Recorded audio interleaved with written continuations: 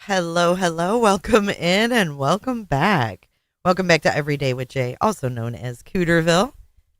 Thank you, everyone, for coming in today. We have an exciting show. We have some updates and more to go over in this hidden true crime fiasco. So thank you for joining me. Good to see you, Angie B. Happy Saturday, Melissa B. Good to see you, Lindsay Lee and Tempest, Tammy Clip, Sweet Jones, Proud Fur Mom, Liberty. In the Pines. We're going to go over, in today's stream, we're going to go over Christina, Objection, Your Honor on TikTok.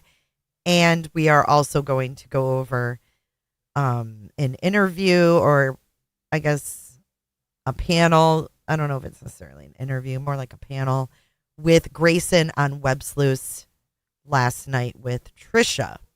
And we found out in the 9-hour live that Tricia had written a pretty lengthy declaration in support of Lauren. She is a big-time Lauren fan. So, you know, it doesn't surprise me that Grayson chose that platform to make an appearance after the 9-hour live. It's interesting to me that it wasn't done on Hidden True Crime. However, good afternoon or morning, Auntie Cheryl. Good to see you. I'm glad you're back as well. Hey, Lovey. Hey, Julie. So that's what we're going to do today. We're going to get into the quote-unquote stalkers TikToks, which we're going to have to decipher through them because you know how TikToks are. They're a cluster. And then we're going to watch Grayson's performance on Web Sleuths and get your thoughts, opinions, and discuss that. So welcome in. Before we do begin, that rhymed. Please hit your thumb on the like button and subscribe if you have not already done so. Good morning, Miss Koski. The first thing I wanted to show you, though, before we get into that, is an interview that Lauren did with Christina. Oops, wrong one. So that would be this. Okay. They are at the Alec Baldwin, and I got to thank Kels and Body Movin' for this stuff because Body Movin' has put together a timeline for us, and it's been extremely helpful. Good afternoon, everybody. Good to see you guys.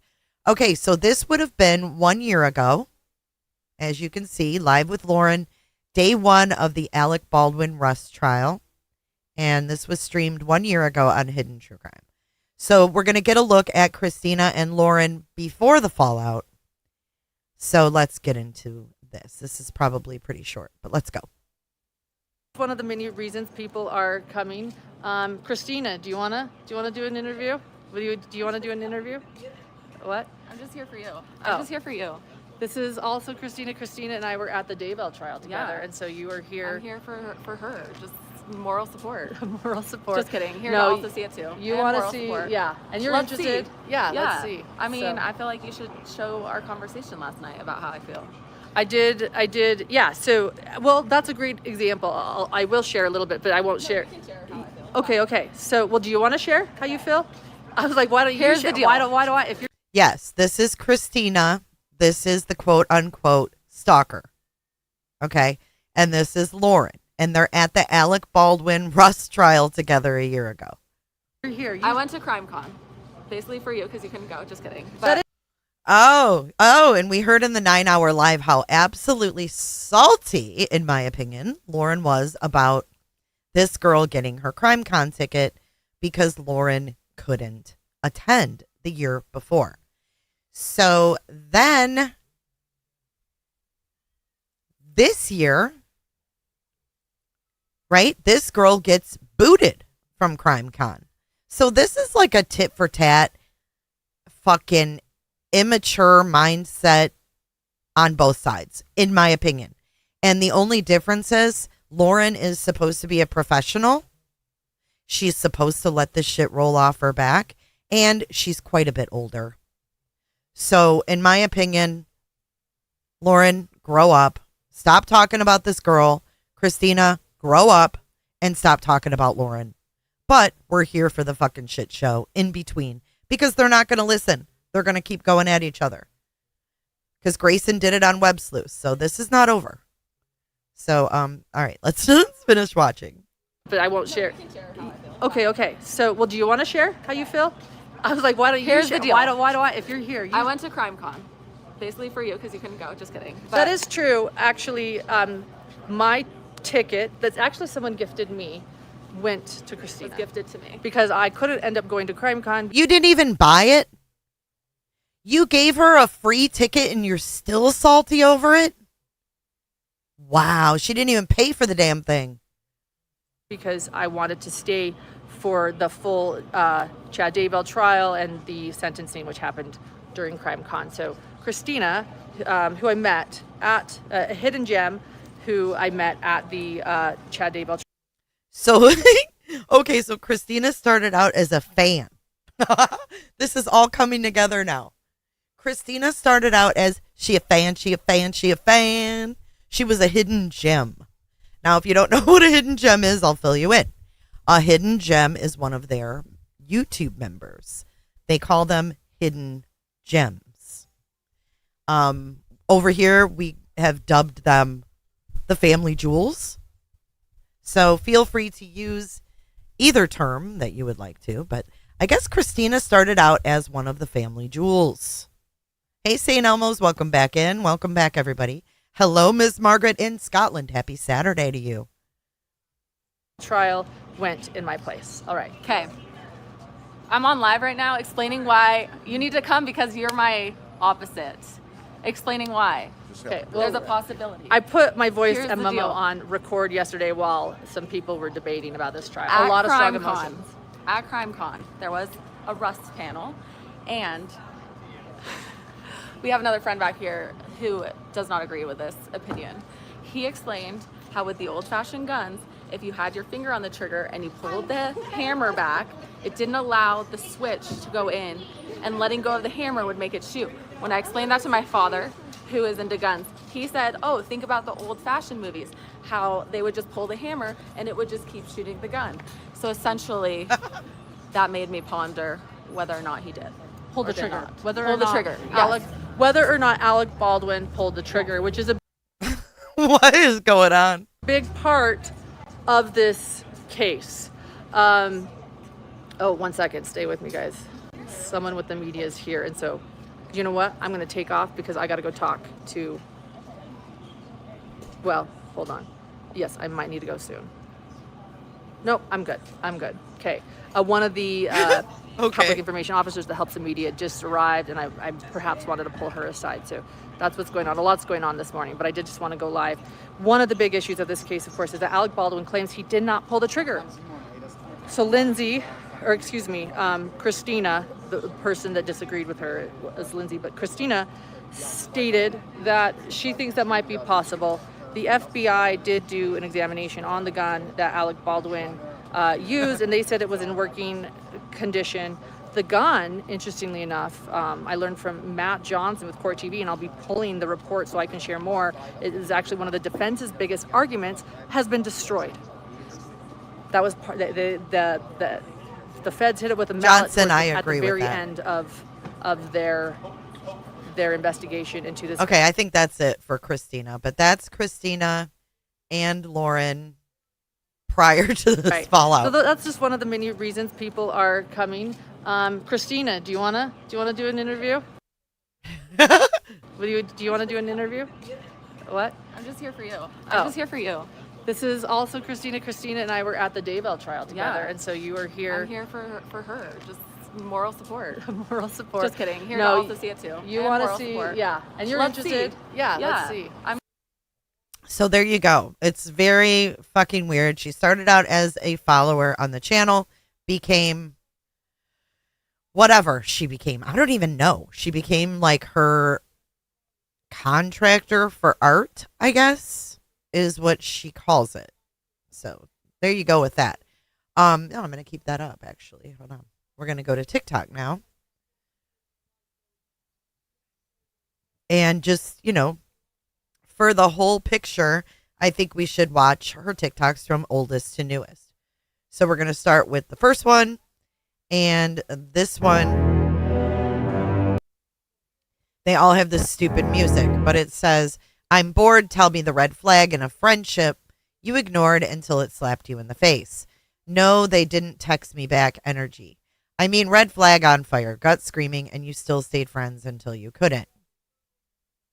Fellow empath, let's hear your stories and the excuses the humans with the red flags gave you." This is on June 22nd. So this all started in June. And she just stands there and makes a stupid face.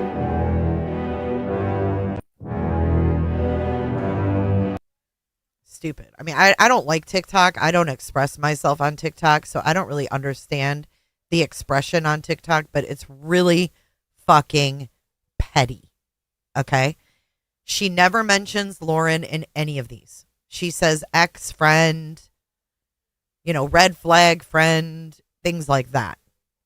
It's petty AF. We wouldn't have known this was about Lauren unless Lauren told us. And she did. So here we are. Here's the next one. No one plays the victim better than the one who caused the damage.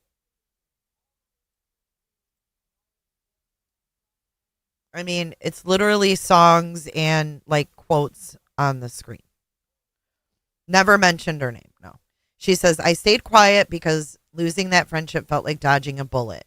It only lasted a year, and the truth, receipts and people who saw it too on my side. I wasn't afraid to speak up. I just didn't need to. But she couldn't let it be. Instead, she's coming after people she's hurt the most. Some who stayed loyal to her for half a decade before finally walking away.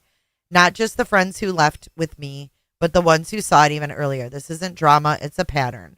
It's manipulation, and I'm done standing on the sidelines while she weaponizes lies to scare people into silence. I won't let her keep hurting them. Stay tuned for some story times. I will only be sharing my personal experiences with this, quote, alleged psychopath unless given permission by others to share theirs. Hashtag ex-friends, hashtag red flags." The next one, point of view, "I'm weightless over turquoise water. She's drowning in lies she told and bridges she burned." This is June 27th.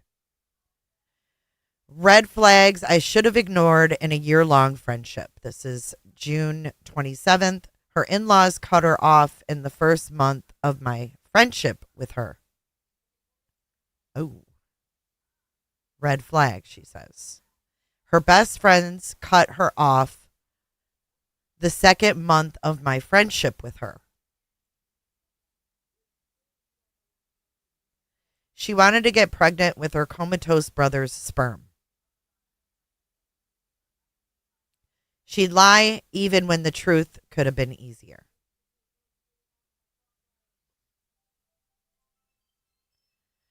Well, no one really should care. She should have kept this to herself, in my opinion. I mean, she just put fuel on a fire. Here's the next one. Point of view, you've made defending your friends your entire personality. It's not just about the friends you've known forever. It's about the ones you meet on a random Tuesday who show up, root for you, and love without judgment. So these must be the friends. Don't know who the fuck they are. I guess wait, let's see if she's talking in here. Maybe she's actually talking. About all of her lies, she immediately, I guess I'm just jealous that after I confronted her about all of her lies, she immediately retreated back to her Airbnb where she had her brother fire off a bunch of cease and desist. I did not get one. Now, here's the kicker. Her brother is a licensed attorney in the state of Utah, sending out cease and desist letters with threats to people outside the state of Utah. That is a major ethical violation and potentially disbarment worthy. Even worse, the letters weren't based on anything those recipients actually did. Shockingly, they were all things our ex-friend had done. We have the receipts. To top it all off, her brother's law firm was hit recently with a scandal involving a man who is a felon filing legal filings under another man's license number. This law firm also hires our ex-friend's father, whose license was removed. He was completely disbarred in the state of Utah. That's a whole different story for a whole different day. But needless to say, all this stuff is insane. It's not just personal manipulation, but it's professional misconduct. I guess I'm just jealous that after Ugh. You're welcome, note to self. See, that's the problem. This parasocial stuff is out of control. All right, let's keep going. Right here. That was about Lauren's brother, I guess. I mean, sure, a normal person probably would have let that go. I mean, I can't even read through all these. Sure, it's all drama. I mean, sure, a normal person probably would have let that go. Let me mute that shit.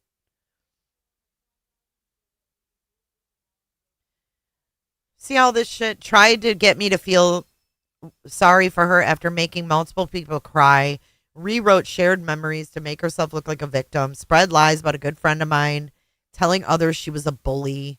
Sent cease and desist. I mean, this is all petty bullshit. I would have never given this girl life. Walk away, Lauren. Walk away. You should have walked away with your head held high. This is dumb.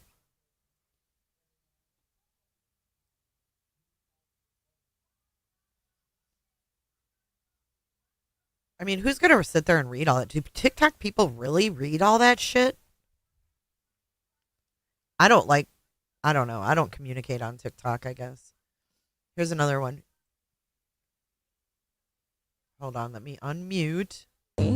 an egg and have either herself or a surrogate. She said she wanted to get her brother's sperm extracted from his body, an egg, and have either herself or a surrogate carry the baby, and then she raised it as her own so that his posterity could live on. One of the things that was a red flag that I should have seen, instead of chalking it up like, oh, that's a little weird, but whatever. So her brother got in an accident and he was in a coma, okay? So he was brain dead in a coma. She said she wanted to get her brother's sperm extracted from his. This is fucking weird. Why you would tell anybody that story, I don't, especially someone like this. The universe will never give you peace in something you were never meant to settle in. The universe will never give you peace in something you were never meant to settle in. God. Not mad, not bothered. Yeah, you are. If you weren't not bothered, you wouldn't be making these videos. That's why I just can't get down with it. Found out there's something called harassment by proxy, and girl is going hard with those attempts at the moment. Who is then proxy? Her local police department? Don't worry. I will definitely bring you tea time on that. Hey, Olive. It was like, you guys know her? Stop. Were you guys like...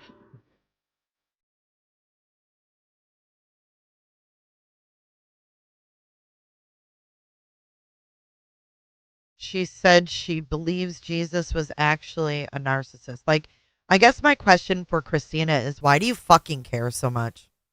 I mean, I get it. It's infuriating if you see someone being like fake and you know they're fake. But the fact that she started out with as a fan, yeah, I wouldn't want it out either. But it's not illegal, right? Clout.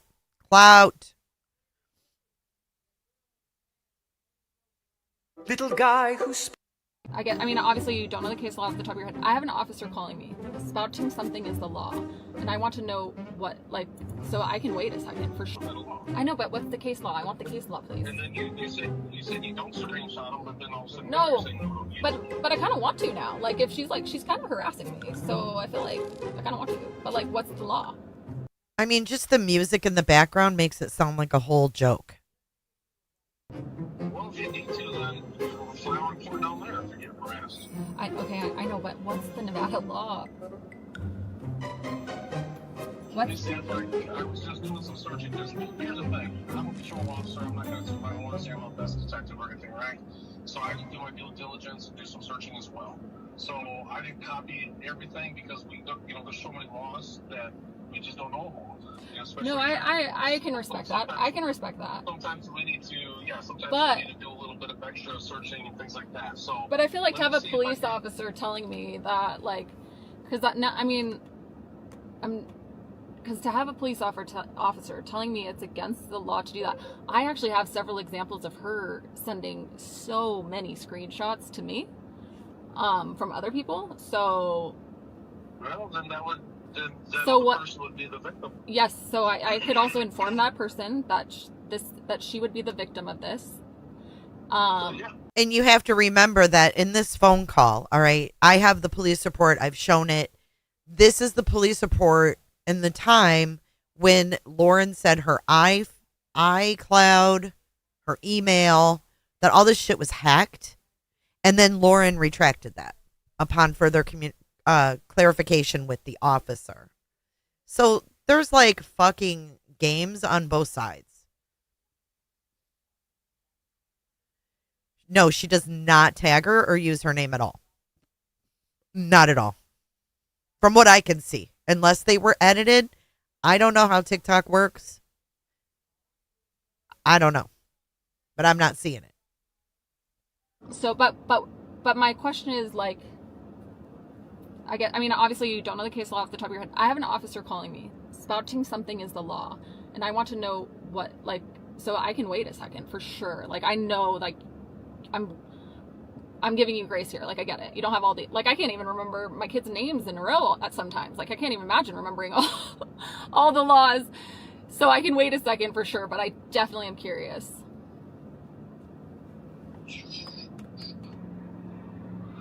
Yeah, let me see if I can find it. Why would this cop even entertain telling her about the law? They don't know the law like that. Like, they're not giving law advice. Why wouldn't he tell her she's got to contact a fucking attorney? Now, I will say, I know the LDS have been brought up several times here. Is it really karma? Yeah, TikTok's a whole different beast. But what I will say is, like, shit, I forgot my train of thought. Damn it. It'll come back to me. Let's keep going. Fuck. Liars do not heal. This is July 10th.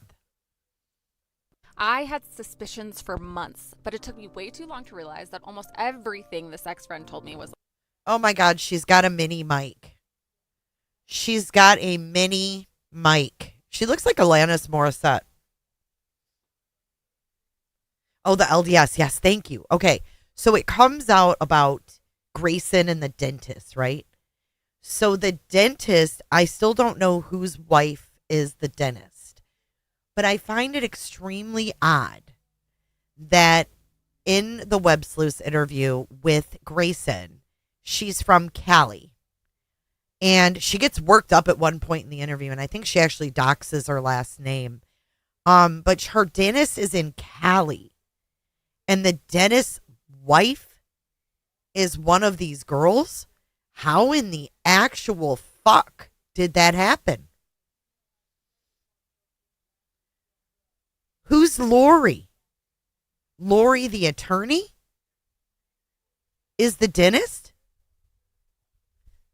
There's so many fucking Loris. Lori who? Which one?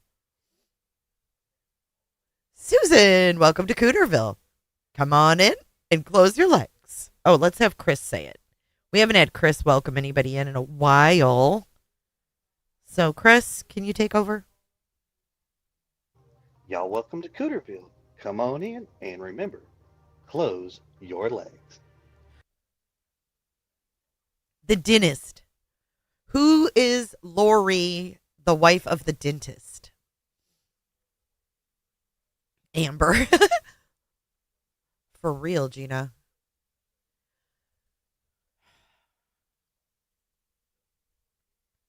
Yeah, Lori H is the lawyer. So which Lori is the dentist? The dentist's wife. Who is she and how is she connected to the stalker? Lori is from California and was also a hidden gem. Okay, so my question is, this is going to sound silly, but what came first? Lori, the dentist's wife, as Grayson's dentist, or Lori, the dentist's wife, a hidden gem?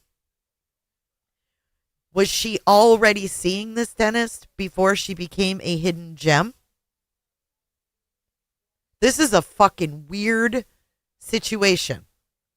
Lori the gem, Lori the lawyer, and Lori the murderer.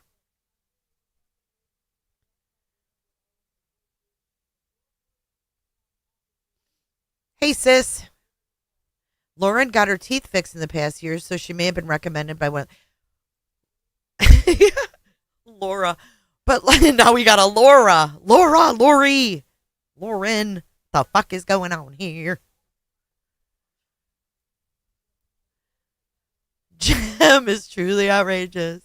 Truly outrageous. Jenna, welcome to Cooterville. Welcome to Cooterville. Everybody close your legs. Everybody coming in, close your legs. Close your legs. She was already married to the dentist. Okay, Chris, you put that piece together. But was Grayson already a patient? Or did Grayson become a patient because of these hidden gems? That's my question. Being a hidden gem probably got her to be a patient because she said she's still paying monthly for whatever work she had done. She's all paranoid about the date they took the payment out of her bank and shit.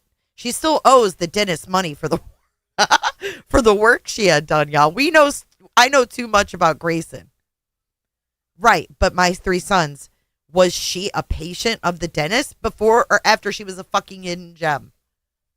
Is the dentist getting all his patients from the hidden gems? Woo! Lie. She had friends who ended their friendship with her 2 months into the start of my friendship with her. Afterwards, yeah, the dentist is important because Grayson talks about her monthly payments and the dentist. Yes. We've got dentist as a new unlocked character. she would casually say things like, "Man, if my text messages between them were ever released, that would be bad." But you know how we all view things through our own lens? I brushed it off. I'd laugh and say, "Oh girl, I'm sure you have nothing to worry about." Because honestly, if my texts ever got released, they'd just expose how terrible I am at even reading or replying to texts. But here's the thing. What was she actually worried about? That involved other people, and until they're ready to share their side, I'm going to leave that part alone for now. Just know, it was really bad. It was freaking bad. It was bad. That was my final straw. The red flags had been stacking up for months, but this confirmed everything. I knew I didn't want that energy or that type of friend in my life. So I decided next time I saw her in person, I'd confront her. How can you look at her little mic? The music and the little mic, I can't take it seriously. Lindsay, does he wear socks? Oh, here comes Benny. Benny, thank you. Grayson become a patient because she met the dentist and Lori at Crime Con last year. She lived in the same area. Oh, okay. So let me get this straight. Correct me if I'm wrong. Lori started out as one of the hidden gems. The hidden gem Lori brought her hubby, the dentist, to Crime Con.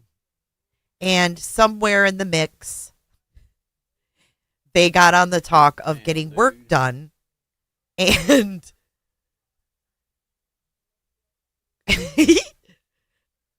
and he became the dentist.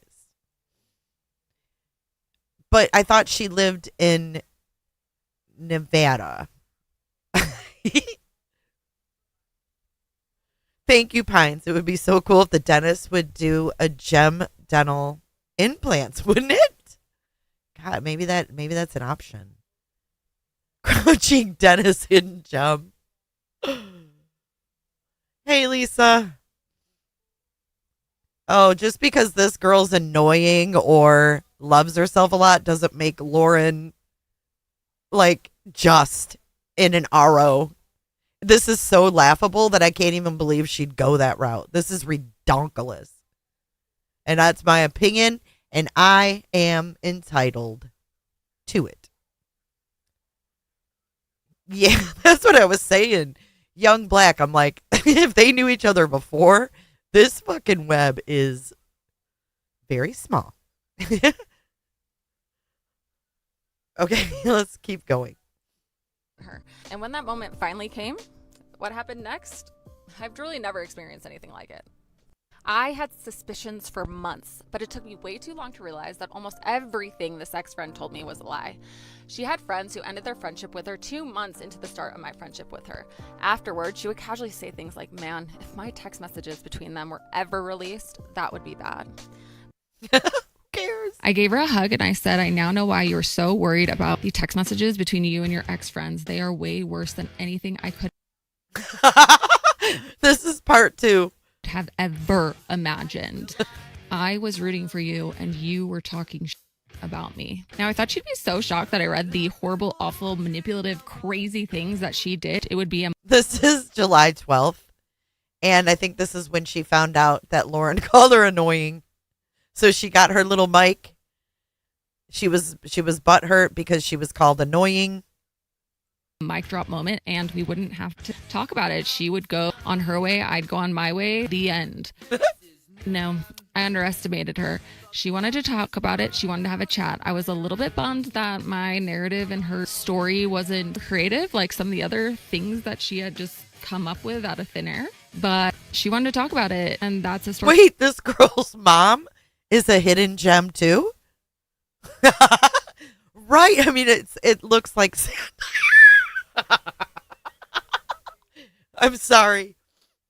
I can't take this seriously. I know Lauren believes it, and I'm not laughing at her turmoil because God bless her. Whatever she's going through, I think she really believes it. But I'm sorry. I'm of sound mind, and I think this is fucking not scary at all. Like, the mom's a hidden gem. Like, this is becoming just mean girl, stupid bullshit. We're, the deeper we go in. Oh, and is this the girl that didn't want a room with Grayson? It's so childish. It's fucking ridiculous. It's really not. It's not scary. For another day. I gave her a hug and I said, I now know why you were so worried about the text messages between you and your ex-friends. They are way worse than anything I could have ever imagined. Ever. Yeah, this girl, I would have just ignored her. She had 311 followers. Never heard of this girl. I mean, you just can't make this up.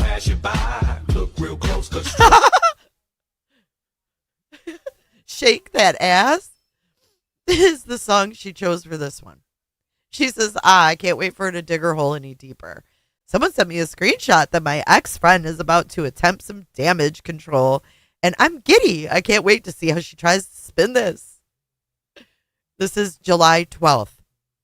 Like to have a party. Turn the music. Let's get it started. Go ahead, shake your butt. Go ahead, shake your butt. What the fuck? How is So like I said, she wanted to talk then, which totally caught me off guard, but I thought, okay, fine, let's see what she has to say. And what unfolded next was unreal. It was like watching someone trapped. Wait, what did that say? It Look at it says hint 36-second mark. It says point of view. Gaslit. Y'all, I fucking can't. I don't know if it's just me and I've been through too much shit, but this whole thing is fucking killing me, including your comments, fuckers. Stop making me laugh. Y'all are going to get me sued. You're going to get me fucking sued. Tempest, thank you for gifting a cootership. JD4. Y'all welcome to Cooterville. Come on in and remember, close your legs. I mean, you guys, I can't even read your comments. Okay, let's keep going. Whew. I feel triangulated. Wait, pay attention to 36 seconds. Like watching someone trapped in their own maze of lies, spinning stories so fast she couldn't even keep up with herself. When one lie didn't land, she'd just pivot mid-sentence into a completely different one. Like no shame, just constant spinning. And at one point she pivoted. She pivoted, y'all. Literally started mumbling under her breath, having an entire conversation by herself while I was just standing there. Should have at least done your makeup, Jody. Gosh. Yeah, because they... This is where Lauren... Okay, we watched... While I was just standing. Listen, remember Lauren said, I have been compared to Jodi Arias. This is the Jodi Arias reference. I'm dead. Entire conversation by herself while I was just standing there. Should have at least done your makeup, Jody. Gosh. Yeah, because they... And then, right, like... And by the way, that started, they were... Like, I don't... It's... Like... And I was like, would they do that to me? Like... Anyway. Oh. Yeah, no, I know. So, in many ways, I feel catfish, but it's... And then... in 1 second. Ooh, this one's kind of damning because really the Jodi Arias reference. Oh, fuck. Puddin' Holly Blue, welcome in. Thank you for the subscription, lady. Do it, lady. Hit that subscribe button, lady. Anyways, yeah, back to her. This is the Jodi Arias reference, and it was because, see, Lauren didn't give you the context. She said she was having a conversation with herself, and then she played a clip of Jodi Arias having a conversation with herself. And then Lauren took it and was like, Jodi Arias is from Utah, da-da-da. In addition to comparing herself or, talking about Charlie Kirk being a public figure and in the same area that she was scared because she is. So I think that's kind of funny, putting the pieces together, listening to both sides. No, this TikTok was not. I don't think it was, Amber Am. Very good observation. She snapped and was like, oh, sorry, back to you. But back to you. And this is the part that killed me. She told me that we had to have that conversation right now because I kept repeating, you're in fight, flight, or freeze. Probably not the best time to talk. But she said, no, we have to talk now. My assistant is, quote, always with me. I'm never alone, unquote. Oh my God. Nope, she did not play this one. Weird Girl, thank you for the sub. Puddin' Holly Blue says, you were not supposed to know I subscribed. Well, over here, Puddin', we have something called alerts. Because I'm not a plug and play streamer. So we have alert boxes. And it shows me everything. You don't even know what kind of widgets I have running on this stream, Puddin'. DDoS, DDoS. We're going to have to listen to this whole TikTok without me talking. So when it restarts, I'm going to let it play. Girl, no. I honestly think she just didn't want her assistant finding out what she'd done. So like I said, she wanted to talk then, which totally caught me off guard. But I thought, okay, fine. Let's see what she has to say. And what unfolded next was unreal. It was like watching someone trapped in their own maze of lies, spinning stories so fast she couldn't even keep up with herself. When one lie didn't land, she'd just pivot mid-sentence into a completely different one. Like no shame, just constant spinning. And at one point, she literally started mumbling under her breath, having an entire conversation by herself while I was just standing there. Should have at least done your makeup, Jody. Gosh. Yeah, because they... And then, right, like... And by the way, that started, they were... Like, I don't... It's... Like, and I was like, would they do that to me? Like, anyway. Yeah, no, I know. So in many ways, I feel catfish, but it's. And then in many ways, I feel catfished. What was Lauren talking about? Holy. 1 second, she snapped and was like, "Oh, sorry, back to you." But back to you. And this is the part that killed me. But back to you. Back to you. Oh, sorry. In many ways, I feel catfish, but it's. And then in 1 second, she snapped and was like, "Oh, sorry, back to you." But back to you. And this is the part that killed me. She told me that we had to have that conversation right now because I kept repeating, "You're in fight, flight, or freeze. Probably not the best time to talk." But she said, "No, we have to talk now. My assistant is, quote, always with me. I'm never alone." Ooh, that's weird. That is weird.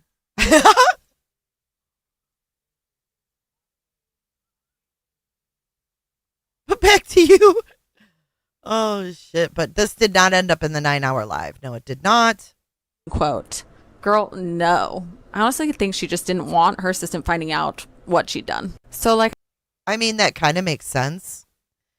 Because if you had a falling out with your previous assistant, you definitely would not want the current one to get info from this one.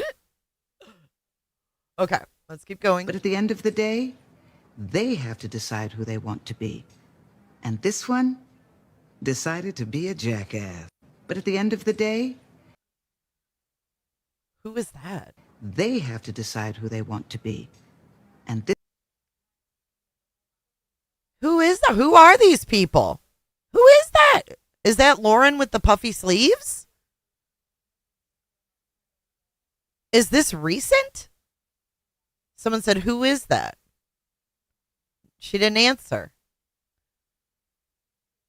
Who the fuck is that? Flo. Hey, Puddin' Blue, go file an RO with the Cooterville court system. They're open on Monday morning at 9 a.m. I mean, she calls her a jackass. Okay, cool. Oops, you messed up. Oops, you messed up, because we're actually sharing what you've been up to instead of forgetting and moving on. We do not need any more people impacted by you. Da, da, da, da. Okay. I see you looking, you must like me or something. Nobody watches you harder than a motherfucker who fumbled you. Am I right or am I right? I'm looking for threats. Let's talk about two words I've heard a lot lately: petty and smear campaign. Then she goes to talk about being petty and smear campaigns. She's calling me an ex-contractor now. That's revisionist history. We were friends, period. Now, if we go back to this, I have to say that tracks with what this girl's saying, right? They look to be fucking friends to me. Let's watch this again. Ex-contractor. I mean, do you do this with your boss? Are you with your boss 24/7? Kind of weird, huh? I'm kind of, I don't know. This is also Christina. Christina and I were at the Daybell trial together, Yeah. and so you were here. I'm here for her, just moral support. Moral support. Just kidding. Here No, to also see it Moral support. Your friends. too. You And want to moral see, support. yeah, and you're Let's interested. see. Yeah, let's see. I mean, So- I feel like you should show our conversation last night about how I feel. I did. Yeah. So, well, that's a great example. I will share a little bit, but I won't share. She said she drew some things for her, but Lauren said she did not pay her. Okay. So, well, do you want to share how you feel? I was like, why don't you Here's share? the deal. Why do I? If you're here, I went to CrimeCon, basically for you because you couldn't go. Just kidding. That is true. Actually, my ticket that's actually someone gifted me went to Christina. Was gifted to me. Because I couldn't end up going to CrimeCon because I wanted to stay for the full Chad Daybell trial and the sentencing, which happened during CrimeCon. So Christina In Lauren's own words, she said she didn't pay her for the art. If you have a timestamp of the 9 hour where she says she did, I don't know.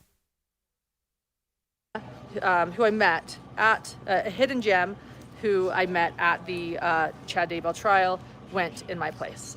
There you go. A hidden gem that I met at the Chad Daybell trial went in my place. But now, thank you, Whistledown. But now she's an ex-contractor, so make it make sense. Okay, let's go back to this. She's calling me an ex-contractor now. She says, I'm not mad. I'm not bothered. I'm just informing because when I was in your position, I would see the red flags. I just needed someone else to actually say that things were messed up. 1, extend the benefit of my doubt. And 2, try to look inward on why someone may feel weird to me when in reality, the actions and words were literally messed up. Stay informed, y'all.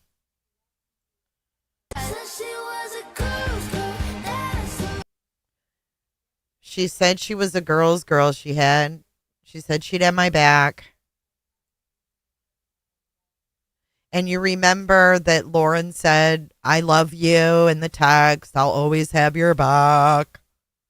She did say she paid her. Yeah, contractor. I mean, pivot. But she had the knife. I could never do it once. Then she did it twice. And you wonder why. It's because I have an axe to grind. No, when I was seeing the red flags, none of this is threatening. You're lost. No, babe. I'm close with my family. I have long-term relationships. I heal without using anyone. I'm well educated. I'm kind. I smile at strangers. I laugh all the time. I'm confident. I don't morph to fit the room. I don't gossip behind people's backs. I don't use people for personal or professional gain. I genuinely like people. So no, it's never my loss. It's yours.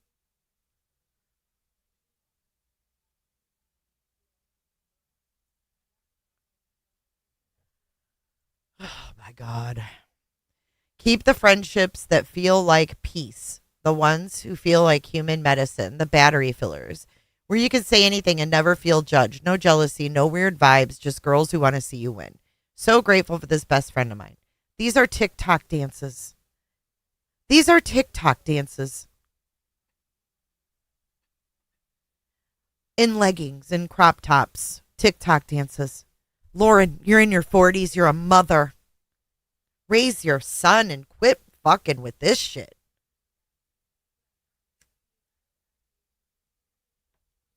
I have no words.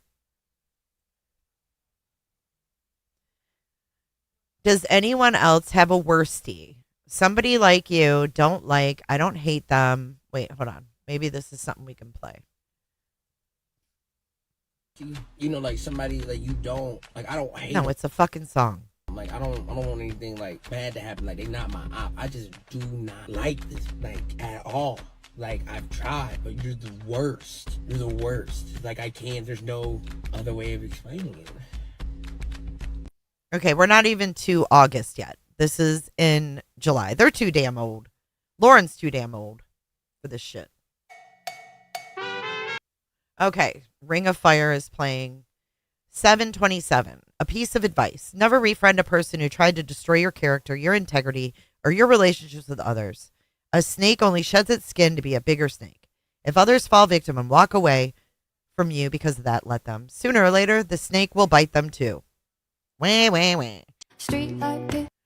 Okay, this is even warriors need snack breaks. I got a lot today from Point of view. Listening to my ex-friend's minion fill her in on her weaponized kindness. I even took a picture. I noticed she likes you. She Her came and I over. talked a lot. And she even came to me after and she said, thank you for being so kind. Yeah, I and then noticed she was very open to me asking anything because she knew I was kind to her. I got a lot today from I even took a picture. I noticed she likes you. She Her came and I over. talked a lot. And she even came to me after and she said, thank you for being so kind. Yeah, and I then noticed she was very open to me asking anything because she knew I was kind to her. I got a lot today from her. I even took a picture. I noticed she likes you. She Her came and I over. talked a lot. And she Okay, I guess that's from the Daybell trial.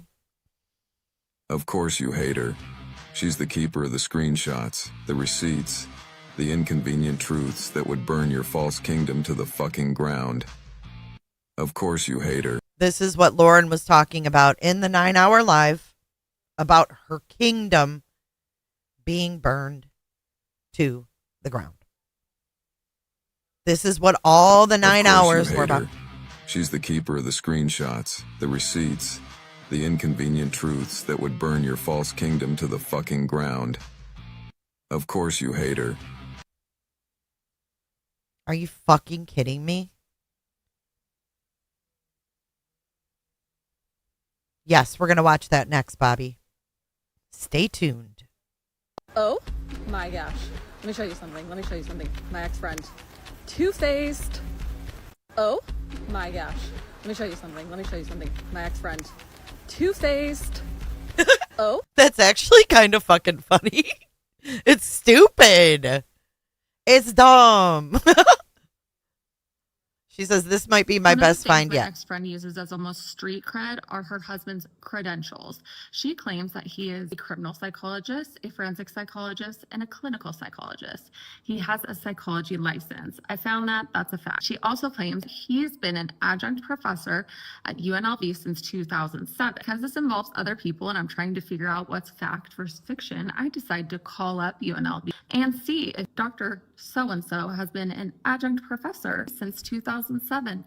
No, you have no records at all working for UNLV? No. Okay. Well, I find a paper online that shows that he's willing to supervise PhD students doing their thesis project. My question is the man who got his PhD in philosophy, not psychology, philosophy, got his master's degree in marriage and family and child counseling, but does not have his PhD in psychology, then able to call himself a doctor of psychology or able to supervise doctorates in psychology when he has his doctorate in philosophy. Okay, so she had this information wrong. Okay. Who cares? Who cares? She had 311 followers. Right, she's misinformed. This is not threatening.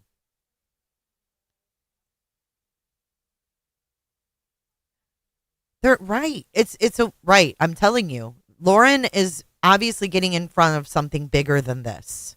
Okay? Literally, that's what we have to say. She's getting in front of something bigger than this, and I think it's whatever information are in those texts about people. Abusers will often create problems to get a reaction so that you look like the problem. She sent my friend, let's call her friend A cease and desist, and then walked right up to her to start talking. Friend A avoided her completely. They work in the same space, so overlap happens. But the rule friend A made was simple. If she talks to me, I will not speak to her back. One night, my friend, including friend A and others, are at a restaurant. They've been there for 2 hours. As they're about... So she got the text because she was Lauren's assistant or some shit? I still don't understand. She was the assistant before Grayson. And she read the texts. Now, mind you, Lauren printed or something all her texts and made Grayson read them all from 6 years back. Who knows what was deleted before she gave him to Grayson? And we can't hear from John because Grayson and Lauren are in a hotel somewhere. Why? What was she, Benny? What was her title? But did she have a title? Or did Lauren give her a title after the fact? I just call him John. Yeah, you'll hear about it in the web sleuths. To wrap up their dinner and leave, ex-friend walks in and sits by the door with her assistant. It's a choose your own... Dude, everything, Gina, always boils back to either sex or money. Sex or money. Seating restaurant, and she chose to sit by the exit. A friend of mine, let's call her friend B, walks out of the bathroom and sees ex-friend and says to her, "Do not talk to friend A. You sent her a cease and desist, full of lies, by the way, and she does not want to talk to you." Friend B then walks away. Of course. The gems call him Dr. Babe. Keep that in your head. First ex-friend is like, "Oh, she can fight her own battles." Well, duh, she can fight her own battles, but you sent her freaking cease and desist full of untrue claims. So you're making others fight her battle. Okay? Okay.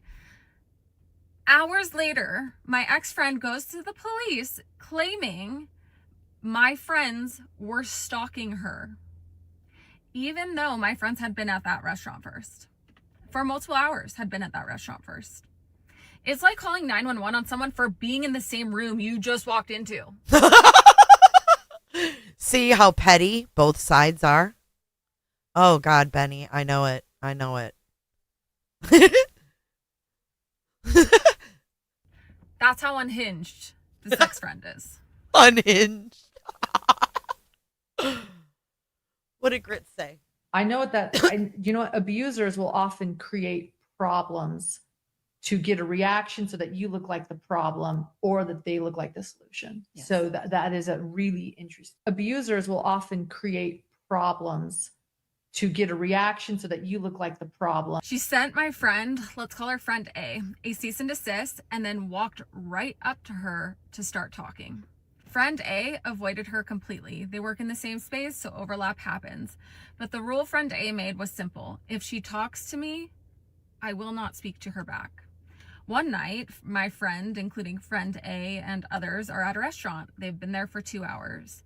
As they're about to wrap up their dinner and leave, ex-friend walks in and sits by the door with her assistant. It's a choose-your-own seating restaurant, and she chose to sit by the exit. A friend of mine, let's call her friend B, walks out of the bathroom and sees ex-friend and says to her, "Do not talk to friend A. You sent her a cease and desist, full of lies, by the way." Okay, again, they have it they're misinformed. Cease and desist is not a restraining order. "And she does not want to talk to you." Friend B then walks away. Of course, ex-friend is like, "Oh, she can fight her own battles." Well, duh, she can fight her own battles. They're so petty. Friend B then walks away. Of course, ex-friend is like, Listen. "Oh, she can fight her own battles." Well, duh, she can fight her own battles, but you sent her freaking cease and desist full of untrue claims. So you're making others fight her battle. Okay? Okay. Hours later, my ex-friend goes to the police claiming my friends were stalking her, even though my friends had been at that restaurant first. For multiple hours had been at that restaurant first. It's like calling 911 on someone for being in the same room you just walked into. That's how unhinged this ex-friend is. Oh my gosh, this audio. I'll be the bitch in your narrative because I'd rather be a bitch than be the piece of shit loser who treats everyone in their path like shit because they're miserable but blame it on mommy and daddy issues. So awkward. Oh my gosh, this audio. I just hit post on my last TikTok, and this is the first audio that came up, and it could not be more perfect. Let's listen. I just wanted to give a quick PSA because I think we've forgotten that just because you have mental health issues doesn't mean you get to treat people like shit. Just because you went through things as a child, you've gone through hard times, doesn't mean you get to treat people like shit. Yep. Just because you're having a bad day doesn't mean you get to treat people like shit. Okay? Because I feel like we've come to this place, like for a really long time, mental health wasn't even... You guys, come on now. Acknowledged, and now... Are you still with me here? I need to see some more comments because I'm feeling a little alone up here. Now some people use it as like a card, right? Like they, have this thing, so they get to do whatever they want, or they get to try and make people, act a certain... I don't agree with that either, Robin, but it is what it is. Like taking it to an RO level, it's not justified, right? And we got to call it like we see it. Certain way around them or what have you. Nope. Old girl not only has a pop figure on the corner of her phone, but she wears heart band-aids. She wears heart band-aids. Are you scared yet? Are you pressed? Are you sad? Are you upset? Are you mad? I will not be subscribing to that. Right. I can acknowledge that. How many people have a mental health issue? How many people have been through hard things as a child? Can we get some heart emojis for the heart band-aid? They're cute as fuck. I just don't see her punching anyone with them because they're just too cute. Or in their life. How many people have a bad day? All of us.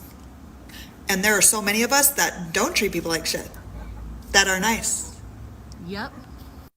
I just hit post on my last TikTok, and this is the first audio that came up, and it could not be more perfect. Let's listen to it. Just wanted to give a quick PSA because I think we've forgotten that.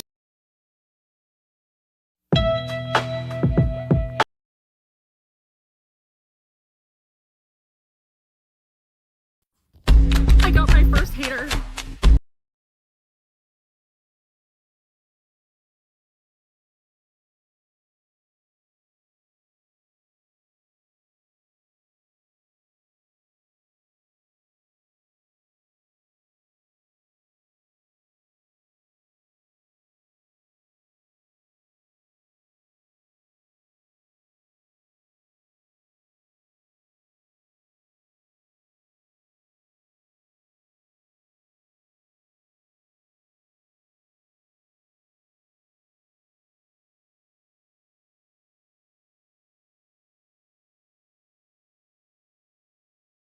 Oh my God, I was muted the whole time. Okay, let me read this. So this one here, she's got the Band-Aid again. This is her first hater. This account is so wild and you seem like a train wreck. 40 plus videos obsessing over an ex-friend equals major red flags about you. You realize you're accusing her of all the things you're doing right. Girl, get, and then it ends. And then if you look over here, this lady, Laura Lee, another Laura Lee, Nunley says, who's your bishop? Who's your bishop? Instead of who's your daddy? Who's your bishop, girl? What the fuck? Let's see what the reply is. This is August the 13th. Yes, I was reading that whole time. Haters gonna hate. Yes, I'm commenting on my own post. Yep, haha. I switched back to my art account. This was the first thing that popped up. It made me laugh. So I'm commenting on my own post for the algorithm. Yep, ha. These people are so immature. Okay, here we go. First hater. Here's the deal. Therapy and healing has led me to the point where I can be the face of outing this bad behavior because my feelings were hurt, but this person hurt my friends. So like my post at the beginning, I have made this my personality to defend my friends. But I'm so glad you're my first hater. Welcome. I got my Oh shit. Who's your bishop? This person said a day ago. I know what a bishop is in LDS. I think it's hysterical. These LDS women fighting is fucking hysterical. I'm about to show you the fastest friendship crash you've ever seen. And I have the receipts because, contrary to what the Nevada Police Department would like you to think, it is not illegal to share screenshots. What's the Nevada law? Let me see if I was just doing some searching because here's the thing. I'm a patrol officer. I'm not going to. Oh, I understand what happened now. Okay. Lauren told the police she thought her shit was hacked. When she talked to the police, she's like, I didn't hack anything. I used to work for her or whatever, and I screenshotted it. So she was playing semantics, saying Lauren said she hacked it, but no, she's saying I screenshotted it. So that was when, in the police report, under clarification, after an hour of Lauren reporting this, Lauren then clarified with the officer that there was, in fact, no hacking. Detective or anything, right? So I did do my due diligence and do some searching as well. So I didn't copy everything because there's so many laws that you just don't know about. It started in the morning after I confronted her about all of her lies. Okay, we saw this in the 9-hour live, April 9th. This is Lauren. I love you and I'm sorry. Thank you for talking to me. I have a lot to process about myself and my actions. Of apologies, self-reflection. Barely an hour later, full-on love bombing. I'm their ride or die, the best person they know. And then that night, out of nowhere, boom, I'm accused of something I didn't do and threatened with legal action. Here's the deal. I didn't tell or talk to anybody about what we talked about because I had a legitimate feeling that she was going to pull this crap. This was a control tactic, and now I know the signs, and you do too. Right. The police report said there was no evidence of hacking at all.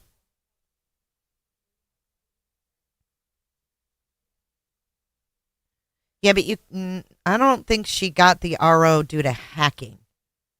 That's not what she got the RO based on, was hacking. This was in a police report where within an hour's time of reporting a hacking, she clarified that there wasn't a hacking. And I'm speaking of Lauren because it's right in the police report. And if you want me to, I'll pull it up. I think I have it right here. I mean, it's good to go back and reference the truth versus the lies, because it's a lot easier to just say, oh, it's this, when it's really that. In my opinion, anyways. I think it's a lot easier to just go, oh, no, it said this, instead of looking at it. So let me pull it up because I want to have it to reference anyhow.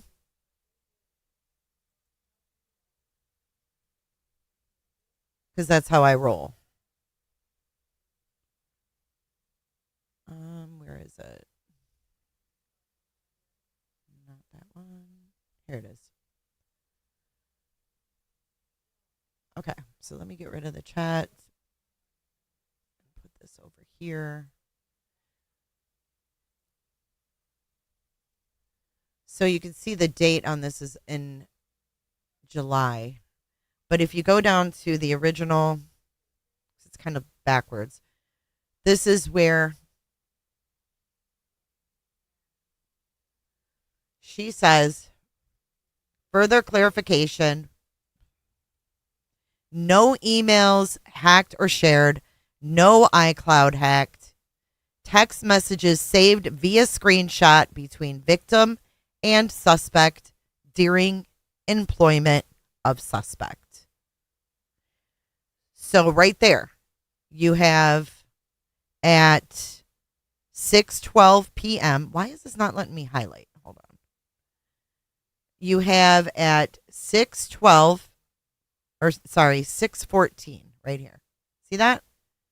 We get further clarification. Now, if we go up to here, it says ex-employees are suspected of sending encrypted emails, threatening to expose her emails and texts. Some media persons advised they received some copies of emails and texts from another party, possibly ex-employee. Here's the stuff about the Proton account. She said that if her emails were released, it could do harm to her business, and re-victimize victims she has worked with in the past. Look at this. Oh, look at this part. And this is an official police report. Look at this one. We'll make it pink for Lauren. Lauren had shared some passwords with ex-employees.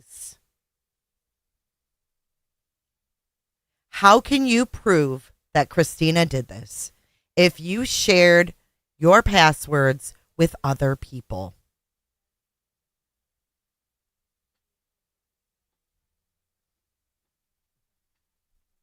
Damn. Only one email sent to Lauren advising of possibly putting information out to the media claiming Lauren is not being truthful. Look at this. No text messages were intercepted and no proof of person, I don't know, what's PII? PII being accessed or shared. Here, we'll change it because here's another narrative. Here we go. Victim, which is Lauren, is concerned about iCloud and Gmail being possibly hacked. 6:19 at 5:04 p.m. Okay? So if we go from 5:06 p.m., and we scroll down to here to 6:14, we got the further clarification. No Gmails hacked or shared.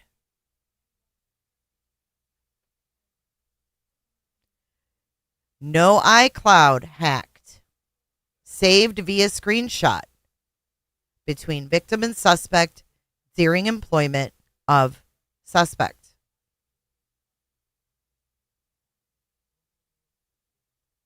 Personally identified information. Okay.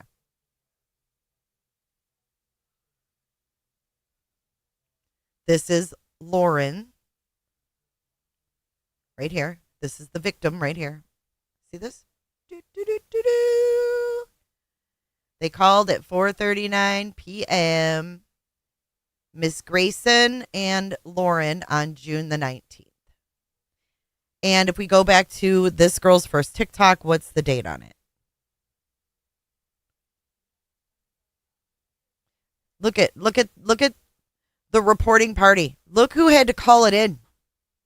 Lauren didn't call it in for threats and harassment. Oh, no. Grayson.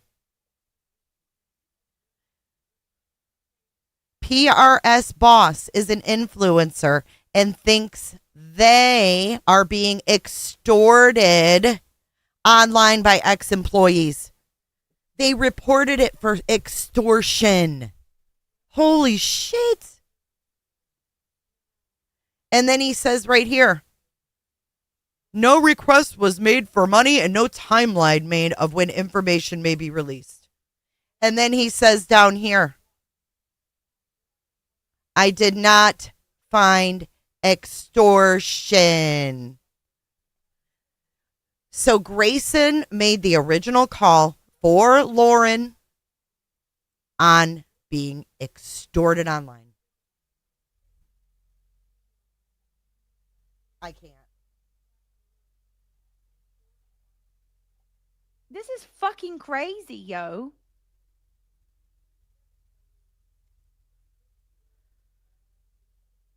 So this must have started in June because that's when the TikTok started.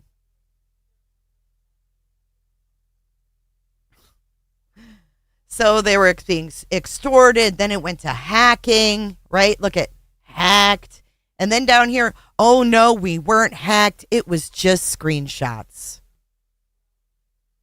It was just screenshots. I'm so glad we reverted back to this. Okay, let's go back to the TikTok. Here we go. I'm about to show you the fastest friendship crash you've ever seen. And I have the receipts because, contrary to what the Nevada Police Department would like you to think, it is not illegal to share screenshots. What's the Nevada law? Let me see if I was just doing some searching because here's the thing. I'm a patrol officer. I'm not going to toot my horn and say I'm a best detective or anything, right? So they're basically lying on each other. This is mean girl fighting. I due diligence and do some searching as well. So except we have someone in their 20s who we expect to behave this way, and we have someone in their 40s or 50s who we don't expect to behave this way, who calls themselves a professional. This girl never said, I'm a professional. I only operate professionally. No. They're both in the same fucking bucket, whether they like it or not. I didn't copy everything because there's so many laws that you can have all the producers and fucking contractors and shit that you want, but you're still a fucking YouTuber. Don't know. It started in the morning after I confronted her about all of her lies. Love, apologies, self-reflection. Barely an hour later, full-on love bombing. I'm their ride or die, the best person they know. And then that night, out of nowhere, boom, I'm accused of something I didn't do. So on April the 9th, she said, I would appreciate, this is Lauren to Christina. Hey, Christina, I would appreciate you not talk about our private conversation, which you described as vulnerable to other people, with other people. I have done this for you, yet I'm already getting calls about things I said to you in confidence, and I feel threatened. Do not screenshot or share private conversations that are meant to be private. Do not share things I've said to you in private because they are considered private. And I reiterate, this is becoming a threatening something, and I'll have to do something if it continues. So this is dated 6/19. They're reporting extortion. And threatened with legal action. Here's the deal. I didn't tell or talk to anybody about what we talked about it because I had a legitimate feeling that she was going to pull this crap. This was a control tactic, and now I know the signs. And you do too. I'm about to show you the fastest friendship crash you've ever seen. And I have their receipts because contrary to what the Nevada Police Department would like you to think, it is not illegal to share screenshots. I'm not worthy. Christina's the greatest friend in the whole world. She shows up for me no matter what. So then they're rubbing their friendship in Lauren's face. This is all very immature. This is what genuine looks like. Okay, question. What kind of personality type just makes things up to play the victim? No ammo, no proof. They literally create it out of thin air. I asked because that's what happened after I confronted my ex-friend. I went out of my way not to say anything to anyone. I didn't. This, oh my God, they both had the same fucking story. This is someone I would have ignored. This is someone I would have ignored. Not want to risk giving her any ammunition. But the very next day, a mutual friend would not even look at me. His wife uninvited me to a dinner, and I knew right then she had made something up about me. At first, I thought, fine, my actions speak for themselves. Take the high road. I am a good friend. I am confident, and I stand by my words, actions, and behavior. But then I realized she didn't need real ammo. She would manufacture it out of nothing. Just flip the story and make herself the victim.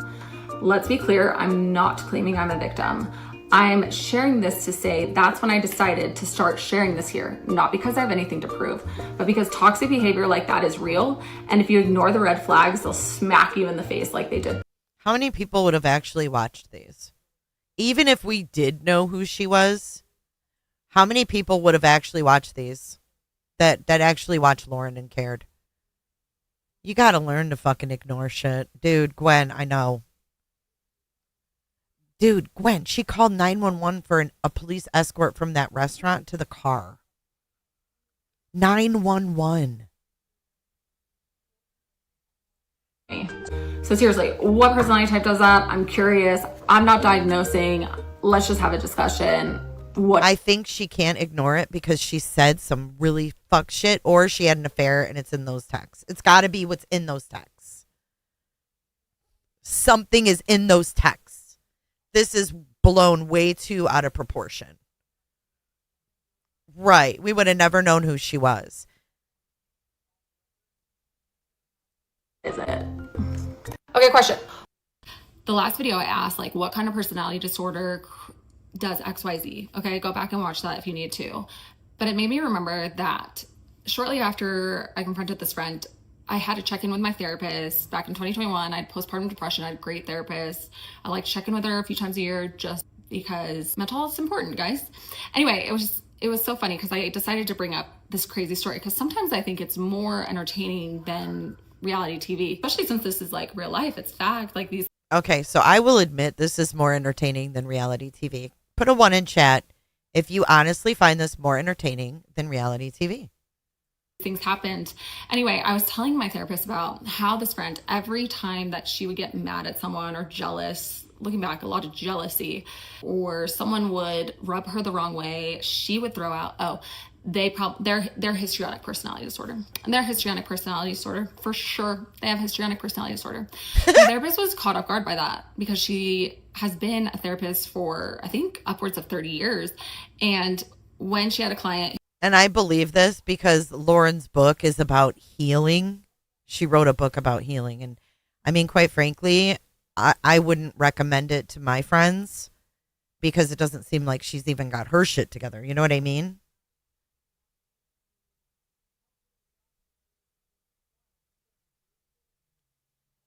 Who did have histrionic personality disorder. It was such a rarity to come across that she went to continuing education about it to learn more, yada yada.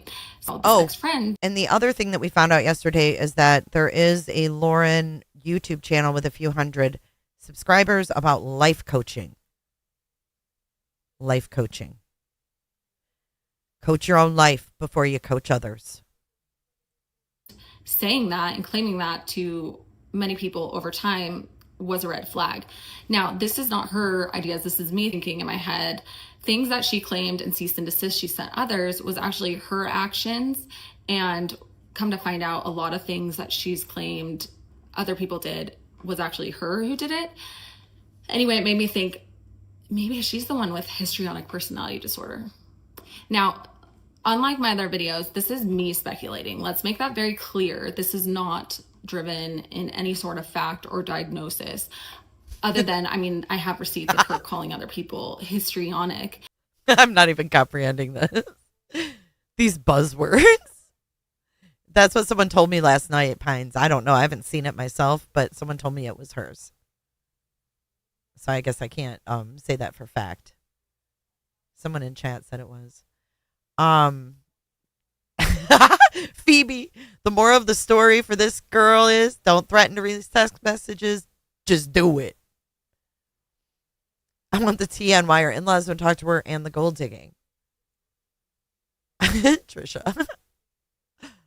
I don't know. I'm just using the arrows. I don't know what number we're on. We're in August, though. August 19th. While she was texting. The last video I asked, like, what kind of personality disorder? Okay, here we go. She's so serious. They're both so serious. I kind of feel bad laughing, but fuck.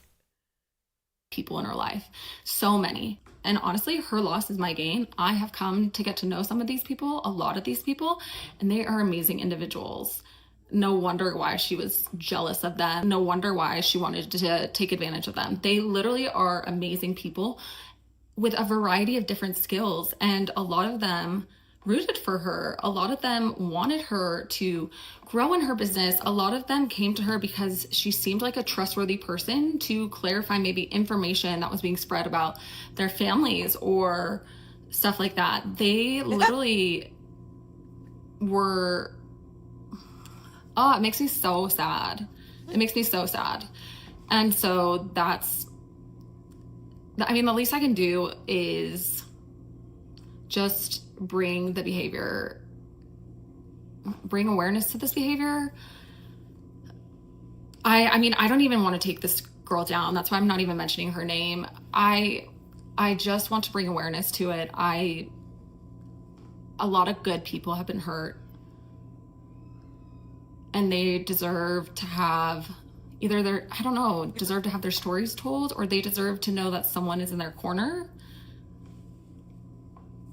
I mean, she hurt one. There's a Lori right here with a comment. Okay, another Lori.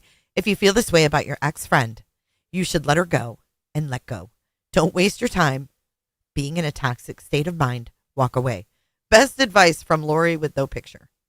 One of my multiple of my dear friends that are some of the most selfless individuals I know. And I care so deeply about them.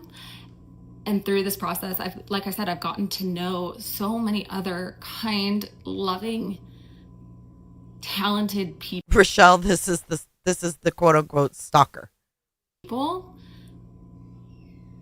And they all thought that not talking about it would be the best thing to do, to take the high road. And maybe they're right. Maybe I'm being dumb. I don't know. I admit that I don't know what I'm doing. I'm just winging it. But all I know is that I care for these people, and they deserve to know they're not alone, and that the actions that this person, the behavior this person had is not acceptable. They know that, but publicly, I'm letting it publicly be known.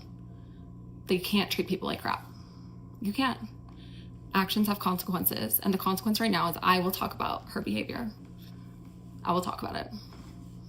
I'll take one for the team and I'll talk about it. Anyway, her loss is my gain. While she was texting people, spreading. Oh, fuck. They showed this one last night on Web Sleuth, so let's read them. Ex-friends lie about Jay to others. I don't know who Jay is. If anybody knows, Benny, do you know who Jay is? You get along with blank, and Annie, blank. That's not a winning endorsement. Blank moved. These must be some of Lauren's texts. Oh, John. John? Janice?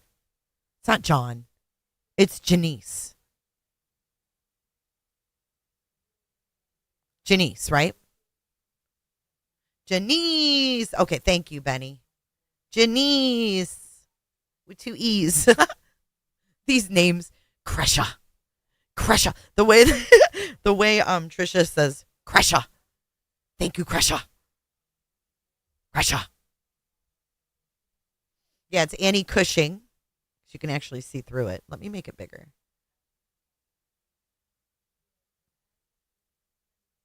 Okay. It says, ex-friends lie about Jay to others. You get along with, I can't read it, blank, and Annie Cushing. That's not a winning endorsement.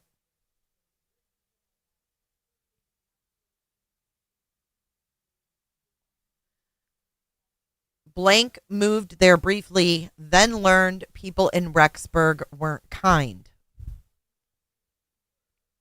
Jay didn't help.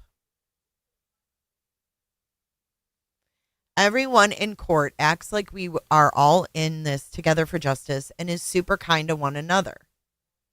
Except for Jay, who acts like she is saving seats in the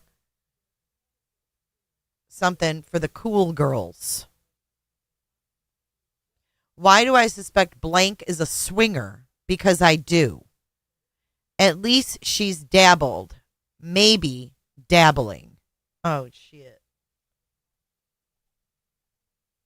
Here comes the swinging it brought into it. Bing bang. Always involves sex. I think Julie Rowe is like Annie and Jay and every other Rexburg woman freaking out that the Daybell case is coming to an end and they will once again be irrelevant. I've always been a bit wary of blank. Oh, Jay. Ex-friend. Annie doesn't like me. I tried to play it off and be everyone's buddy and would chit-chat with Annie in line for security. And when she was gone, I tried to include blank. And I think she appreciated that. But deep down, I don't think it ever... And I can't see the rest. And then the bottom one says...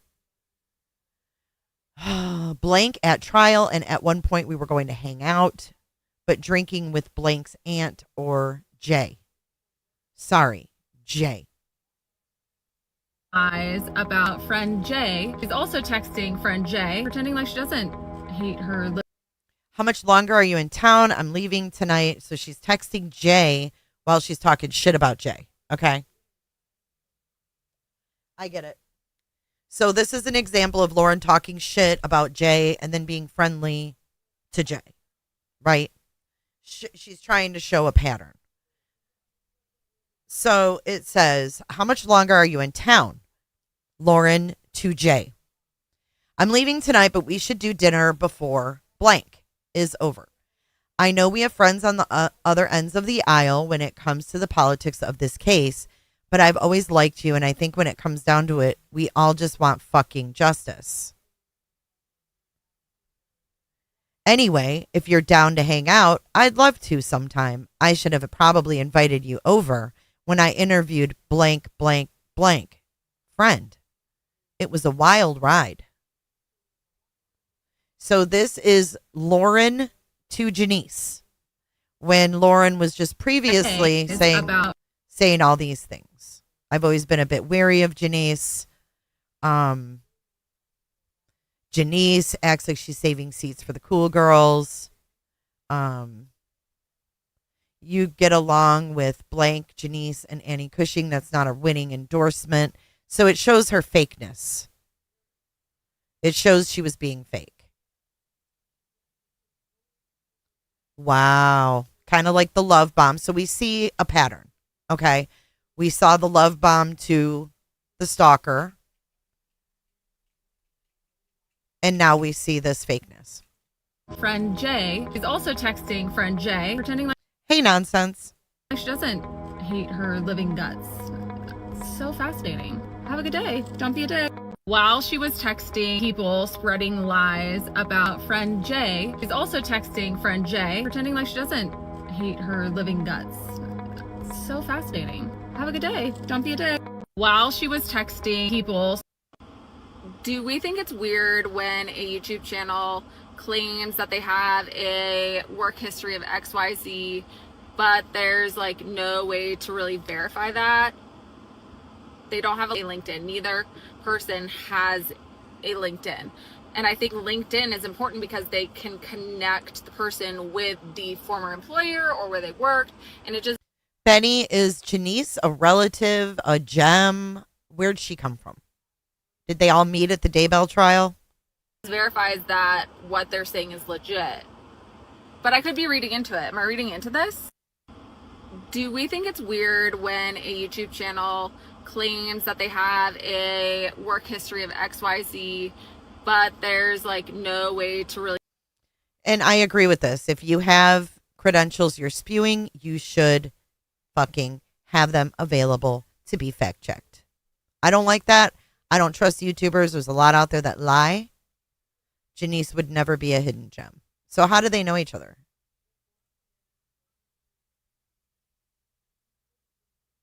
I mean, so many people come on here and lie about who they are and what they do and what their credentials are, that's irresponsible, in my opinion. Being a YouTuber for 8 years, that's what I've learned.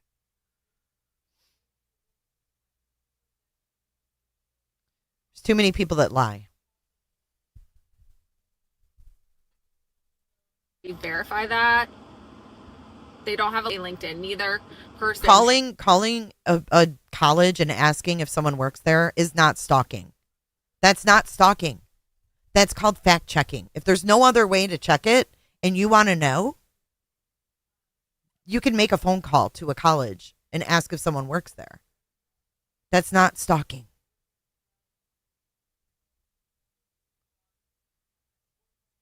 Has a LinkedIn. And I think LinkedIn is important because they can connect the person with the former employer or where they worked, and it just verifies that what they're saying is legit. But I could be reading into it. Am I reading into this? Do we think it's weird when a YouTube channel... Every girl I ever talked... Let's be clear. My friendship with her lasted a year, and I knew it was over before I was able to tell her in person. In that year, I did believe what she had said about a lot of people. The ex-friends she had, the in-laws who cut her off, the litany of people in her industry she would talk about and warn were narcissist or histrionic. When it comes down to it, I was her friend. It was a friendship, and why would someone believe someone who seemed genuine? Why wouldn't someone believe someone who seemed genuine? So convincing. I mean, from the second dinner, few other friends and I had with her, she was telling us about some friends of hers who were acting crazy. It was so convincing. Those friends ended their friendship with her 2 months later, and me, friend A and B, would a year later. But man, her ability to make it seem like the first ex-friends were crazy and irrational was wild. I went through some of those messages and believed what she said about them, acting how she said they were acting. She fully convinced us it was because she was growing in her business and they were jealous. She also hated that we were friends with friend Jay and tried to sabotage that. Meanwhile, these amazing humans are nothing like what ex-friend wanted us to believe. And again, like I said in the second to last video, her loss is not just my gain, but the other people she has lost along this journey because of her shady as fuck actions. And I mean gain like they bring joy and are battery fillers, not drainers. They're great humans and they deserved better.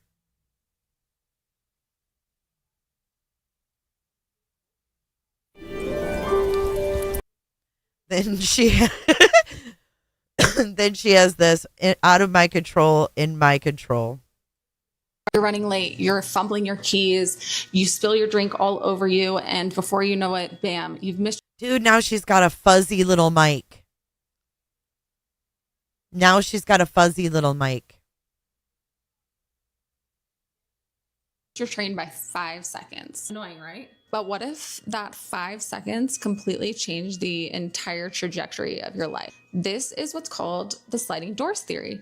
But not all sliding door moments look like missing a train. Sometimes they look like defending a friend behind their back to another friend. Friend B and I had just taken a picture with someone our friend Janice knew.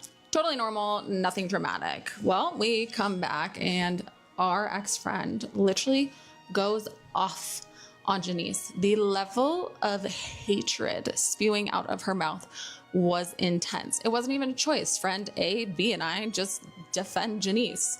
She is an amazing person. We defend her. The end, we also subconsciously were not putting up with that type of culture in a friendship. Absolutely not. Absolutely not. It got so intense that friend A and B shut down, completely shut down. And this ex-friend just kept going. So I pushed back. It had to get to the point where I literally had to tell this ex-friend, you are embarrassing yourself. The way you are acting right now is embarrassing to you. Like, you should be embarrassed and ashamed, literally. That one moment, it made all the difference. It set the precedent that we did not put up with that type of talk or energy in friendship. It also was the that music sliding doors moment because she realized that she could not use us to twist any sort of narrative or any sort of story or lie that she wanted, because people who did play into those rants or those outbursts, well, they were just pulled more and more into her chaos. You're running. Thank you, Bitter Tea, for 4 months in Cooterville. 2020, I was pregnant with my rainbow baby after having 6 miscarriages, and a friend of mine sent me a print to congratulate me on my pregnancy and going through this hard moment. Yesterday, as I finished the video I posted, I look up and I see that print. Above it, I had put a art piece that my 5-year-old did this past January, and it just felt like a beautiful juxtaposition of a hard time, followed by beautiful, for lack of a better word. Okay, this isn't related. During this deconstruction era, I have discovered a lot of white lies. And by white lies, I mean actual lies that are just more trivial. Do I share them? I need to know. During this deconstruction era, I have discovered a lot of white lies. And by white lies,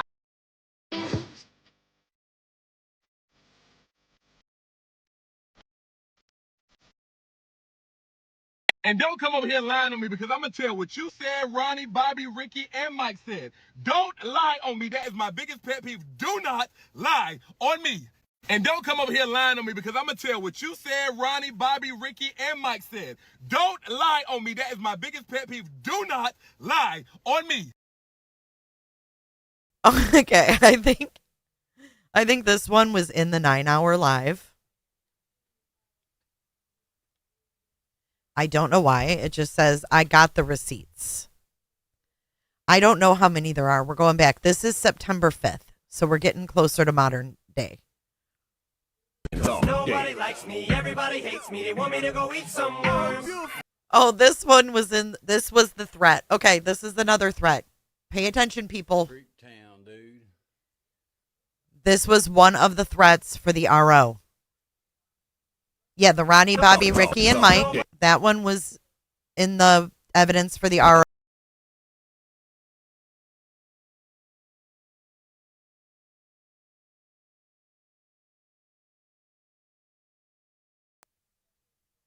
Because they're not my worms to eat, and it would be rude to eat someone else's worms. Am I right? This.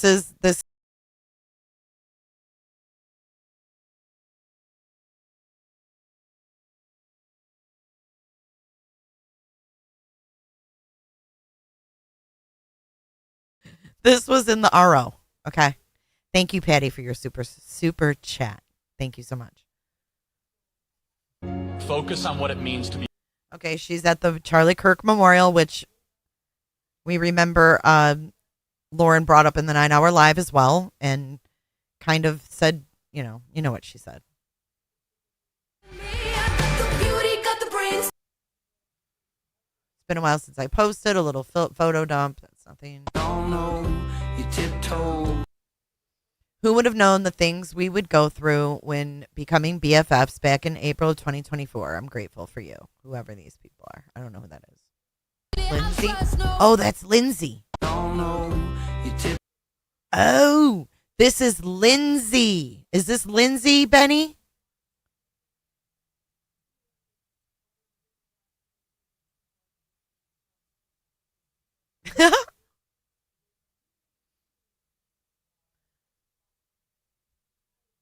Start being a semi-good person. Yeah. The Hidden Gems are known for their very kind comments on YouTube. They are known for their super kind comments. Lindsay was working for Lauren, right?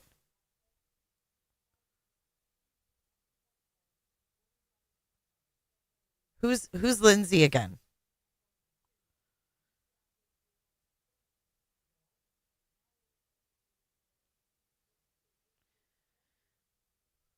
Creep Town, dude. Oh, Bitter Tea, thank you for your Coming super to chat. PCB for the week. If you are kinda close, we can get together. You can bring the hubs and we could even have a dinner and drinks with the spouses if you like. We are celebrating my hubs bra this week. Hope we can mate. Oh, Bitter Tea. Happy birthday to your husband, and thank you for the super chat. Palm PSB, is that Panama City? I'm very far from there. I'm like 9 hours from there. But I hope you guys have a great time. I've never been there. It's beautiful, I've heard.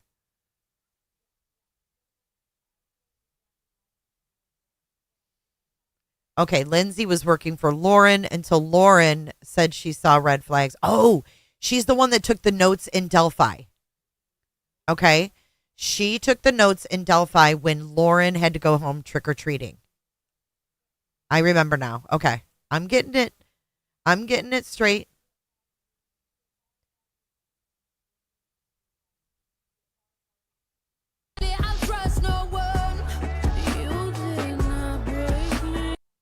Matter and the truth of the matter, it was God's plan to show y'all the liar. Oh no, they're using the song. They're using the song. When you're BSF, I don't know what that means. BSF can suss out the bad seeds. You cling tighter to her intuition.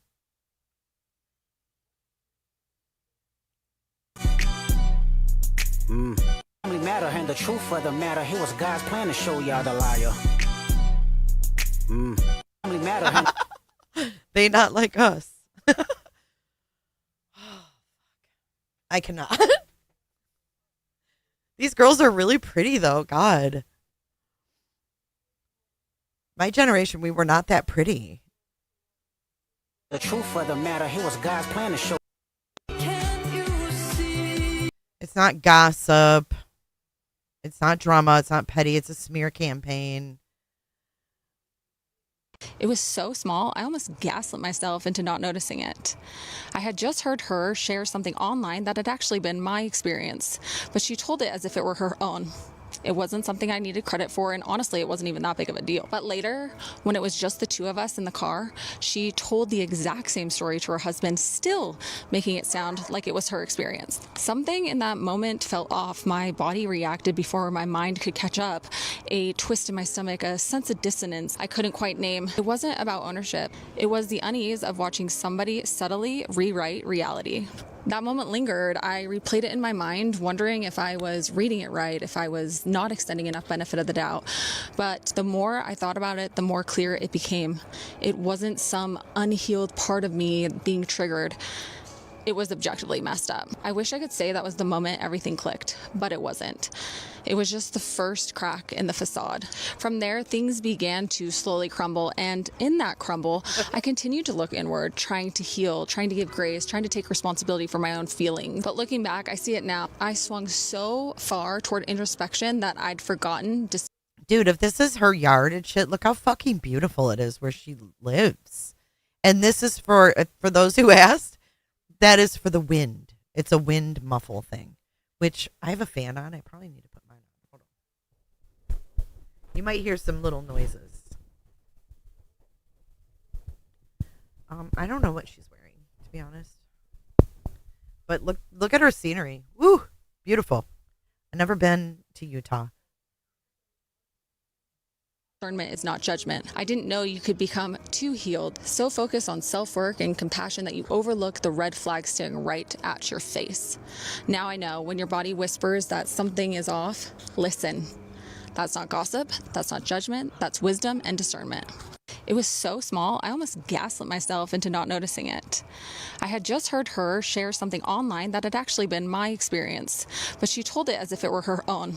It wasn't something I needed credit for, and honestly, it wasn't even that big of a deal. But later, when it was just the two of us in the car, she told the exact same story to her husband, still making it sound like it was her experience. Something in that moment felt off. My body reacted before my mind could catch up. A twist in my stomach, a sense of dissonance I couldn't quite name. It wasn't about ownership. It was the...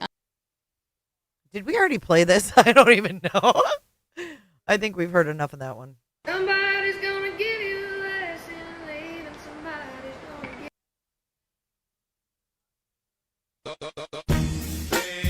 get... I'm in my unbothered era. Don't like me? Cool. I don't care. That is a cute fucking outfit. Don't like me? Cool. Don't care. Heard a rumor? Why does she spell like she's from England?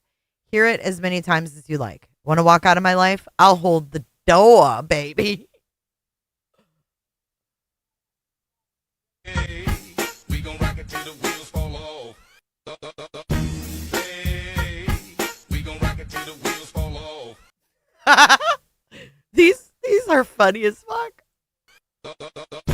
Hey, we gon' rock it till the wheels fall off. She did the mic drop with the baby mic. She fucking did it. Oh. She did a mic drop with the baby mic. Hold up. What? Oh shit.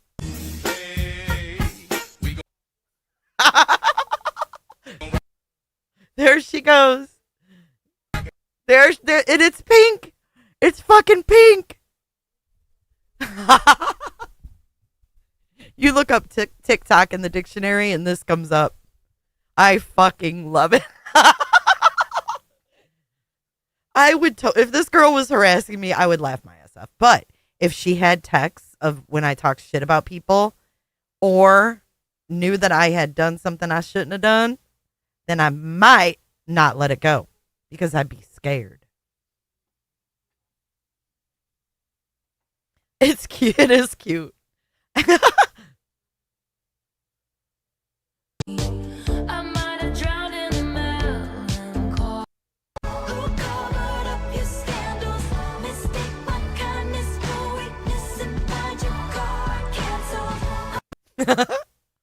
I can't. Look at all her artwork, though. I love that.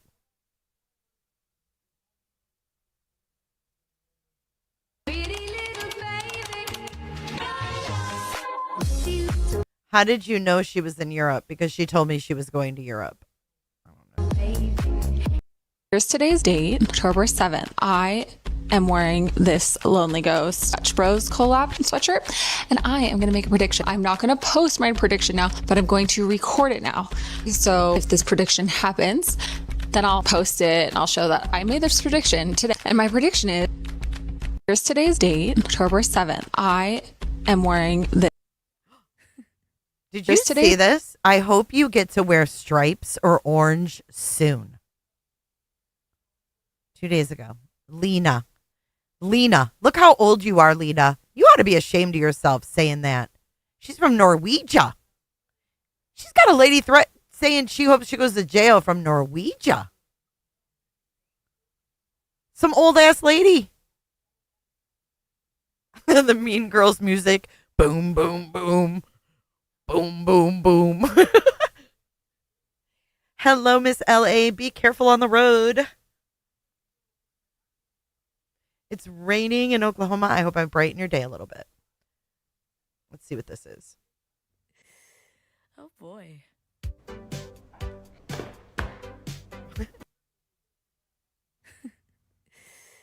Oh boy.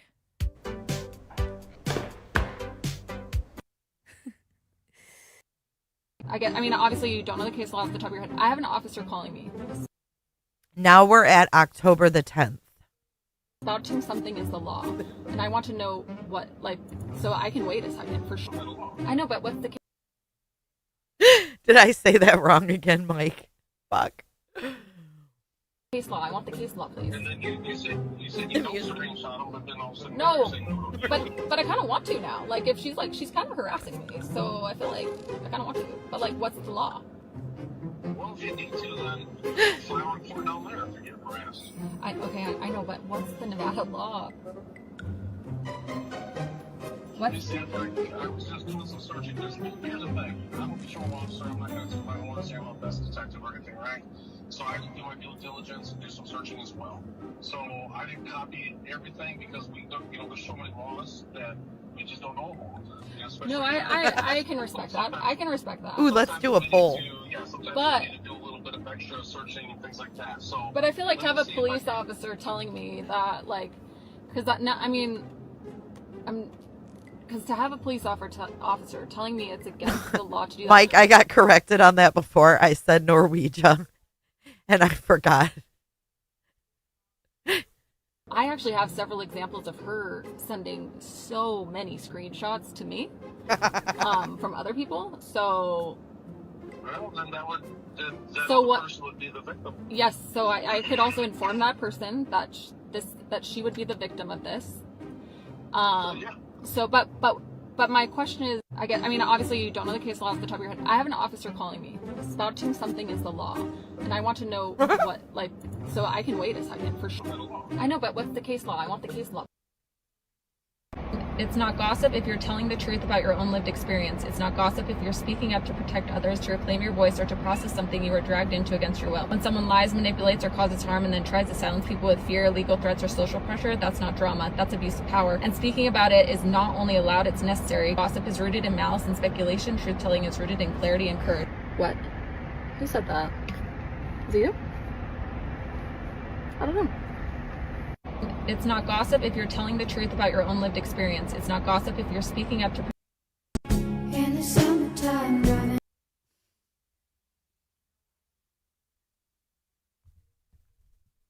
We got through them all. Hold on, I have a mouthful of cracker. Hold on. I'm so happy because now we can get to Grayson. All right, so we got through them all. Again, this was the police report we were referencing. Put your thoughts in the poll. Do you think this girl will drop the text, or do you think she's just going to go away and stop and won't ever drop the text?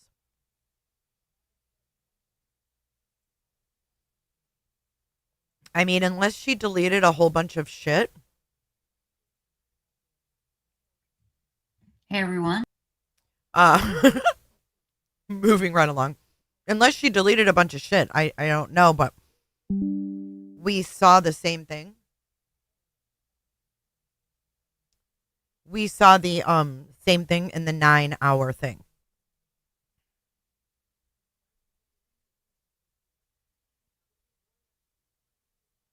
So it's not like Lauren showed anything really that was missing, if you will.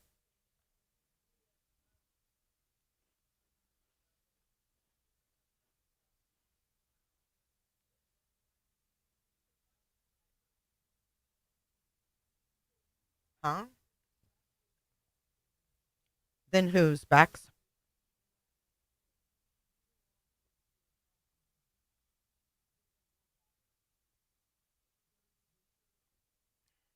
Oh, this Trisha. I'm thinking of Trisha Talks. I'm like, what?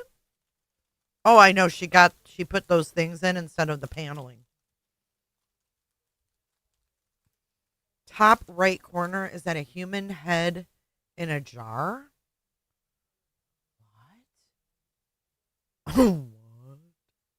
Hold on. What is that?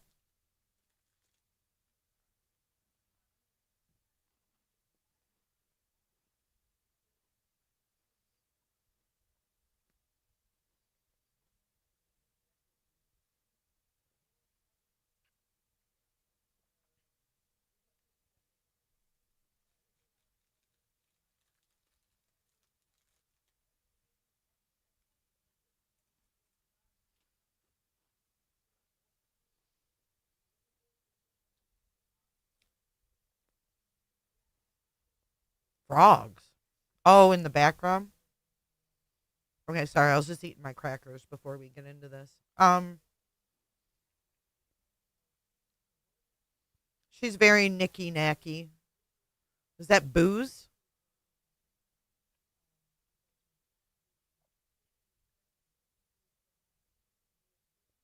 Mm. It is what it is. Okay, so this is Web Sleuth's YouTube. And Grayson was the guest. So we'll just start off here. Nah, that ain't no green screen. Mm-mm. She just put a shelving unit there. That's all. All right, here we go. Let's get right into it. Welcome to Web Sleuth's YouTube Live. My name is Trisha Griffith, and right here to my left is Author and Text Bug Nugget the First, Authy for short, and this little guy is... You can see the lights on her hair, gal. It's not a green screen. She put 3 shelving units behind her. Supposed to be a wiener dog, but he's more like a meatloaf. It's Scrappy Joe. Thank you for joining us tonight. And oh, by the way, I manage websleuths.com, which is this really cool true crime discussion forum. We'll talk more about that a little bit later. Tonight's a very special live stream, and we'll have Stacy up here in just a moment. But as you know, Trisha definitely does not use OBS. She uses StreamYards, and this is a real background. As you know, Lauren Matthias has basically been through hell. She's the host of Hidden True Crime with her husband, Dr. John. And it was a 9-hour live stream that she... Oh, she got a new couch, too. That's cute. She's got the furry pillows. She's got the couch with the little divot things. Pivot and divot, y'all. Pivot and divot. Did a couple of days ago. And I challenge anyone to do a live stream that compelling. It was 9 hours, and you were the whole time paying attention. And it was about what happened to her and to her producer, Grayson, about being bullied and stalked. These are the things that they felt they went through. And when you see the receipts that Lauren brings, you understand. You're like, yeah, I get it. I see what happened to you. And it was horrific. It was awful. It was terrible. And just to give just a bare bones outline, in case you don't know what's going on, they had a hearing set up to get a restraining order against this person, against a TikToker, to get a restraining order to stop the TikToks, and there would be other things mentioned in the restraining order. But anyway, so they go to court, and they find out that Law and Crime has... So to get the TikToks to stop, you should send a cease and desist. If they don't do that, then you take them to civil court. This RO business is ridiculous. Thank you, Lisa, for the sub. Been granted access to live stream it. They were granted access to everything, including... See, fair and honest reporting is what we've done here. That's what we've done here. We listened to Lauren. We listened to all of Christina's TikToks. this lady's seeing one side and one side only, and she doesn't want to see the other side. She, quite frankly, I don't think she fucking cares about the other side, if I'm being honest. I don't think she wants to hear about it. I don't think she fucking cares. Her thumbnail, which, let me show you guys this. Hold on. Real quick. I just want to show you what her thumbnail was when she talked about, look at this right here. See this? Amazing. See that? Look what's written above her head. That is not fair reporting.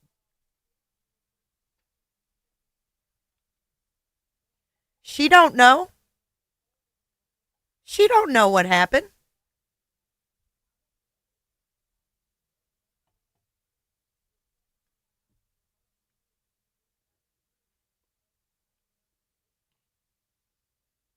Amazing.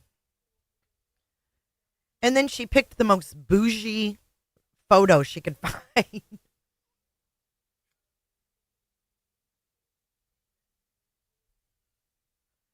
I mean, I implore you, Trisha, to read the police report at the very least.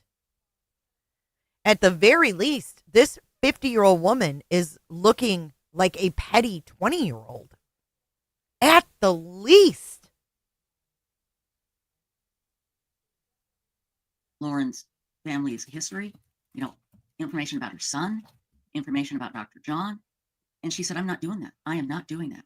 Now, it would be one thing if it was a regular hearing about a restraining order. But Lauren said, I'm not going to do it if it's going to be live streamed because I'm not going to put my family through that. It's not worth it. And again, I don't know what was the point through that. It's not worth it. And again, I don't know what was the point. Again, they have done restraining orders. Like lots of creators have streamed public restraining orders, or when a case has been public that is about a restraining order. That happened in the Sebastian Rogers case, the 15-year-old boy that's missing. Sebastian's stepdad and mom got a restraining order. We're trying to get a restraining order from a YouTuber, and that was streamed live. There you go. That's a good way to put it, Mary Doyle. She's more of a whistleblower than a stalker. I agree with that. Right, a producer. It's all lingo jingo to make her sound important. Because if I'm going to be impotent, I might as well look impotent. Well, that you can kind of almost see, it's okay. It's about a true crime case. This wasn't about any case. This was about Lauren feeling unsafe and feeling stalked. Anyway, when she found out that Law and Crime was granted this, I think, very unusual permission. I don't know, NJ Robin, what I would do, because I would never spend my time making videos about someone. If I was going to do that, I would have done it when Critical K came after me for years and years. I chose not to respond, and I grew because of it. So that's that. To go into the court and live stream this, where all of her information would be then public. She said, I'm not doing it. So instead, Lauren Mathias came on YouTube and did a 9-hour live stream, and she brought receipts, my friends. It's a tale that you cannot tell in just 5 minutes. But she wanted to show all of you, all of us, that she had the receipts, that she wasn't just making these wild claims out of nowhere, that she wasn't being overly dramatic. No, it was legit and it was terrifying. It looked terrifying to me. And I back her up 100%. In fact, I want to read a statement from her. I'm going to grab it right now. And okay, this is Lauren's statement. Are you ready? Like I told her today, I said, it's been, for me, 2 days of just straight people texting me and calling me and emailing me, all with support for Lauren and Grayson. I haven't had one person contact me. I wonder if anybody contacted her and said, did she talk shit on you? And say, yeah, I don't think it was that big of a deal, or say anything even slightly negative. The support has been overwhelming. And again, in this 9-hour chat, Lauren had 11,000 people in her chat. And then at the end of the 9 hours, at 5 o'clock Central AM, it was 8,000. 8,000. Oh my God, it was unbelievable. That's what type of live stream that was. And the information that Lauren offered was so compelling. And she showed. Lauren's video now has a whopping 324,000 views. Just catching you guys up a little bit. I got to find a spot in that video, but go ahead. From day one, how this all step by step happened. Oh, go ahead, Jay, the producer. Go ahead and press play again. It's what she was going to present in court, but she presented it to us without the all the private information that would have been made public. And she wrote me a letter that she wanted me to read to you all. Okay, so she didn't write it to me. She sent it to me. And why do we need a letter after a 9-hour live? Now we get a letter? Tell me you set this up without telling me you set this up, Lauren. Why are you doing this? Good Lord. I have a kingdom. It's called Cooterville. it's for all of you. From Lauren, it says, "Thank you all so much for your support. I'm doing well. Oh, we need music for this, don't we? Dun dun dun dun dun dun dun dun dun dun. What the hell is this? This is getting more and more ridiculous, and we haven't even gotten to Grayson yet.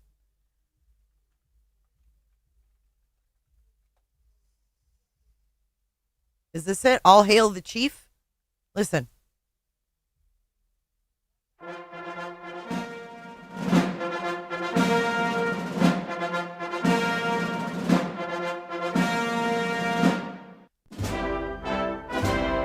There we go.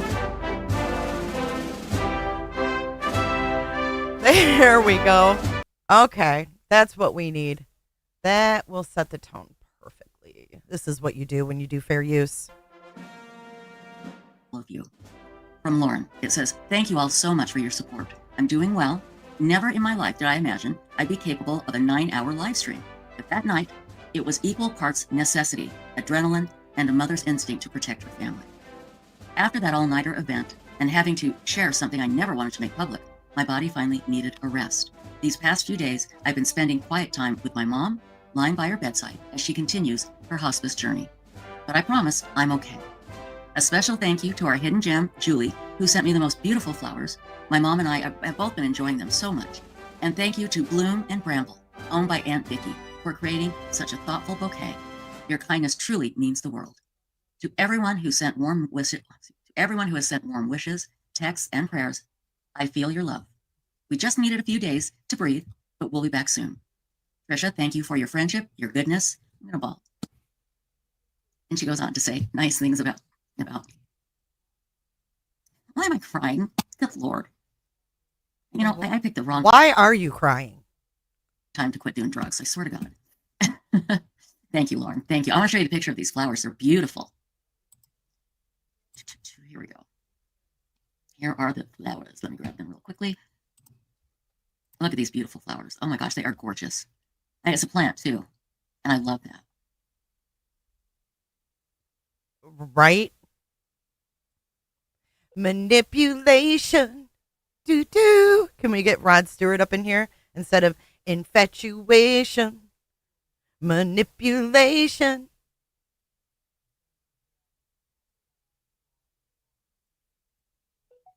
I love. That's her mother and her in the background, y'all. This is her mother and her in the background. Love it. Anyway, so thank you, Lauren. Thank you so much. Whoops. Hold on. How do I do this? What am I doing? Who am I? Stacy, who am I? What am I doing? Do I know what I'm doing? I don't think so. How are you doing, my dear? I'm doing good. How are you? I'm good. Before we bring Grayson Okay, up, so she has a producer too. Okay. This is a running theme here. We also have Stacy, executive producer. I don't know. I don't understand it. I don't know. anything that you would like to add or say? I don't think I should right now speak. Okay. Yeah. But that was a lovely letter that Lauren wrote to all of you. And she really appreciates all your concern. And again, Stacey, I don't know about you. I think it's the same thing with you. Yeah. Everything has been completely positive. Nothing negative, right? Right. Yes. It's been great. Absolutely great. You know what? If you want to go ahead and slow down chat, I'd like to welcome Detective's daughter. She's going to be a moderator tonight because our chat is going to get very, very busy. Want to welcome who? I'd like to welcome Detective's daughter. Detective's daughter? She's going to be a moderator tonight because our chat is going to get very, very busy, which is good. That's what we love. But everybody, there was somebody else that went on this horrific journey with Lauren Matthias, and that was her producer, Grayson. We've gotten to know Grayson through the courthouse live streams that Lauren has done. You know, she feels like family now. Yeah, she said, I picked the wrong time to stop doing drugs. She made it funny. That's her sense of humor.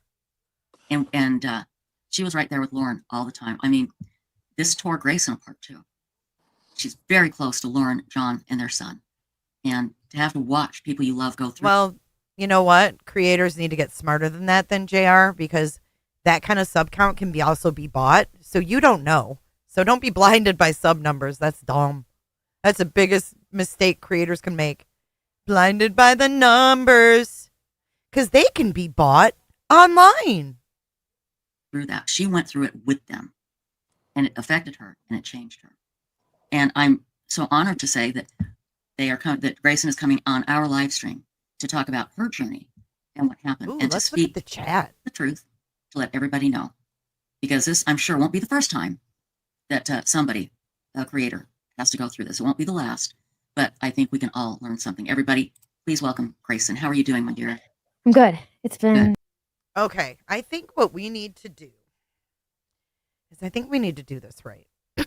Because I'm all about like body language, and this girl gives off a lot of body language. So we're going to remove the chat box, and we are going to get a second window.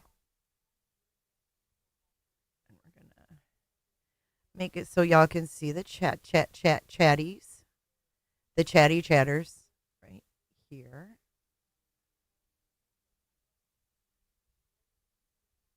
Hopefully that will be good. And we're going to take this. And we're just going to watch Grayson because we really don't need to see anything else. This is her story, and she's sticking to it. And that's who we're focusing on. She says in this that she's 24. And notice she's in the same seat that Lauren was in the night before. It's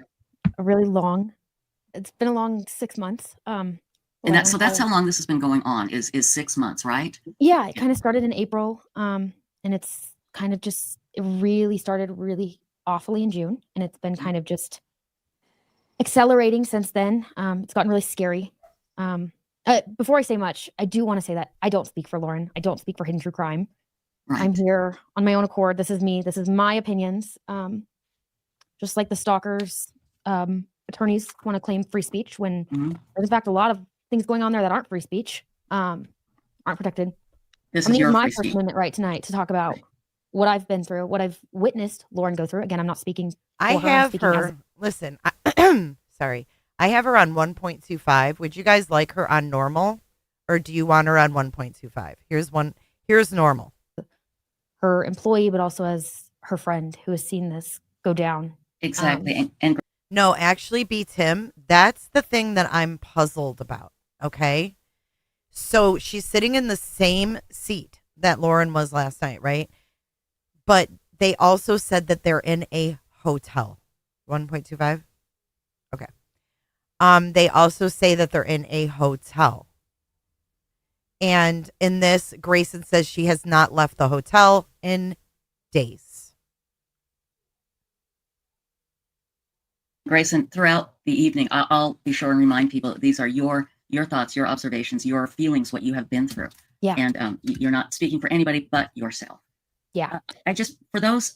And at one point, if you watch her eyes, you can see she's looking at someone. I don't know who she's looking at, but she clearly, if you watch her eyes, she looks at someone. Don't know the whole story, and we certainly can't go through it all. Basically, what happened was people started harassing you, and they started spreading rumors that Lauren was mean to victims. People stopped talking to her. She was followed. People, and again, I'm not going to get into all the details, but can you maybe just summarize what happened? Yeah.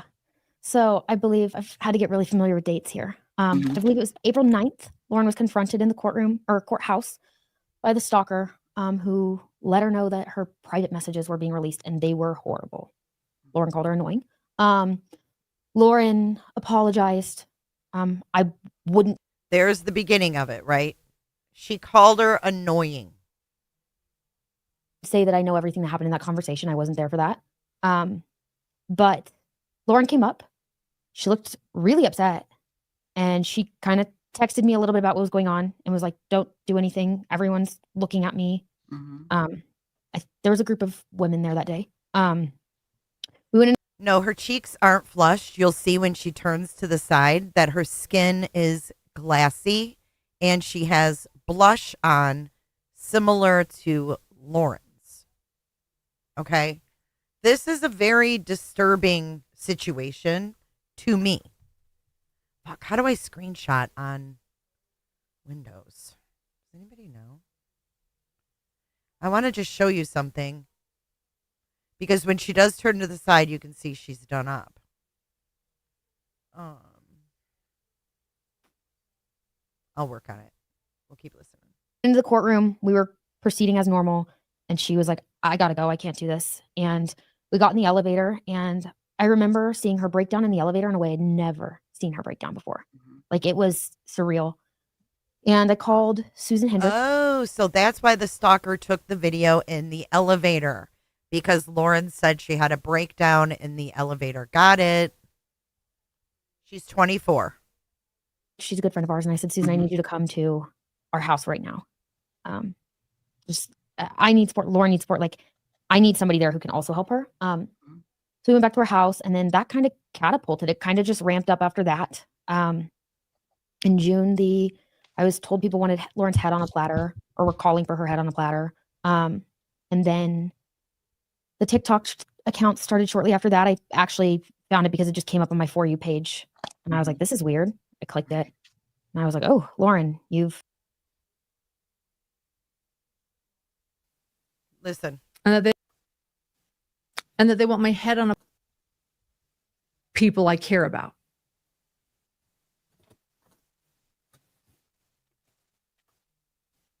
And that they want my head on a platter.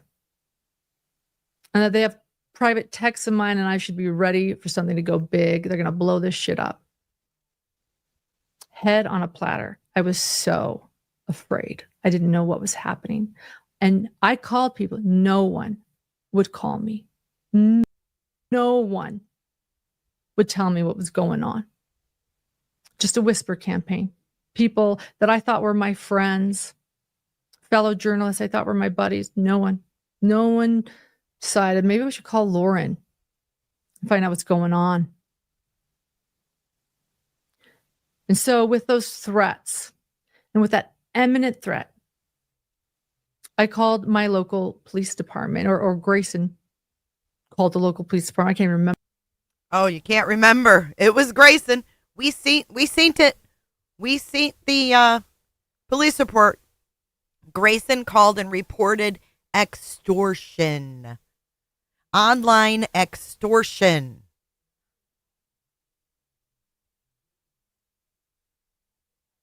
She's created an entire TikTok page about you. And they seem to just escalate over time. They were very veiled threats, very kind of vague, but like very much so controlling, right? Like, you're causing somebody fear. You're like essentially in a way like blackmailing them. You're scaring them. Oh, see? She says blackmail. She reported extortion. It was neither. Scaring them. Right. Mm-hmm. And just over time, we were filmed so the filming of us did start in April. I will say that. Like, I started being filmed consistently at court. I know Lauren mentioned Janice. Janice admits in her declaration, which I'll read a little part of that she does film me. She did film me. She admits one time to it. But she just wasn't as close to me as I say she was. Which, first of all, I've never had a conversation with you. I don't know you beyond knowing your name and who you are and seeing your online activity. And who is she to this whole story? Janice was somebody that was, to my knowledge, I didn't come in the Daybell case until far later, although I joke that I know the dynamics of this case better than most people after reading 6 years of Lauren's very private messages. Yes. That include information about this case. You hear that? She wasn't there, but look how happy she was to read 6 years. 6 years of text messages that she feels like she was there.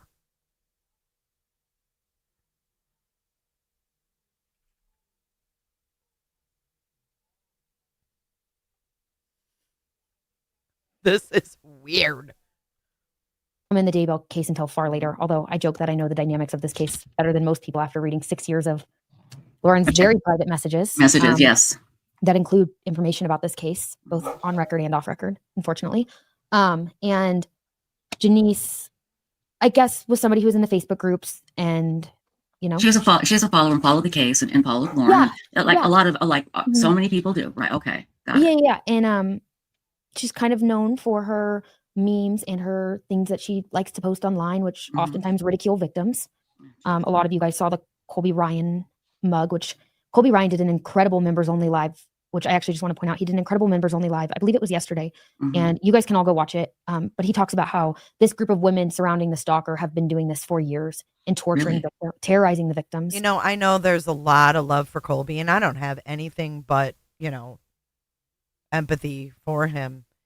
But someone pointed out yesterday that not to forget that it came out in trial that he was having Tylee, he was quote unquote borrowing Tylee's SSI money from her dad's death. Remember that? Not everybody's hands are fucking clean just because they're a victim of Lori Daybell. So would be a good live to go check out if you guys get a moment. Members only, but I watched it. I have a lot of respect for him for speaking out about, Well, he would know. He would know about, Yeah, being he got a lot of victim, it. Right. He got a lot of it. Yeah. There's just a lot of dirt that came out about people, and it just got nasty. And then she was right in the middle of it. You know what I mean? And then they picked sides, and we think there's a lot of sides in Sebastian's case. I think there was a lot more siding in that case too. So anyway, so I don't know this woman. I don't know why she's filming me. It's very uncomfortable. Who did? It feels threatening. She was filming Lauren a lot. Kind of got to a point where I couldn't really let Lauren do a lunch live alone. I was like, I have to go down. And then it started getting, most days I can't let Lauren do a lunch live alone. Yeah, I've heard about it. I haven't seen it. I don't like the glare. Oh, I don't know. But who did, Belinda? Listen to this again. It's very uncomfortable. It feels threatening. She was filming Lauren a lot. Kind of got to a point where I couldn't really let Lauren do a lunch live alone. I was like, I have to go down. And then it started getting, most days I'd have to start to kind of find somewhere more private for us to sit as it escalated. And so that way she could do it, because it just became uncomfortable for her and felt threatening. And when you're trying to work and someone's just basically being a menace for no reason. Okay, a menace. God, why do her eyes do that every time I pause? Yeah, it was public info. You're right. Being a menace is not illegal. Right, and it's not illegal to record in public. Well, yeah, I mean, and let's stop for a moment and point out, it wasn't like you were famous. If somebody, Gwyneth Paltrow showed up, it was you're her executive producer. You're the one that helps her, and all of a sudden you're being followed and filmed. You were famous, and somebody, Gwyneth Paltrow showed up. She said Gwyneth Paltrow. Didn't Lauren make that same parallel? It was you're her executive producer. You're the one that helps her, and all of a sudden you're being followed and filmed. Yeah, and that is terrifying. And Lauren showed a video of a woman walking up to her and just getting right close to her. That was her. And was it her that said, you know what you've done, or something like that? Or well, I think that we can all put that together, Scorpion. I could have made a, cryptic post about something big she's hiding too, because obviously she is. No one would go to these lengths if they're not, because none of this even fucking. Hang on. Yeah. Sorry, Lizbeth. We don't advertise that one over here. Admit to what you've done. And it's like, what the hell? God, I would be terrified if somebody came up out of the blue and did that to me. Which actually, can I actually talk about that for 1 second? Yeah, okay, go ahead. Because This is a person that was, and again, these are your thoughts, your feelings. You're not speaking for Hidden True Crime. Yeah. This is what you're doing. Okay, yeah, absolutely. Yeah, on April 11th, I learned that Matthias had sent Lindsay a cease and desist letter. This is Janice speaking in her declaration. Okay. Which made various accusations against Lindsay and demanded that she cease speaking publicly about Matthias. These were, by the way, statements that Lindsay was making to people very high in our industry. Okay, so Lindsay is the one we saw in the picture with Christina in the mirror, right? Brushing their teeth or whatever they were doing. She's talking about her, but this is Janice's declaration. About Lauren that were defamatory. People had called us. People had called me. And Janice says in her see her shiny cheeks. She's not flushed. She's not flushed, y'all. She picked up Lauren's makeup brush before she went live. Declaration on April 15th, I tried to talk to Lauren about those statements, fearing that Lauren would misrepresent the conversation. I attempted to record it. Lauren approached me while recording me and asked if I was recording her. She later submitted the video to the Blank Police Department. She became emotional and ran into the courthouse, claiming I was threatening her and bullying her. She then reemerged and continued filming me, repeating that I was threatening and bullying her. I was not threatening or bullying her. So I want to just go over that really quick. Okay. That video does not show Lauren approaching somebody. No, she didn't. She showed it. It did not show her approaching anybody. Nowhere in that video did she say, I want to talk to you about the cease and desist you sent Lindsay. That actually is very discrediting. When your declarations directly misrepresent contradict the video. Right. Contradict the video. That's really that's a problem, in my opinion.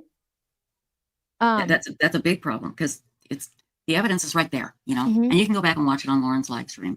But that's what I'm talking about. I saw that and I went, that would scare the hell out of me. Somebody did that to me, And that was the thing. Lauren would film because she was being filmed and it was escalating. It was scary.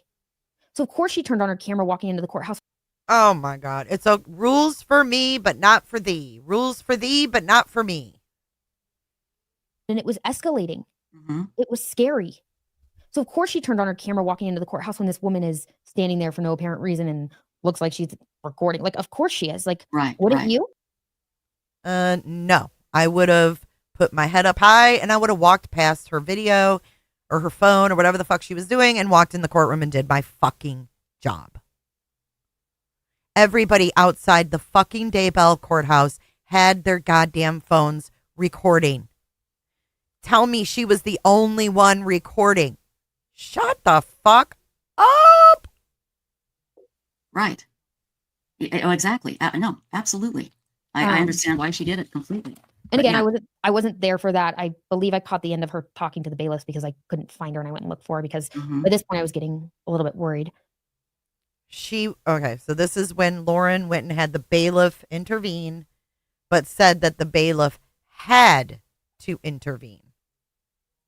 Right. About some safety concerns. And so, so that's Janice. I don't necessarily know where we want to go from here, but okay, well, that's okay. I can take you along here. So the filming started. Thank you, Jen B, and welcome in. Well, both sides are fucking childish, but this middle-aged woman should have known better to keep addressing this, taking it to RO level. Once you go and misuse the court's time and resources that are meant for real victims, I'm gonna have a problem with that because I'm J for justice. And Lauren's colleagues were getting messages from people making pretty horrific claims that she was, mean to victims and things like that. But out of the blue, these people are getting calls out of the blue. Is that correct? Yeah, which I do just want to thank the people who have come forward since Lauren has publicly gone forward. We've had a lot of people reach out. A lot of people say, I was contacted by this person and that person, and this happened. This is what this person said about you. This is what that person, like a lot of people have started to come forward. And that's right, Bobby. That actually reminds me of something I was not talking with, but I had sent to Dr. John today that I saw online. It said smear campaigns start early because abusers need everyone doubting you before you find your voice and tell the truth. That's absolutely true. And that's what was happening. So That's all what of a was sudden, happening. her colleagues are getting messages from people they don't know, probably most of the time, saying horrible things about Lauren. Yeah, And the again, Proton email went out in June that Lauren showed. The Proton mail went out in June. Thankfully, we actually didn't see it during the trial because I don't believe we would have done effective trial coverage during that. What? If you would have seen the Proton email. Oh, Belinda. Yeah, she's a whole different person. If you would have seen the Proton email, you guys wouldn't have been able to sufficiently cover the Daybell trial. Thankfully, we actually didn't see it during the trial because I don't believe we would have done effective trial coverage during that. Right. And so we didn't see it. Can you kind of paraphrase what the email said? Yeah, the email, this isn't word for word. I don't have it in front of me, but it essentially said hidden true lies. All your texts are going to prove it, blah, blah, blah. And it listed a bunch of people who Lauren had talked about or allegedly talked about. I've since gone through years of her messages, so I would know what she has and hasn't said. Multiple people listed in that email she's never said anything about, like not at all in messages. So these messages, they were leaked. Somebody, I believe we know who, if I'm not mistaken, but they were private messages. They were not meant for the public. It would be like if somebody grabbed your private messages and started releasing them, people, what would you do? And yeah, she had said some things about people in there that, maybe weren't as flattering, but. What? We know who, if I'm not mistaken, but they were private messages. They were not meant for the public. It would be like if somebody grabbed your private messages and started releasing them, people, what would you do? And yeah, she had said some things about people in there that, maybe weren't as flattering, but you think you're talking to a friend, How you feel? It wasn't horrible. It wasn't terrible, but it was such an invasion of privacy and it was wrong. Somebody had access and they got into Lauren's messages. Now, were these text or emails? Someone had access and got into them. No shit, Sherlock. But guess what? Your girl Lauren lied and said she was hacked. She said she was hacked. And from what I understand, she said told her audience she was hacked. But within an hour's time, she told the cop, and it was a clarification she wasn't. No. So it was a group. It was a group, right? It was a group thing. Messages that were sent out. There's, we've since found out some were, it's kind of hard to say. We've seen very limited of anything, but you did see a Reddit thing that Lauren had said, "How's it doing?" That came from a Facebook Messenger chat. So one of the people in the Messenger chat, which was a contractor, had shared that. And I don't want to get too much into like all these messages things. Sure. No, exactly. But, I'm just trying to figure out what they are. Anything can be clipped from anything, right? Right. Sure can. You guys proved that. Anything can be clipped and looked any way if it's clipped. Yeah, and some of them apparently were clipped, and it gave the wrong impression of what she was saying. Yeah, the whole thing that Lauren called Janice a swinger, like she was on a swing in a profile photo. And it was a joke. What? It was a joke. Yeah. It was fun. Honestly, I called her giggling. I said, I found it. Like, here it is. You didn't seriously call anybody anything. It was literally a joke. Because she was in a swing. I remember that. But these were private. Let me put it this way: these were private conversations that weren't meant for public, but weren't meant to be sent out to people. And they were being accessed and sent out. And they sent an email out to Lauren's colleagues saying, basically, she's terrible. She says bad things about you. I'm paraphrasing here. And now this is all happening. You guys are trying to work. You guys are covering a big trial. You're having people follow you. You're having these horrible TikToks made. This email. Yeah, the TikTok started after the trial, thankfully. Okay. But let me just. We'll talk about the TikTok in a minute. So you have this email going out talking about these messages that were meant to be private, and they're going out to her colleagues, and she's sending, or the person sending emails to Lauren's colleagues, just saying horrible things about Lauren. And now she knows that somebody's gotten all her messages and has started to release them. And that's when I got my call where she was crying and apologized. And because I had goaded her to saying the F word on one of my live streams, and she didn't like it. And she said something in a message, and she was afraid I was going to see it. And I said, I wouldn't be mad. Not at all. I said, they're a private message. And, people bitch in private messages, or in a group that it's not supposed to be made public.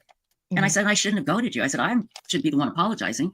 I didn't think, here you are, this professional woman. I'm sitting here with my, thumb at my. Just help a brother out here. Thank you, Angie B, for gifting 5 cooterships. Gwen, Floor, Bobby Prince, Elizabeth, and Julie. Chris, can you welcome the men for me? Y'all welcome to Cooterville. Come on in. Just and help a remember, brother out here. close your legs. Welcome in, guys. Thank you so much, Angie B. Love you, girl.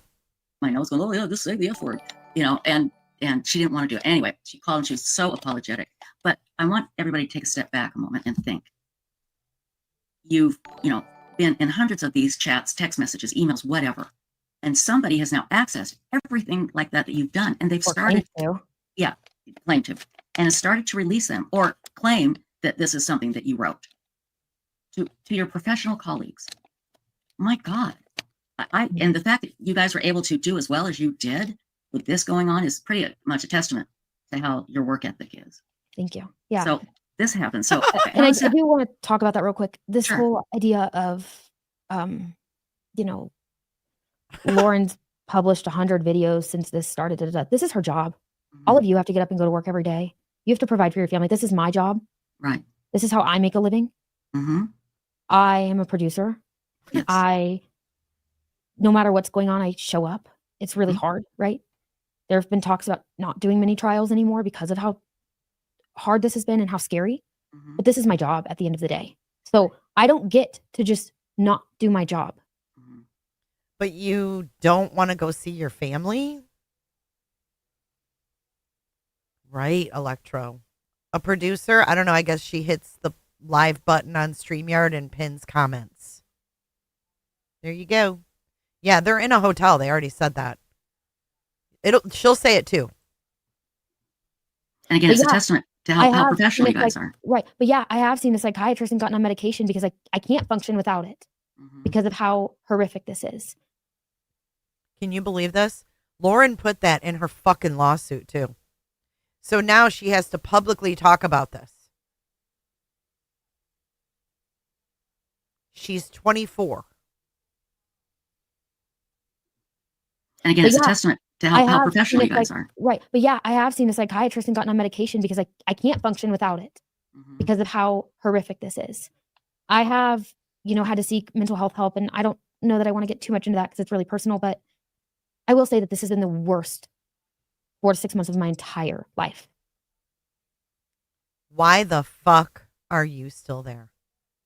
Can you believe this? They are setting up for a huge lawsuit. I'm sorry. It's either they're dramatic or they are setting up for a humongous lawsuit against someone. And if it's a lawsuit, I'm here for it. But I just wonder against who? Because she's saying that she's in danger because of law and crime. That could be ding dong number one. What about who else? The stalker? Janice? The dentist? I don't know if she lives with her. She says that she has an apartment. But her and Lauren are holed up in a hotel right now.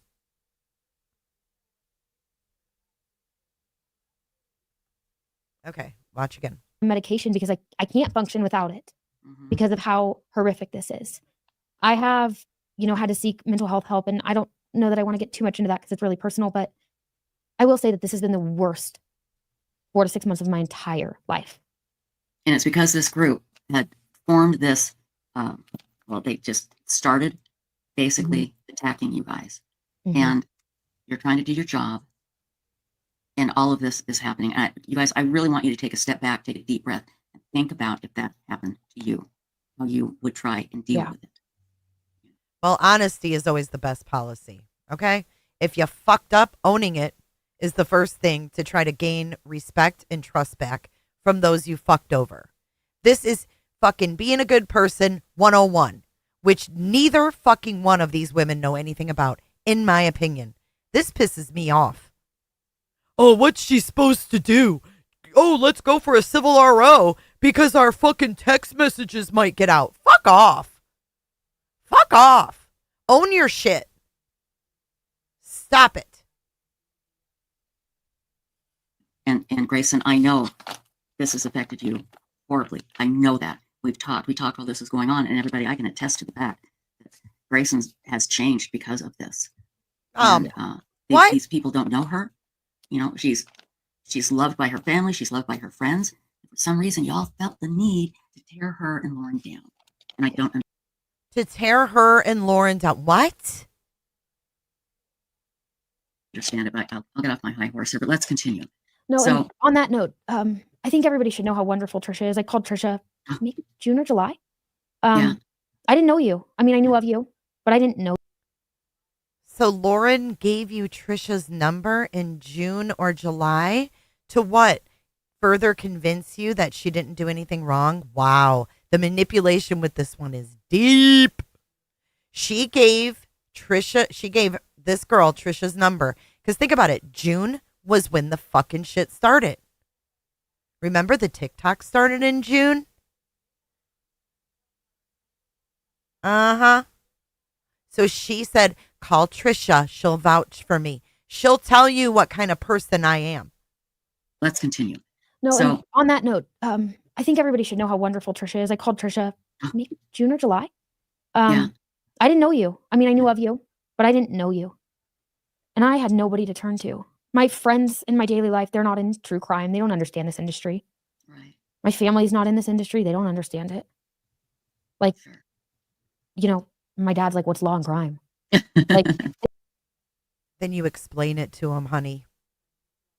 You explain it to him, honey. Because no one's going to have more of your better interest than your fucking parents. Go home and sit down and explain to them all of this fuck shit. You're in an echo chamber. This girl needs to go explain to her daddy what this is all about. crime. They don't understand this industry. Right. My family's not in this industry. They don't understand it. Like, you know, my dad's like, what's law and crime? Like, they don't know. Right. And so I called you.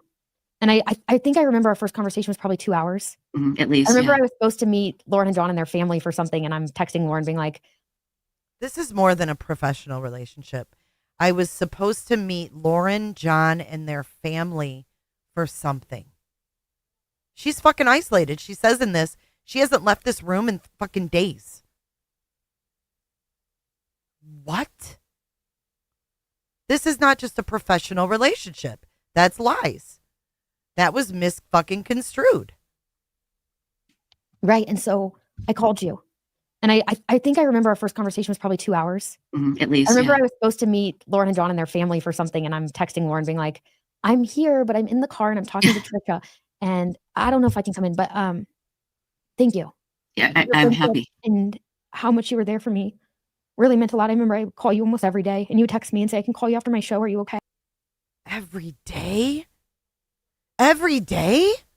Ooh, Angie says they're lovers. She's getting lover vibes. Holy fuck.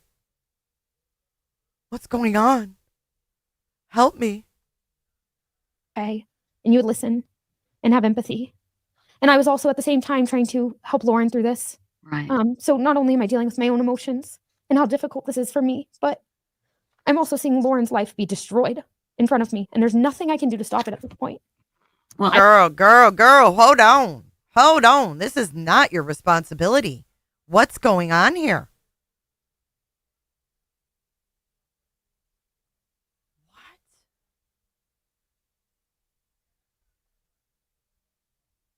And have empathy. And I was also at the same time trying to help Lauren through this. Right. So not only am I dealing with my own emotions and how difficult this is for me, but I'm also seeing Lauren's life be destroyed in front of me. And there's nothing I can do to stop it at this point. Well, I don't know what's going on because it's a smear campaign, a whisper campaign. I'm calling people saying, what do you know? What is going on? Right? What have you heard? Right. Right. And I just want to say thank you. You Oh, honey, it's the were least really I could kind. do. I understand. And, you know, I could tell immediately that you had a lot of empathy. And, you know, you would take on problems and try and help people when you didn't, when most people would just turn and walk away and say, this is too much. You know, you're an amazing young woman and you're going to go far. Everybody needs a Grayson in their life. That's my saying. Everybody needs a Grayson. So I don't like that. Oh my God. These women need to fucking tell this girl she needs to go explain all of this to her parents. She's 24.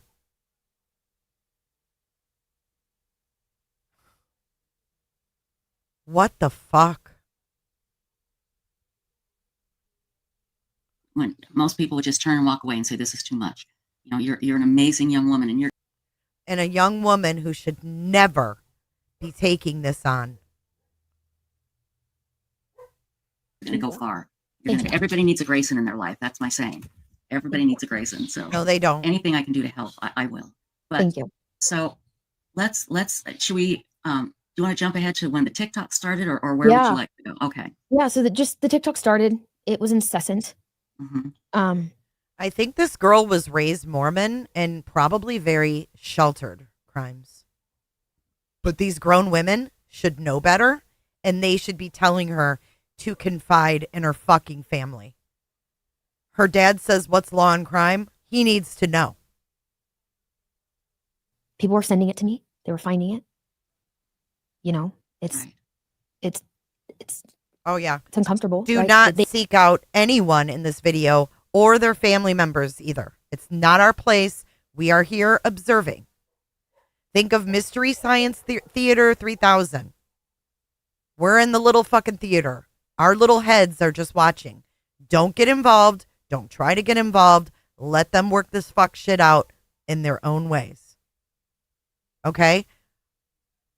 Don't call anybody. The people in my life know I work for Lauren. The people in this industry know I work for Lauren. It's no secret. So when people are finding this, or it's being sent to them as a way to just check it out, because this stalker is going to expose everything about Lauren on this. Mm-hmm. Yeah, it is scary. And when it's going on every single day, social media doesn't stop. No. It's 24/7. Mm-hmm. It doesn't stop. Right.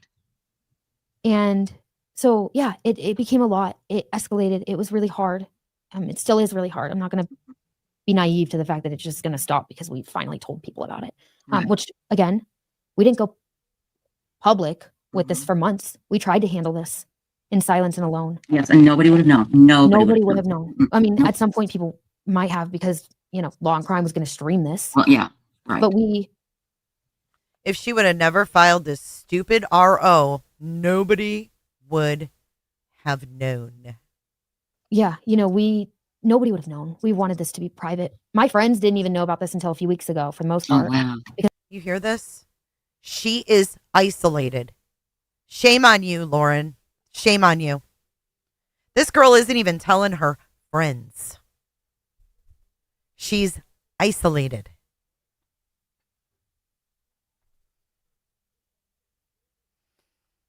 because I just didn't have the energy and didn't want to tell anybody. Like, I just felt like this. We could handle this. It's okay. You know. Hear that? But nobody would have known. We wanted this to be private. My friends didn't even know about this until a few weeks ago, for the most part, because I just didn't have the energy and didn't want to tell anybody. Like, I just felt like this. We could handle this. It's okay. You know, people who did know are like, just ignore it, just ignore it, just ignore it. But how long do you ignore this? Right. You know, Not when they're going to your colleagues. That's Right. hard to ignore. Yeah. And That's then very when hard. it escalates in July and somebody comes up to my dinner table, 2 people come up to my dinner table. Well, I think that, yes, I think Trisha was shit talked. That's why Lauren called and got in front of it and apologized. And they're not acting like reasonable, in my opinion, reasonable human beings would. Mm-hmm. That's scary. What happened? Someone came up to your dinner table. Were you alone, or what? You know what, Belinda? I said the same shit yesterday. My daughter's 25. If my daughter was holed up in a hotel room with that fucking woman, worried about her taking her life and her head literally being on a platter, she'd need a fucking RO against me. Lauren shows a video of that. It was July 23rd. We were at a restaurant after the Brian Koberger sentencing, and Lori and this woman Sarah come up to our table. They're upset that Lauren had asked Lindsay for a seat next to her at a press conference. That's right. Lindsay She had just been taken from this it was place. crowded, and there was a seat there, and she said, "Is his seat taken?" No. Yeah. And it's, let's call it for what it is. She's not talking to her friends. She's not talking to her family about this. Lauren is giving her Trisha's number. Who else's number did she give her? Who else is in this girl's ear? This makes me very fucking uncomfortable. But people coming up to my dinner table and acting like that, that's freaky. The way I was sitting, it happened. They came up behind me. Mm-hmm. So I'm sitting there. I knew at this point, Janice was filming. That was clear. That was how we knew she was even there, because she was outside of the restaurant filming us. Again, had been happening for months. She would film often. There's a video we did show of that day of her filming me from outside of the courthouse. That's Lauren showed that. But yeah, scary. Very scary. And so what happened after that? What happened? We ended up calling the police for an escort. And the officer ended up talking to us about stalking and blah, blah, blah, blah, blah. And you guys can go to Lauren's live for that part. It's very compelling. It's very compelling. And I'm grateful that the law enforcement took it seriously. You know? Yeah. And then again, it just keeps going. Then this stalker posts a video that she's called UNLV. For what purpose? That's where Dr. John. To fact check. Works, right? Oh. Look at those cheeks, baby. Look at the cheeks, baby. I noticed that my jaw hit the fucking floor. I was like, get the fuck on out of here, man. This girl is not being herself, in my opinion, and this is very fucking concerning that she's isolated. But that's just my opinion. She may not be isolated. I think she's isolated. I think she's emulating her role model here, Lauren. Oh my God, that's an adjunct professor. He's been an adjunct professor there for years. You guys saw that, which we can talk about what she says in her declaration about that too. Okay, now who is this? Okay, you've got the declarations that they presented to the court. You're going to read some of them. Declaration of the stalker on the. I'm not going to read everybody's whole things. But let's see. I'm not going to read the whole thing. I'm just going to give you clips. When I just got done telling you that clips can be taken out of context. That's great, Grayson. Keep doing what we're told. We do what we're told. This is concerning vibes.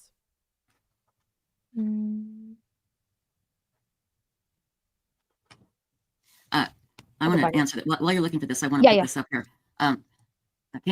Michelle says, why wasn't Stalker arrested at CrimeCon for breaking the order? That's what I want to know. We talked about that last night, and it may have had to do with the fact that it was... They wanted her arrested. It wasn't bad enough that she couldn't go to fucking CrimeCon. These petty bitches wanted her arrested. She sneakily had her served after she left for CrimeCon, right? Then caused a scene at CrimeCon and was mad she wasn't arrested at CrimeCon. So I'm gathering more from this than meets the eye. Lauren wanted that girl to go to fucking jail. Right here, she wanted her to go to jail. Watch. I feel like this was like she was going to pull this. Okay. So we just don't want to blindside you, right? We just want to make sure everybody's on the same page, okay? No, I mean, like, to what like, I obviously only know, like, what has happened, like, at my house. Okay. Like, with that. But, like, I don't... Is that, like, in Utah, or...? Yeah, I live in Utah. Okay. Sorry, can I finish getting in front of you? Sorry. Yep, it was planned before it happened. Sure was. Okay, yes. Perfect. I have... And she wonders why that girl called that school to fact check? Fuck. What kind of professional wants to put this TikToker in jail at a crime con? I'd question the fucking credentials too. Just saying. I questioned the credentials before I saw any of this fuck shit. Yeah, I mean, ask me questions. I don't know. You just tell me where to go. No, I mean, so, long story short, you're being served with a protective order. Okay. So you're not allowed to come within 500 feet of the respondent. You're not allowed to go to the convention. You can stay at the hotel, but but you cannot go to the convention or 500 feet. Question. I had these tickets booked since last June. If you violated the judge's order, we will arrest you and you have to go to jail. We don't have a choice about that. No, that's fine. I just See that? She got a warning right here.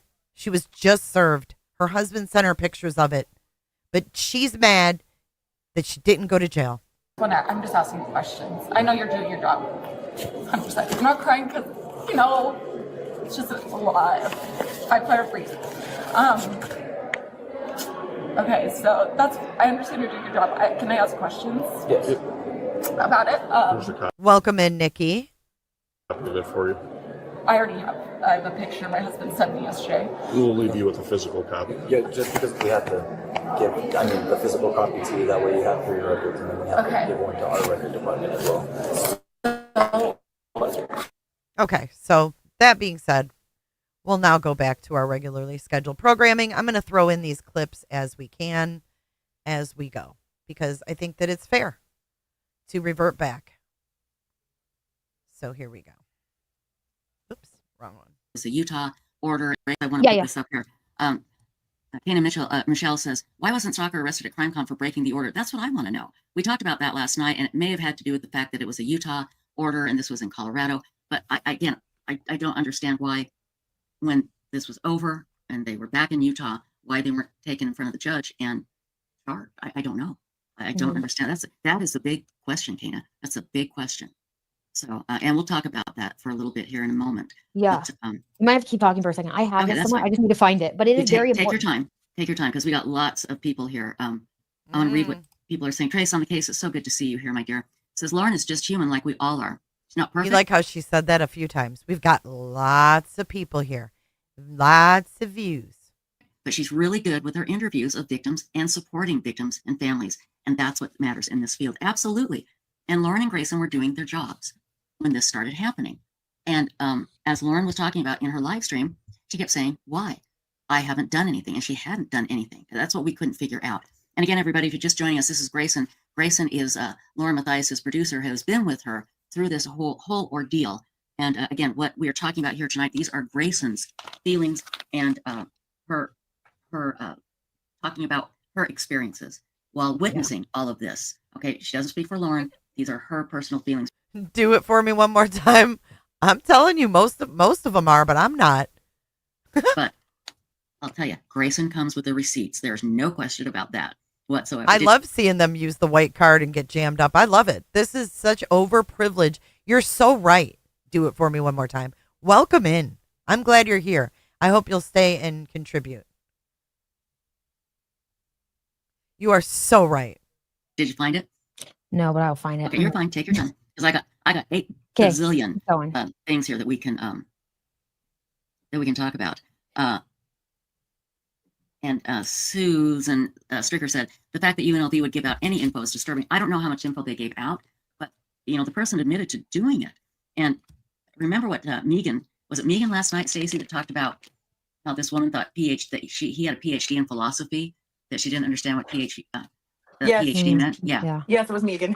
Yeah. And she said, she thought it was a PhD is it means that you're a philosopher of this topic. You know so much. You have a PhD basically. And she thought he got a PhD in philosophy. No, that's not how it works. So anyway, I don't know why they did that. That's just very, very. Hey, Body, I hope you had a great time at the pumpkin patch. I'll catch you up really quick. So the TikToks, if you want to watch them later, we went through all of the girls' TikToks. It literally was nothing. We saw the TikToks that Lauren referenced. We saw some TikToks that Lauren didn't reference. But now we've moved on and we're only 30 minutes in with Grayson on Web Sleuths. Oh, let me just read this one thing. Sorry, that was wrong. I just want to say hi, Susie B. Whenever I see that B, I think it's so cute. So anyway. Yeah. Okay, so you did find it. Okay, so this is a statement that was going to be presented in court, or was it presented in court? No, this was the stalker, just a sentence of the stalker's declaration. Okay, declaration, right. She's talking about Lauren's goal is to quash her efforts to investigate and report truth and exercise her free speech rights under the First Amendment. For example, Matthias often makes claims regarding her husband's credentials as a psychologist and adjunct professor at University of Nevada, Las Vegas, UNLV. However, I learned that UNLV has no record of Matthias.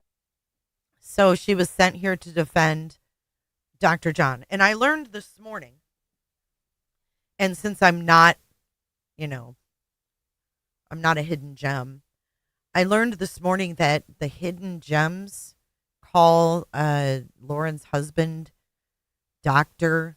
Babe, Babe. Is this true? How did she convince the gems to call him Dr. Babe?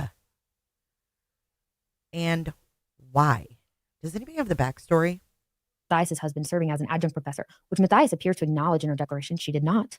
I created a video discussing this issue and posted it for public information. If I recall correctly, in Lauren's declaration, she said that he supervises students. That is an adjunct professor. You guys also saw a thing on screen the other night, if you watched Lauren's live, where she shows from a director. I can't remember this woman's exact title, but she's a director at UNLV. And she did say that he was an adjunct professor. John has earned that title. Adjunct professors at UNLV are not staff members, they're voluntary. Right, exactly. So while he does work at UNLV, he does work at UNLV for supervising students. He might not. Oh, see? This is where they backpedal on lies. We embellished his credentials. Just say it. It's YouTube. I would have a whole lot of fucking respect if they said, you know what, we embellished his credentials a little bit. We embellished a little bit. We thought that it would, mix in with the crime part aspect of our channel. I mean, fuck, why keep lying? Look how little her mouth is, too.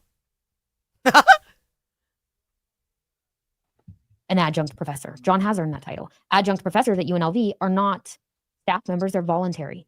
Right, exactly. So while he does work at UNLV, he does work at UNLV for supervising students. He might not get paid for it because it's a volunteer position. Right. But he is an adjunct professor. So that's not investigating and posting truth. That's actually defamation. Yeah, that's posting something that isn't true and not. But don't call to fact check it, okay? You're not allowed. Okay, you can't win with bitches like this. You're not allowed to call the school to fact check, but you're also not allowed to say what you think, okay? Am I picking that up? Are you guys feeling that way? Like, you're damned if you do and you're damned if you don't with these people? Understanding the questions that you're even asking. You know? And so, yeah. So she posted that, which was not true. And again, that was from her declaration. And see, I don't know how these things work.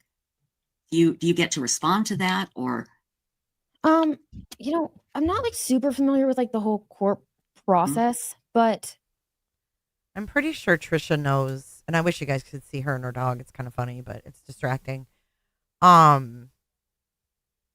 She knows what a declaration is, right? Because she wrote one. Didn't Trisha write a long one? I think it's in there. Didn't Trisha write a declaration for Lauren? Correct me if I'm wrong, but Trisha wrote a really long declaration. Okay, yeah, okay. Things work. She doesn't know what it is, though? She doesn't know how it works? What? From her declaration. Well, it seemed long when Lauren was reading it. Sorry, but she wrote one. So she posted that, which was not true. And again, that was from her declaration. And see, I don't know how these things work. Do you get to respond to that or? I'm not like super familiar with like the whole court process, but you write from what we went through or my, kind of how I was involved in this. You make your initial claims to the court with declarations and supporting evidence showing why, and then you can add follow-up to it, right? And so yes, you can make follow-up declarations that show more of what's going on. Right. Okay. Okay. So this is just one. This gives you an idea of the mindset here. This person said this was her, free speech, constitutional right.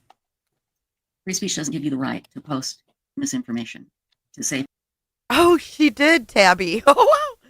Tabby says, didn't Lauren say something yesterday about if you didn't get paid for something, you didn't do a job? Yeah, that's what she said about the stalker's art. She handed me a few. Oh, let me find that clip. Thank you for that, Tabby. Things that are not true. That's not free speech. Yeah. That damages a person. That can damage a person's reputation. It can damage their ability to earn a living. Yeah. It's very scary. It's an existential threat to somebody's career. Absolutely. Absolutely. So, anyway, go. Please Sorry, continue. I'm So hitting the mic. I'm not used to being behind the camera. I know. I know. I love it. I love it. And you're doing great, by the way. You're doing great. I want to make sure you don't get really upset and stressed out. So, because I want this to be your time. This is whatever you want to talk about, whatever you want to get off your chest. Yeah. We're here. Okay. I wrote a little list, which I did talk to you about. And that's fine. We can talk about that. And let's see. I do want to talk about this. In smear campaigns, often Lauren got a lot of messages that say, you know what you did. Everyone knows what you did. Yes, exactly. When somebody is being called evil, or that everybody knows what you did, or you're horrible, it damages you. You begin to question yourself. Who am I? What did I do? What did I do? What did I do? You go through your whole life. What did I do? And so that goes into, and I know I'm a little bit all over the place, but that goes into how vulnerable somebody must have been to be willing to hand over 6 years of their messages to me and say, please go through all of these. Now I see why the stalker said in her response that these police reports were false, because Lauren had Grayson report extortion, then report hacking, only in the same report to retract it. So technically, they are false police reports.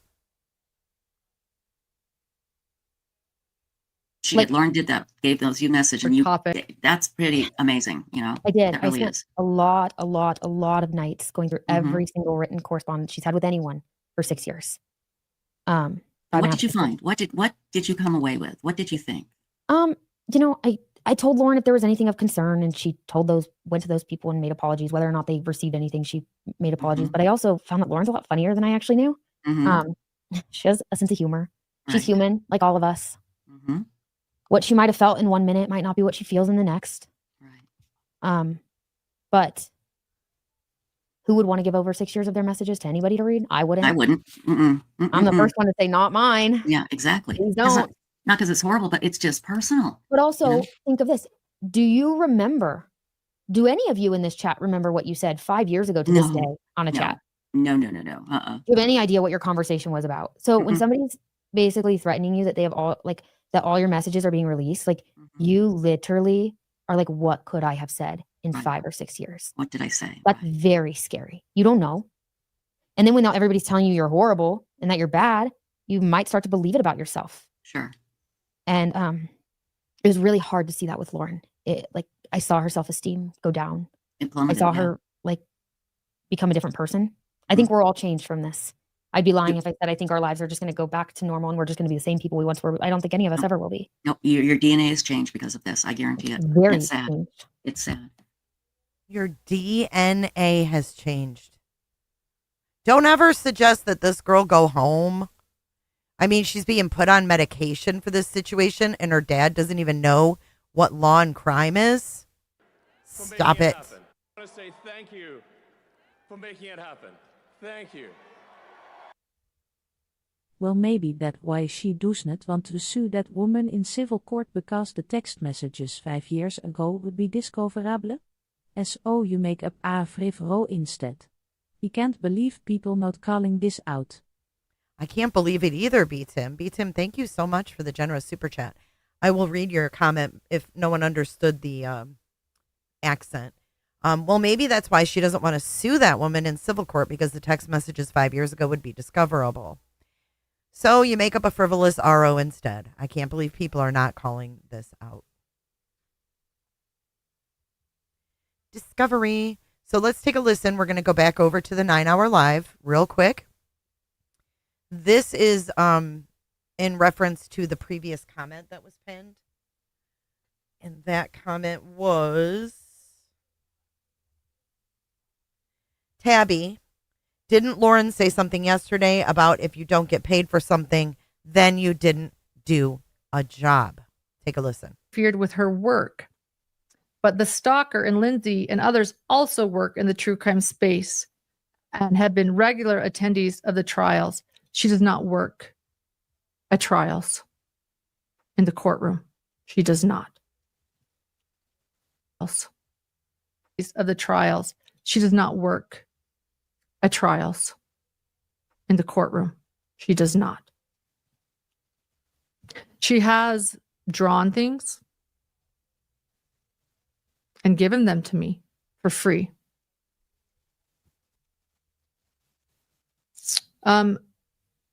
Lindsay and Janice Laurie have just as much of. Hear that?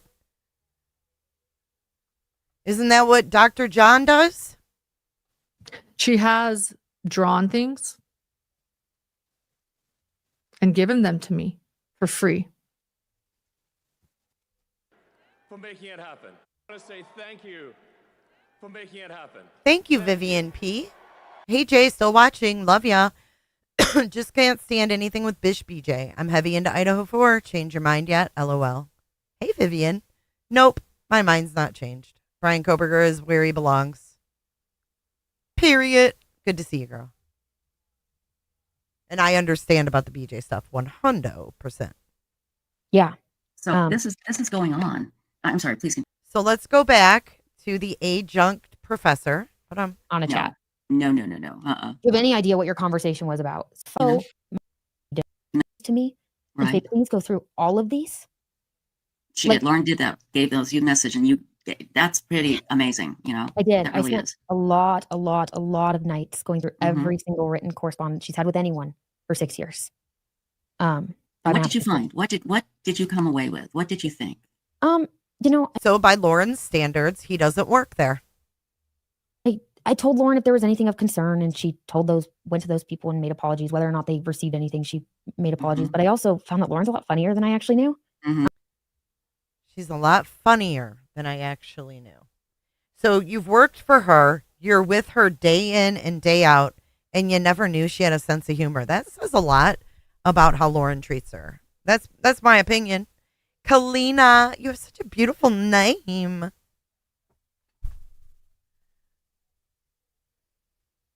Della, I agree with that statement. It is. It's scary, man.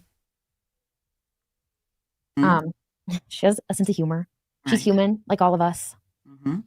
What she might have felt in 1 minute might not be what she feels in the next. But who would want to give over 6 years of their messages to anybody to read? I wouldn't. I wouldn't. I'm the first one to say, not mine. Yeah, exactly. Please don't. Not because it's horrible, but it's just personal. But also, think of this. Do any of you in this chat remember what you said 5 years ago to this day on a chat?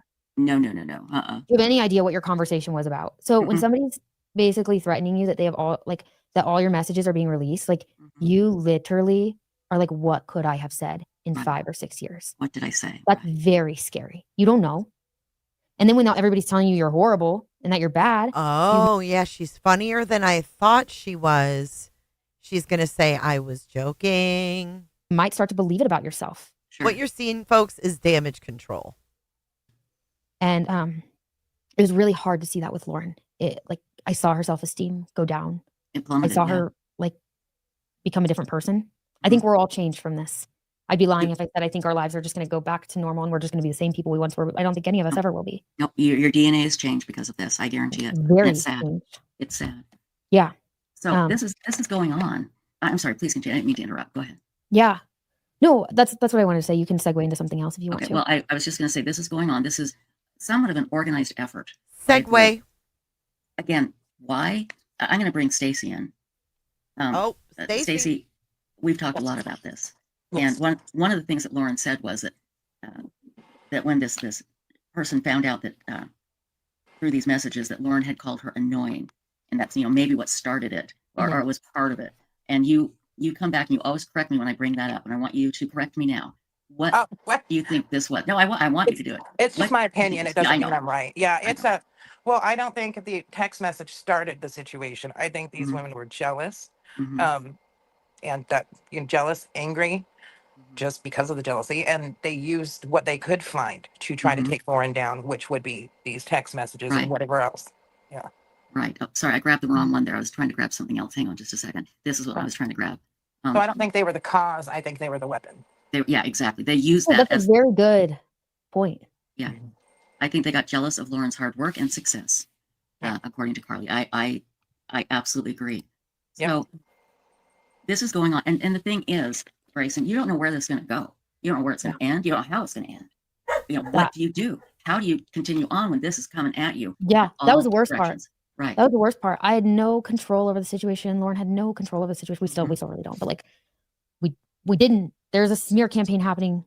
I'm telling her, Lauren, this isn't who you are. Like, you can't believe in this. I've gone through everything of yours. Like, you're good. Right. But at the same time, I'm like, oh my gosh, like these are our careers and our livelihoods. And how bad does this get? And when does it stop?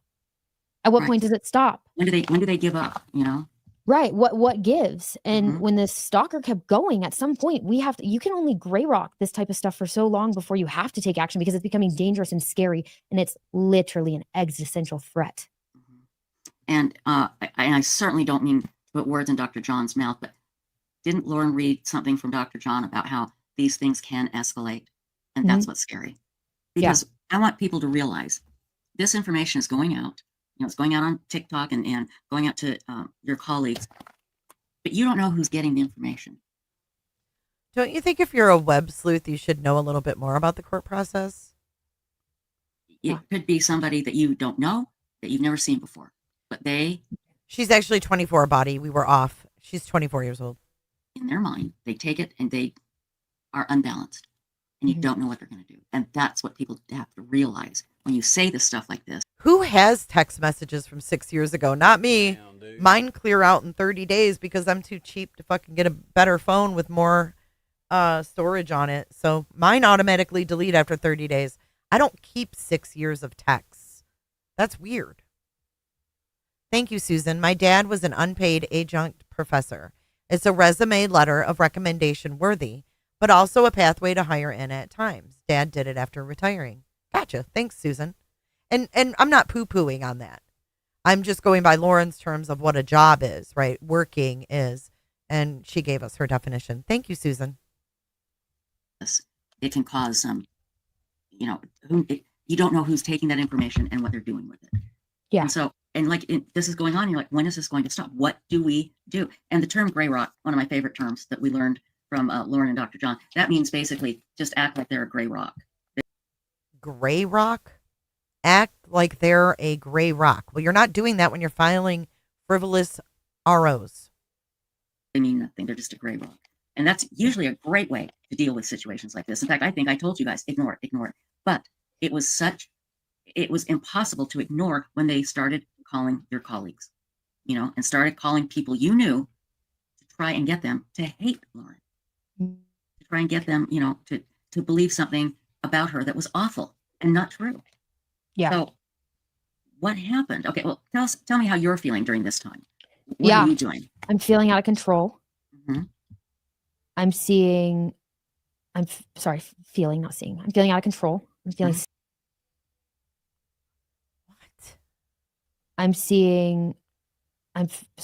Feeling, not seeing. I'm feeling out of control. I'm feeling scared. Right. I don't feel like I can go to work in a public place without feeling like people are filming me and doing things to basically just like be a menace in my career. Pretty quickly, my anxiety heightened. I became super anxious. Still am. The feeling of hopelessness. When does this end? How does this end? I don't know. Huh? Know how this ends? Exactly. How does it end? That's a scary thought. Right.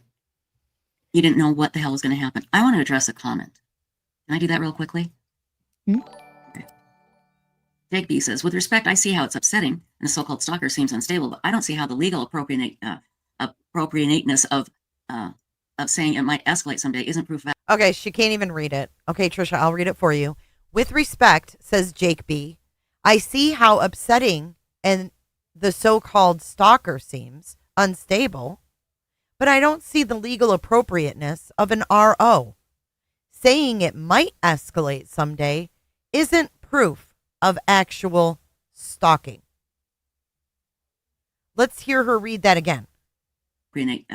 Appropriateness of called stalker seems unstable, but I don't see how the legal appropriate. Digby says, with respect, I see how it's upsetting, and the so-called stalker seems unstable, but I don't see how the legal appropriateness of saying it might escalate someday isn't proof of actual stalking. Nobody said that. Nobody said that if it escalates, that's proof of stalking. That never came anywhere close to what we were saying. This is crazy. These people could be the biggest backstabbers in the world, but the evidence shown is not even close enough for an RO. This is all misuse of the court. Thank you, B. Tim, for your super chat and your comments in the chat. This is wild.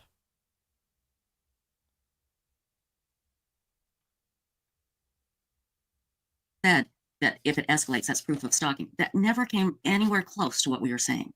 Yeah, if you read the Utah law, this is stalking. The Utah law states that this behavior is stalking. Body, did you ever get a chance to read that over? Right. But saying that it escalates, I'm not, this person's trying to say that we said it's escalate. What is she looking at out of the corner of her eye? What's going on here? Watch the eyes in this segment. Could escalate. You didn't yet? So therefore it's stalking. Nobody has said that. I'm just saying it's escalating and who knows where it will go. But yes, and we can talk about the law a little bit later. But what you need to do is go watch Lauren's 9-hour video and you'll understand what we're saying here. Okay. And I did not say if it's escalating, it's stalking. No, I feel it's already been, determined that there's stalking behavior all over this. And stalking behavior all over this. This is horrible. You don't even know what you're talking about. And, but like you said, Grayson, you're sitting there every day. You wake up and you go, what's going to happen today? What's going to happen today? And when will it end? When will it end? Felt like there was no end. Mm-hmm. It's been horrific. Right. I don't want to leave my house most of the time. I just kind of want to be at home. Mm-hmm. It just feels too much. Right. Quite honestly, I haven't really left my hotel room in days. This is what disturbed me. Does she live with Lauren? I've never gotten a clear answer on that one. For making it happen. I want to say thank Shannon in Arizona, looking to Trisha Webb slews tons of controversy. Yeah, I know she's been controversial. But she is isolated with Lauren. See? Background? Same. Go home. Where's home? It's been horrific. Right. I don't want to leave my house most of the time. I just kind of want to be at home. Mm-hmm. It just feels too much. Right.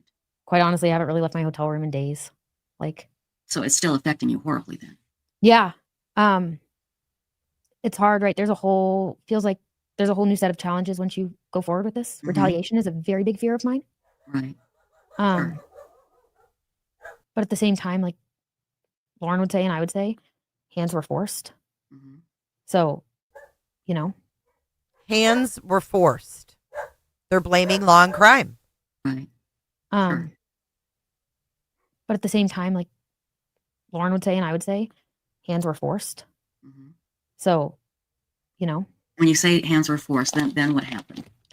Yeah. So after going public with this was because we really had no choice. It was going to be public whether we wanted to or not. But this way you could protect the privacy of Lauren's family. Of her family, of her 8-year-old child who she didn't want to go in depth about his mental health on the stand with a camera there. Right. And you shouldn't need that for an RO. She shouldn't need her 8-year-old's mental health evaluation. Nothing about this RO should involve her 8-year-old. That's piece of shit behavior. Sorry. That's fucking sick. She didn't want her 8-year-old. You should have enough evidence without your fucking 8-year-old. And if you don't, you need to sit down. For making it happen. I want to say thank you. I feel like law and crime are going to send these people a C&D soon, LOL. Like they are really defaming law and crime. Thank you, B. Tim. Want to go in depth about his mental health on the stand with a camera there. Right. And her wonderful attorneys can't get that part, taken out, because I've watched several cases where kids testified and they either muted the cameras, turned the fucking audio off and didn't show anything and put the camera at the wall. There's remedies for that. She's talking to Trisha from Web Sleuths. She's already admitted she's on psychiatric meds. Her family has no idea what's going on. Her friends have no idea what's going on. She's isolated and she hasn't left this hotel room with Lauren in days. Yeah, she knows exactly that there's remedies. They will cut the stream. They will do whatever they can to keep that type of testimony out. I call 150,000 bullshit. Go forward with this. Retaliation is a very big fear of mine. Right. But at the same time, like Lauren would say and I would say, hands were forced. So, you know. When you say hands were forced, then what happened? Yeah. So after like going public with this was because we really had no choice. It was going to be public whether we wanted to or not. But this way you could protect the privacy of Lauren's family. Of her family, of her 8-year-old child who she didn't want to go in depth about his mental health on the stand with a camera there. Right. And Nobody he, needs to and see let's an 8-year-old clear child's this up. mental health. He wasn't going to testify. That's been going around. Right? No. He was No, not going to you're not going to, the 8-year-old was not going to be on the stand, but she is never going to go in detail about her child's mental health. No one cares about it. We don't need to hear it. This is her excuse for not going through with the RO. Quit using your kid, lady. Quit using your kid, lady. You shouldn't need your kid for an RO against the TikToker. Ugh. B. Tim says, if you didn't want this to go out, you serve a civil lawsuit and then do a motion for a protective order on the sensitive stuff. But they handle it all wrong. Right. But she's got 4 lawyers, B. Tim, that are top notch. Ugh. In front of a camera. You're not going to, the 8-year-old was not going to be on the stand, but she is never going to go in detail about her child's mental health in front of a camera. Right. Most of you probably have never seen a photo of him. Oh, yeah, exactly. Most of you don't know his name. Right, exactly. See, what is this all about? Protects her child online. She can protect her child online, but she can't protect her child in the house. Her child had to go through mental anguish. Why could she shield him from everybody knowing who he is, but she can't shield him from knowing who everybody online is?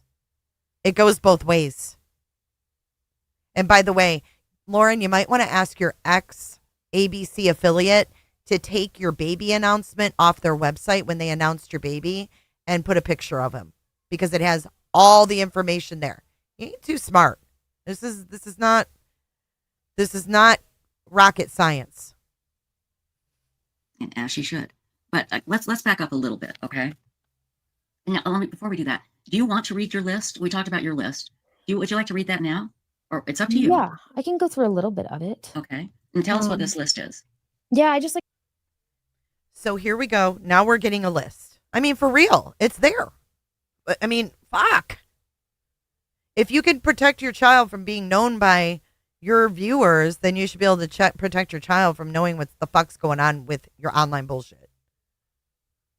And she's going to go on to tell us, too, that just a few minutes before she had to put her camera face on, she got this horrible news, but she went on and did it anyway. You should put that face on in front of your kid, lady. Ugh. It's like wrote a list of thoughts I've been having lately. Throughout this. This has kind of changed my view on humanity. I will say so many of you guys have been so kind, and that's given me a little bit more hope in humanity when this thing has completely destroyed that. I just kind of wrote something recent, like a few thoughts recently that I've been having, and thoughts on friendship and how I don't think good friends, whether you're friends with them or not still, good employees, good contractors, ethical, whatever, you don't ever share private messages. And you don't recognize them. There you go. And that's what was going on here. Now, this person, the stalker, as you refer to them, they were a contract worker, and Lauren was done with her work, right? No, Lauren wasn't done with her work. In fact, I believe, if I recall correctly, I believe the week this had happened, I had asked her for some stuff, and she told me she would get it for me I believe it was a cover photo for the trial. And then she just said, I think at some point, I don't remember. I don't have all my messages in front of me. I think I texted her at some point and said, don't worry about it. Lauren made one and we're really happy with it. Because I hadn't gotten it. Yeah. So I just thought about friendship and what being ethical looks like in a job. That's not sharing private messages to weaponize them and to make somebody look horrible. It's not clipping messages. That's not it's not what good people do. It's not what a good human does. No good human does that. And if you're doing that and you think you're a good human, I don't know. Maybe think again. That tells me that these were private, and I don't understand it. I don't understand it. It's horrible. Have they ever explained why they did it? You ever heard an explanation? No.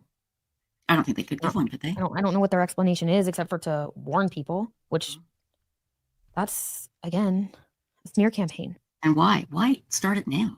Why start it in April? Why start all of this? Yeah, Marie. The problem is it did escalate. It was like a stone gathering, a snowball just going downhill, getting bigger and bigger, and it escalated. And then, did you want to talk about CrimeCon, or do you want to continue with the notes? Yeah, we could talk a little bit about Yes, let's talk about CrimeCon. We all remember what happened at CrimeCon, right? They wanted her arrested. They wanted the TikToker arrested. They were mad that she wasn't. And then the salad bar in socks incident, where is the salad bar? Let's pull up the salad bar incident. I'm going to know this shit like the back of my hands. Here it is. The salad bar incident. Let's take a break from Grayson and go to the salad bar in our socks in the hotel bar. For making it happen. Ms. Trial. Early on, Dr. John was nervous on camera, and Lauren called him Babe to tease him. The next live, she introduced him as Dr. Babe. The Gems picked it up. Thanks for explaining. Whoops, you messed up, ran around, and you got caught. Whoops, you messed up. Now you're going to cry about what you lost. And a comment from her accomplice, time to tell the real story. Respondent's response, quote, as you wish. September 5th, 2025, CrimeCon violations. Despite knowing about the injunction that we all saw on that body cam, but as she knew well about it. We just watched that body cam where she wanted her arrested. She sneakily served the girl after she left for CrimeCon. Then wanted to have her arrested at CrimeCon after she paid for her ticket because she was salty that she gave the girl her ticket the year before. So the stalker went to CrimeCon with this girl's ticket, with this lady's ticket the year before. The year before. I'm not muted. Shut up. The stalker went to the CrimeCon the year before with Lauren's ticket so Lauren could stay at Daybell. Respondent told Crime Security that she knew about the injunction, but intended to attend anyway. Officers found her at the expo near petitioner. She acknowledged to officers that her husband had sent her the order. And then after removal, she posted more threatening videos, including Eminem's Worms lyrics about violence. Eminem's Worms video, which we watched earlier. That evening, she stood feet away from petitioner in a hotel bar with camera. Dr. John Matthias provided a professional assessment, quote, Dr. John Matthias provided a professional assessment. Here's the photo. Said stalker is not facing them. She was allowed to stay at the hotel per the police, just not go to the convention. Here these women are, these Karens with their panties in a wad. Oh my God, she's over here taking a picture of her friends. Wah! Call the police. Wah! Do we need an assessment by Dr. John? My expert opinion, when an individual repeatedly violates a stalking injunction, it demonstrates that not only a lack of respect for the authority of the court and the rule of law, but also clear antisocial traits that significant. Wait, Dr. Melmo, for the court hearing for the RO, he was her what do you call them that get on the stand? The expert witness. He was the expert witness in her RO hearing. Do you know now why Law and Crime wanted to film this shit? Fuck, this is pure gold. Significantly increase the risk of harmful behavior in the future. End quote. Third-party corroboration of impact. Multiple independent witnesses corroborate the severity of this stalking campaign. Hey, Dr. Malmo. I got a sound bite for that. Bing bang.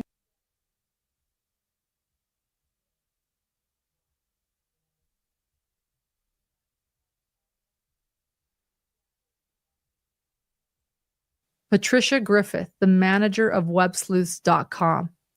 Lauren is not a dramatic person. She does not exaggerate. She is professional, composed, and a truly wonderful friend. To hear the stress and fear in her voice has been devastating. Lauren lives in constant uncertainty, never knowing what horrific thing the stalker will post next on TikTok. From the Griffith affidavit. A friend of mine that I'll leave nameless for a 20-plus year political consultant states this: I have personally witnessed the severe emotional toll that ongoing harassment, bullying, and stalking has had on Lauren. She has been deeply stressed, depressed, and worried about her safety, her family's safety, her reputation, and her business that she has worked so hard to build. End quote. Susan Hendricks, former CNN anchor, quote, both Lauren and myself are trained and seasoned journalists. When being trained as a journalist, you are trained to be non-emotional, to have thick skin, and to push through things. It is extremely clear to me from conversations I have had with Lauren that she has tried to remain that way, but at this point, she no longer can. End quote. Communications about. That was Trisha's statement. All right, back to this. CrimeCon. Because your notes were very compelling, and I don't know how much you want to reveal of them, but I think it really gives a good picture of how you were feeling. So we'll come back to your notes. So at some point, I believe Lauren said we've got to take legal action. Is that correct? And again, you're not speaking for Lauren, but you know what happened. And when you're talking about feelings and things that happened to you, those are your thoughts and yours alone. This is all my view of how it looked to have gone down to me, I guess we could say. Yeah, at some point, gets to a point where it feels like it's escalating. You feel in danger. So yeah, she decided to take it the legal route because maybe the law could protect her. It says it will. The statute says it will, based on what's happening. Sure. So yeah, she did decide to go legal. And in Utah, everything when filed in a stalking injunction is private because details of your daily activities, your mental health, your, anything you can think of. She listed a bunch of things that are. Well, it said on her birth announcement on the news website, I think on her bio on her website, it says she quit being an anchor when she had her baby, or her baby was 1 when she quit being an anchor and got married or whatever. Her attorney had written that those things, the things that her attorney had written are the things that you would find out in a stalking hearing and stalking paperwork and declarations. So yeah, those are filed private. And they are filed private. So that way the person who is being stalked can have, again, a sense of privacy and dignity, and those can't be weaponized to further stalking. And I've never seen a civil stalking injunction be broadcasted, again, because it's private. Right. Somebody saying I'm in fear of my life, I wouldn't expect a news channel to go say, let me go broadcast them saying everything about their personal life. I don't know, Mary. Maybe because she admitted to being in a bed with some other man but didn't kiss him. Maybe that's why Dr. John's not around. Does anyone know when the bed incident happened? Can I get a year on Janice's brother and the bed incident? Where they go, what they do, what their activities are. I wouldn't expect that to be broadcasted to people because that's actually that's how you further this kind of stuff. Exactly. So Can I stop you? Because there's something Crash has said, and I want to bring it up, and then we're going to come right back to it, okay? Is that okay, Grayson? Yeah, go ahead. Can we just say that? Why are they staying in Utah? Why don't they go home? Why are they holed up in a hotel? Lauren and Grayson's video about the stalkers is almost at 200,000 views on. If they're that scared, why are they staying in the area of the stalker? I'm just wondering. YouTube. This happens more than we know. Oh, because the Lauren's mom. Gotcha. Okay, got it. Will relate to your stories. Bravo, ladies. So that video, the 9-hour video, is just still hot, and people are watching it and they're learning. So Lauren gets it's a temporary restraining order, meaning just what it says. It's temporary, and at some point there will be a court case. They will come back, and Lauren will attempt to make it a permanent. Permanent in Utah, I think, is 3 years, and they have to go back every 3 years. So you get, or Lauren gets, a temporary. Look at this person. 303K views. Exclamation point. Is that what this is about? Restraining order against this person. Of course it is. Does it say specifically, do you remember that she can't go to CrimeCon, or what did it say? Uh-oh. Oh, she gone. She comes back, though. Here we go. Sorry. What happened? I don't know. Okay? It just started buffering everywhere. Okay, so you're good. Cool. Okay. Yeah. So do you remember what it said? Did it say she couldn't specifically go to CrimeCon, or what did the temporary restraining order say? Yeah, it said no CrimeCon. It said 500 feet. I don't remember all the things. No contact of specific people, which included me. Which included me. Oh, boy. All the things. No contact of specific people, which included me. And no social media posts about Lauren, basically. About this, right? I don't know. Somebody just said that laptop again, Grayson. Blame that one on Lauren's laptop. My laptop. I was smarter than to use my laptop. My laptop has been. Oh, she's using Lauren's laptop. You think Lauren's not right there? You think she's going to leave this girl with access to her laptop? Grayson, blame that one on Lauren's laptop. My laptop. Who'd she look over at? No. Somebody just said that laptop again, Grayson. Blame that one on Lauren's laptop. My laptop. Bing bang. Shifting as well in the seat, Miss Lindsay.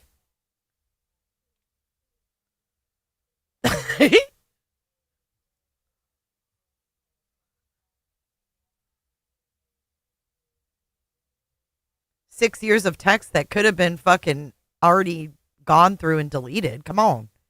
Lauren had to go through them to print them out. Who's to say she didn't delete what she didn't want in there? Think about it.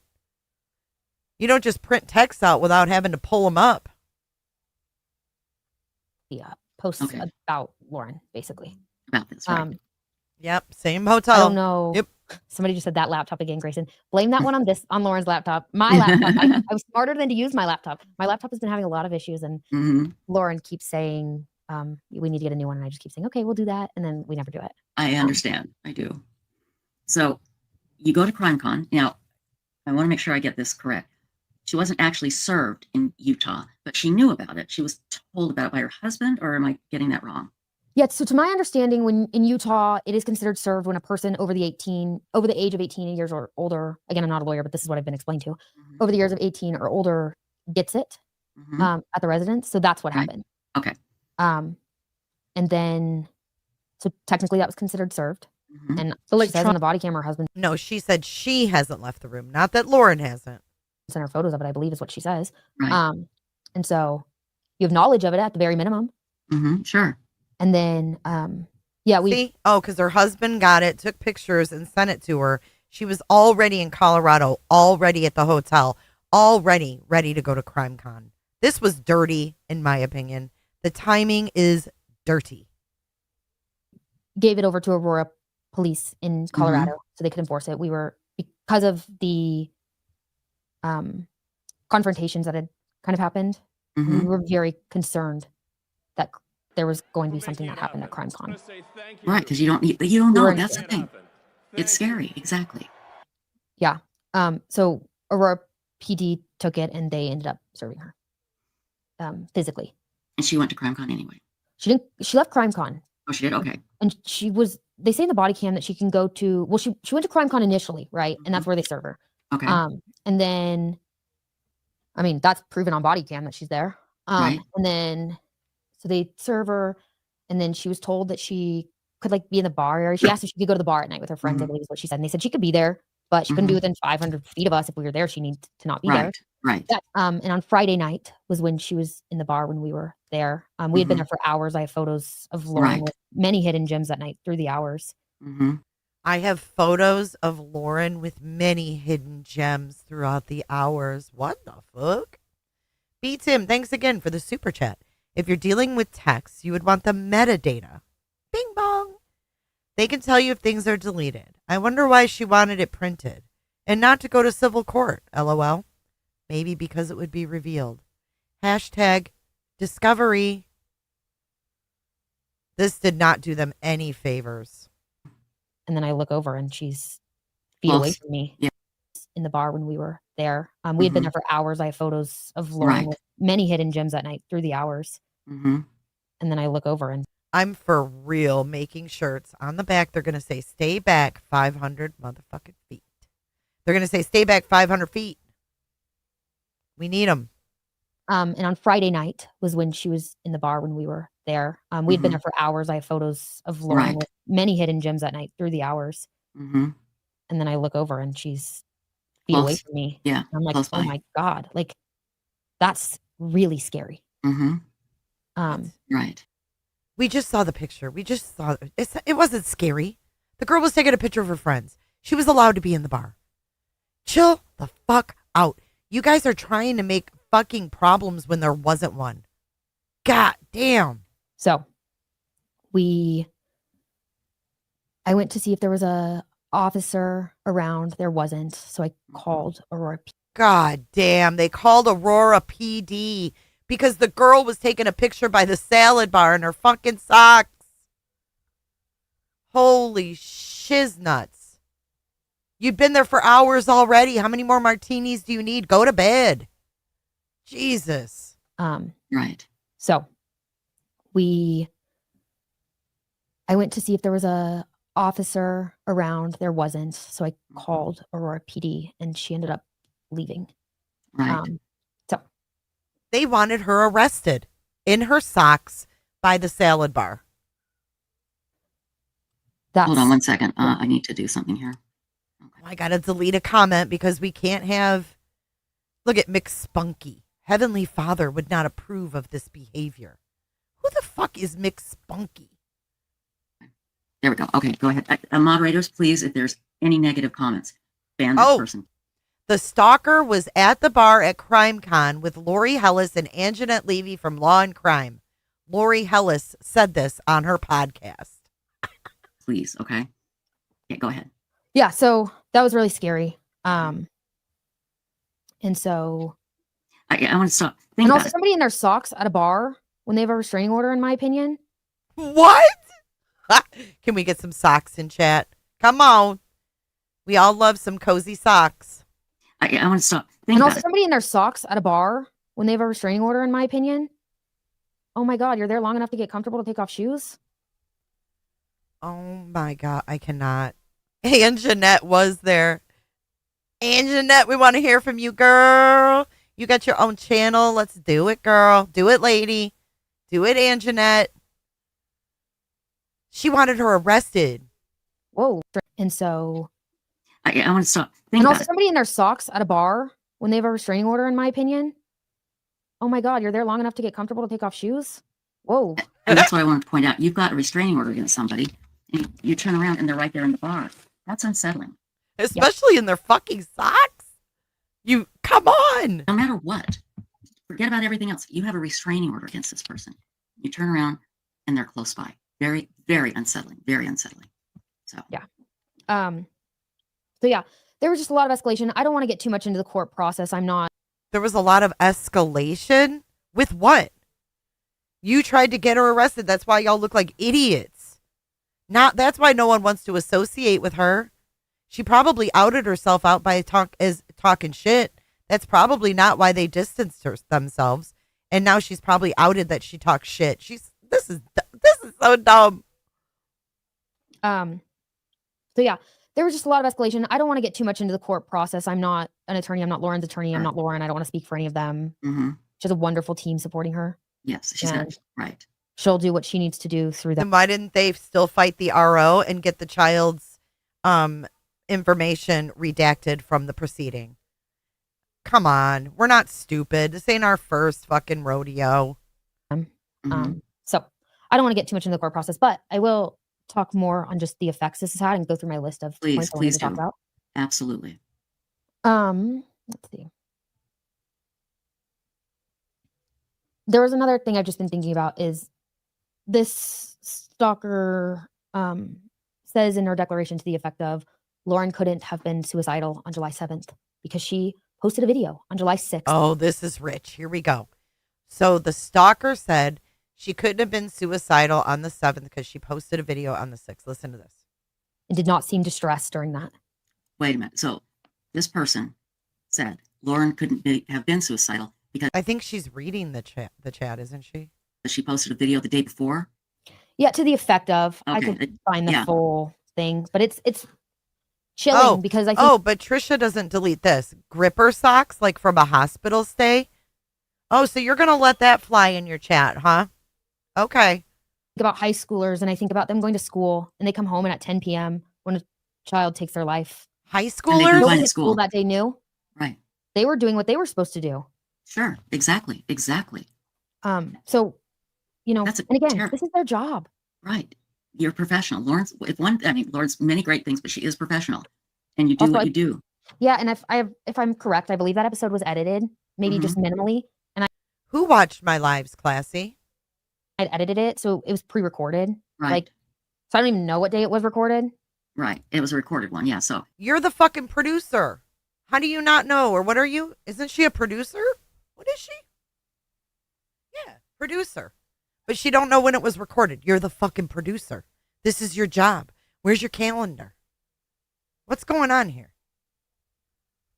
If I'm correct, I believe that episode was edited, maybe just minimally, and I'd edited it, so it was pre-recorded. Right. So I don't even know what day it was recorded. Right. It was a recorded one. Yeah. So even though it uploaded the day before, it didn't mean it was recorded that day. So it doesn't matter. I mean, that's just a weird thing to say. Literally does not matter. Right. Somebody can do anything on a Tuesday morning and Tuesday night they're dead. Exactly. And everyone's going to say, I didn't see the signs. And there was a story about an 11-year-old girl a couple weeks ago who took her own, I think she was 11, she took her own life. And her mom says something to the effect of like, she was just fine and she went into her bedroom and then never came out. Can you stop? Can you fucking stop right now comparing this to an 11-year-old girl that actually took her life? This is so fucking gross. These people are gross. They call themselves true crime.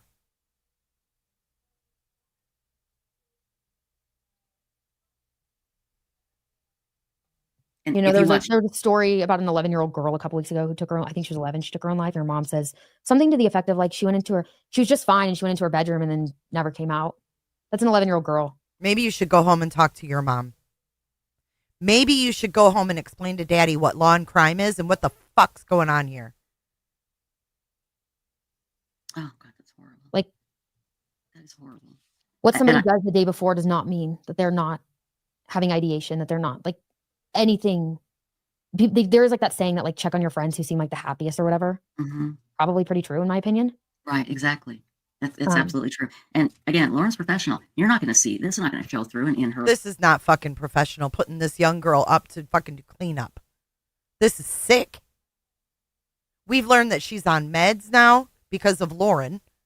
For the past 4 to 6 months of her life, she said, and I quote, have been the worst 4 to 6 months of her life, end quote.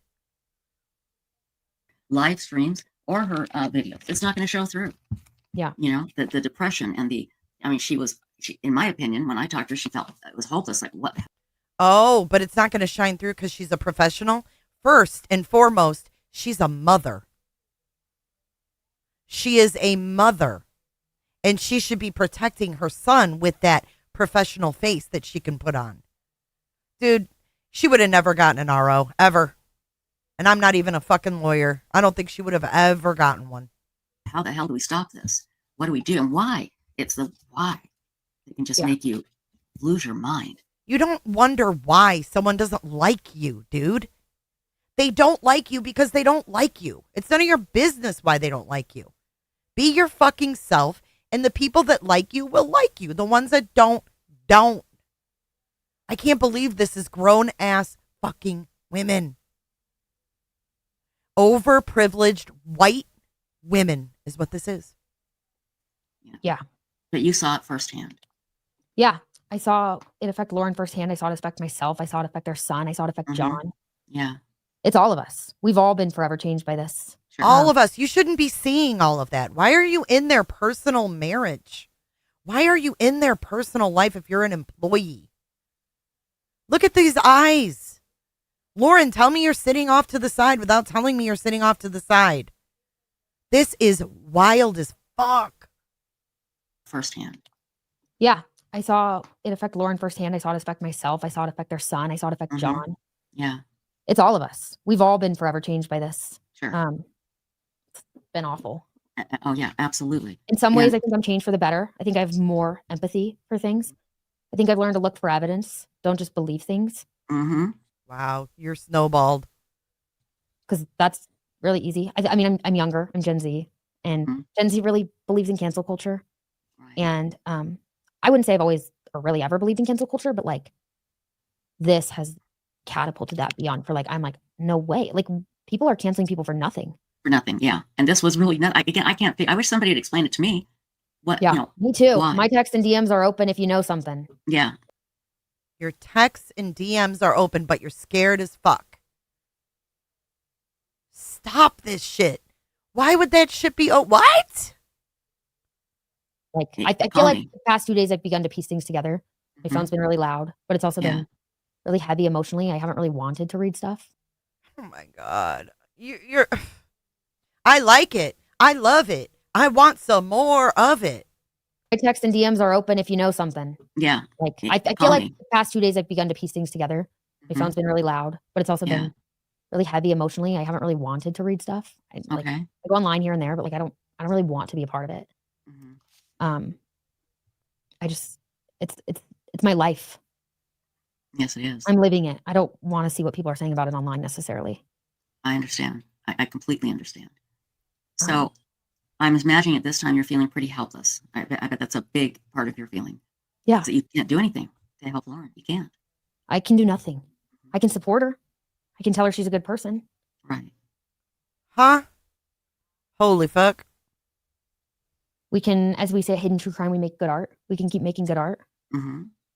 But when you're going through something like this, it affects how much you can work, right? Like a lot of your Absolutely. Absolutely. There was a long time where, again, we still don't really know much of what is and isn't out there and what's going on and what everything, like we really don't know much, but you know, we know what the stalkers post online. We see all those. You don't know much, but you're going for an RO? Dude, Dr. Mama, that's what I'm telling you. I'm telling you. I'm glad your mind is broadening on this. An art. This is an art.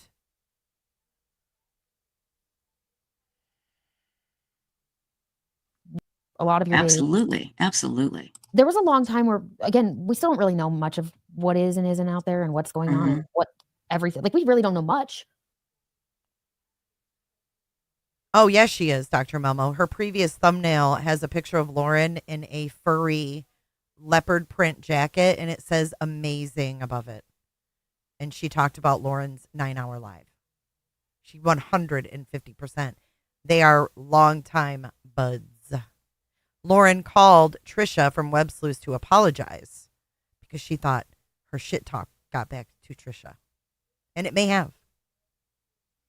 But, you know, we know what the stalkers posted online. We see all those. Been confronted. We see that kind of stuff. But there's a undercurrent, I think, that we don't know everything about, right? And that's, so when somebody's going through this, all you have is each other, right? Lauren, John, and I have only had each Oh, is that what they've told you?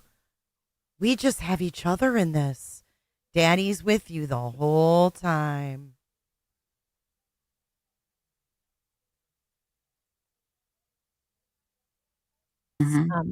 So when somebody's going through this, all you have is each other, right? Lauren, John, and I have only had each other. So we just like sit there and just talk about it.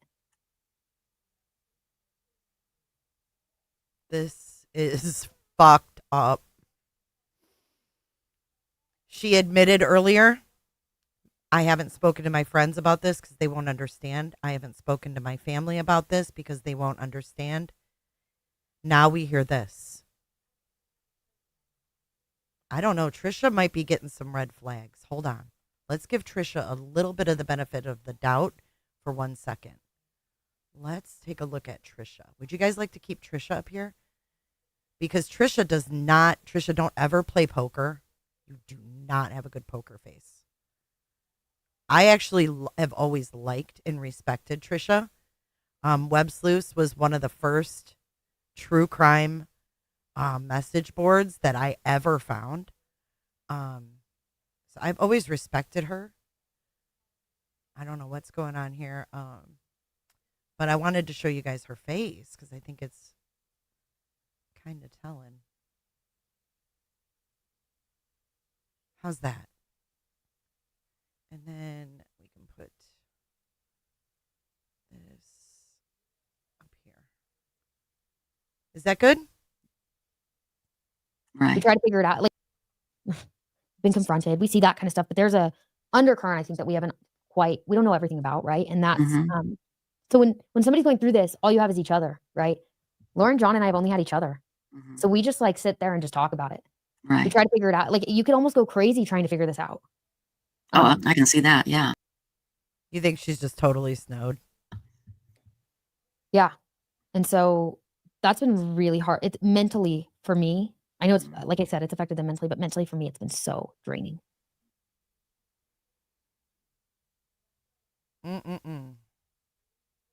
Right, Belinda? Hey, Potato.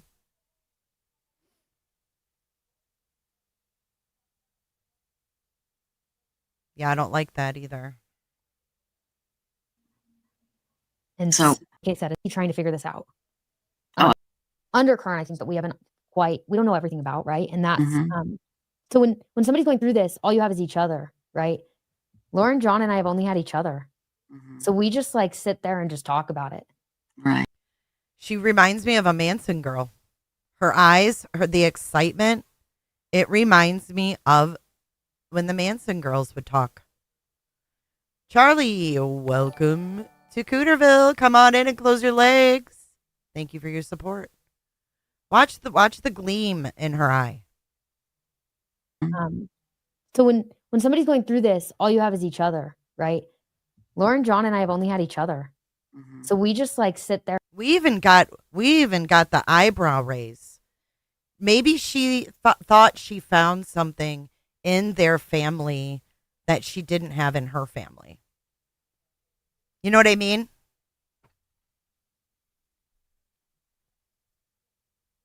Watch again. This is on normal speed. Know everything about, right? And that's so when somebody's going through this, all you have is each other, right?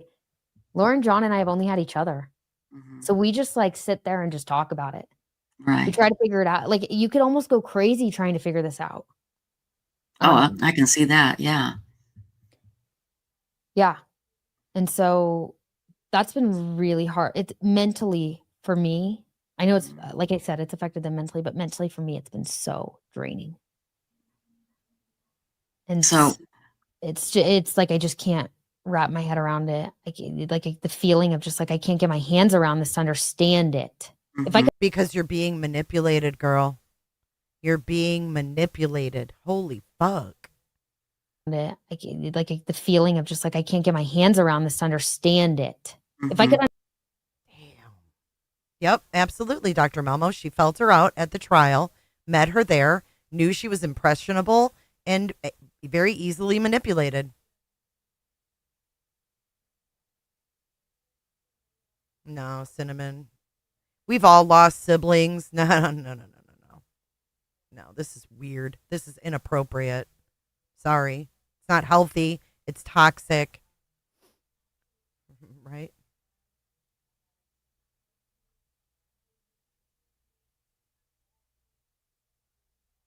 She can't understand it, right? Because she's being mind fucked. And you got a psychologist in the middle of this shit. Again, she told us her parents don't know. Her friends don't know. Because they don't, quote, understand the industry. Whose wording is that? Whose wording is this industry? Who said that in the 9-hour live? Let me know. Put it in chat. Who said in the 9-hour live about calling YouTube an industry? Who said that? Industry. She used the same word. My family doesn't understand the industry. My friends don't understand the industry.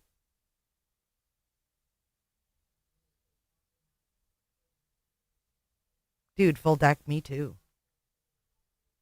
Right? Who's putting that in her head? Your family doesn't understand the industry. Your friends don't understand the industry. This girl, the industry. The art, if you will. Right. Lauren, John, and I have only had each other. So we just like sit there and just talk about it. Right. We try to figure it out. Like you could almost go crazy trying to figure this out. I can see that. Yeah. Yeah. And so that's been really hard. It's mentally for me. I know it's like I said, it's affected them mentally, but mentally for me, it's been so draining. And so it's like I just can't wrap my head around it. Like the feeling of just like I can't get my hands around this to understand it. If I could understand it, I could know how to fix it or try to fix it, or we could try to come up with solutions. But a smear campaign, you can't. And then stalking when it's escalating. See, it's not escalating, but look how she raised her voice. A smear campaign, you can't. And then stalking when it's escalating. That's like, you can't do anything. Right. You can't, and all you can do is depend on the law. And we've all heard those stories about how. No, you know who she's confiding in? Lauren gave Grayson. Okay, now let me put this timeline together for those just joining, because this is important. The TikToks from the stalker started in June. In June, and that was when, the threats of the text messages coming out, right? Or people were getting messages in June. Then Grayson thanked Trisha for being there for her, said, I didn't even know you. I knew of you, but I called you and we spoke every day. That's who she's confiding in. Not just John and Lauren, but Trisha every day.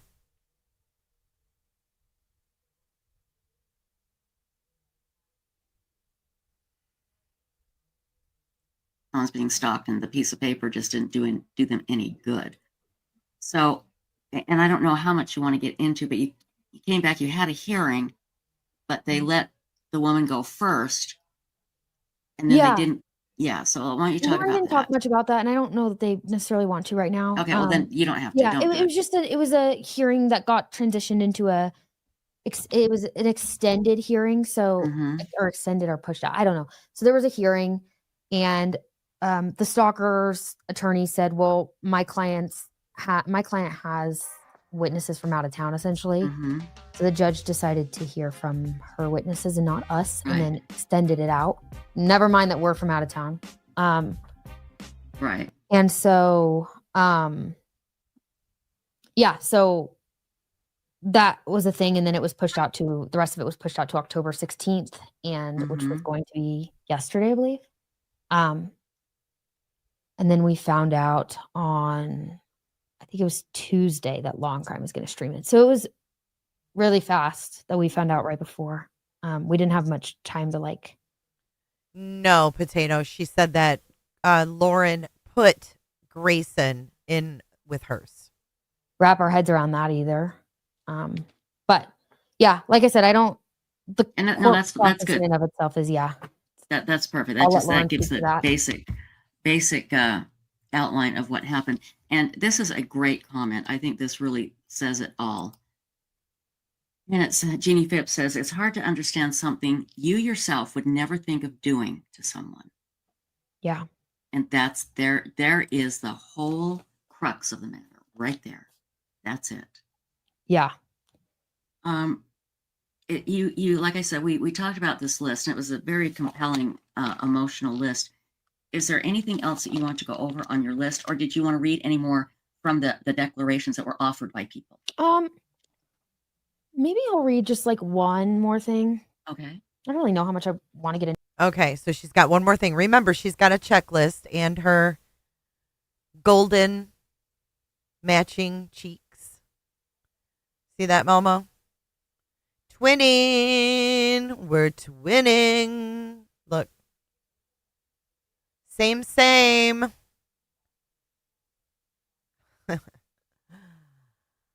Thank you for believing me.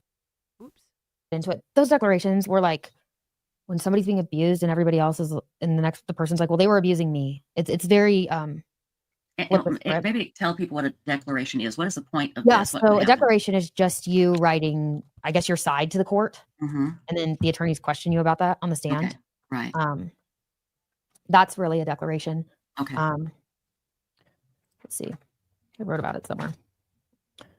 Oh, this was interesting. This little segment was pretty much in all of the declarations that the stalker's friends had written on behalf of, or like in support or whatever, about what they knew. I dispute the allegations regarding stalkers' online posts and their alleged impact on Matthias, her husband, and which is me, sorry. It is not clear to me what posts and public comments Lauren and Grayson referenced in their declarations. However, I've listened to and or viewed a significant amount of stalkers' content, some of which is about Lauren, which on the stand, Lindsay did testify that account was made about Lauren. So, right. The content does not threaten, defame, or harass Matthias. Again, I would say that saying somebody wants to get pregnant with their brother's sperm is actually defamatory when that's not the truth. Yeah, exactly. It's pretty awful. Stalker does not purport to address Matthias indirectly or directly. Rather, Stalker is simply engaging in public discourse regarding topics of interest in the true crime community, which at times include Matthias and Matthias' conduct in public statements. Matthias has spoken publicly on many aspects of her personal life, her purported credentials, and a variety of true crime-related topics. From what I know of Matthias and based on their public statements and the time I've spent with them, I do not believe that they have suffered the adverse effects they describe in their declarations. I also do not believe that it would be reasonable for a public figure like Matthias, who's outspoken on many issues, to experience fear or emotional distress from others exercising their right to public discussions on issues of general interest. General interest is not somebody's dead brother. Now, mind you, Law and Crime filed to have cameras in the courtroom on October 1st. Okay? October 1st. They didn't know who it was. When they found out who it was, they had a hissy fit. If she cared about any cameras, she would have had a fit between October 1st and October 14th. Thank you, Snazzy, for your super chat. Am I understanding this? Lauren dropped the ROs after the stalker's witnesses went to travel to testify.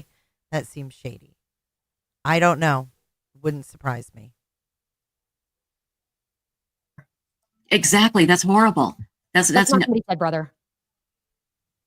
That's a terrible. And whose declaration was that again? These were Lori, Janice, and Lindsay had written declarations, and I mean I'd have to read them all, but I'm pretty sure the last paragraph on each one was pretty much identical. The same. That was pretty much on all of them. And yeah. How are they Also, able to judge Lauren's feeling? Jesus. Yeah. How can you describe what I do not believe they have suffered adverse effects they describe in their declarations. How the hell do they know? That's rich of you to say what you believe that I've dealt with. Right. Exactly. I'd rather not show you my psych records, but my psych records, which talk about this exact thing, because I disclosed to my psychiatrist, my brand new psychiatrist, because I wasn't seeing a psychiatrist before this. Okay, your parents need to intervene. Your parents need to intervene. Exactly. I'd rather not show you my psych records, but my psych records, which talk about this exact thing, because I disclosed to my psychiatrist, my brand new psychiatrist, because I wasn't seeing a psychiatrist before this. Right. They disclosed that I need medication because of this. Exactly. And I can tell you, people, Grayson was devastated. She was scared. She didn't know what to do. It was a horrible, horrible time that you were going through, obviously along with Lauren. And so this thing has this horrible ripple effect.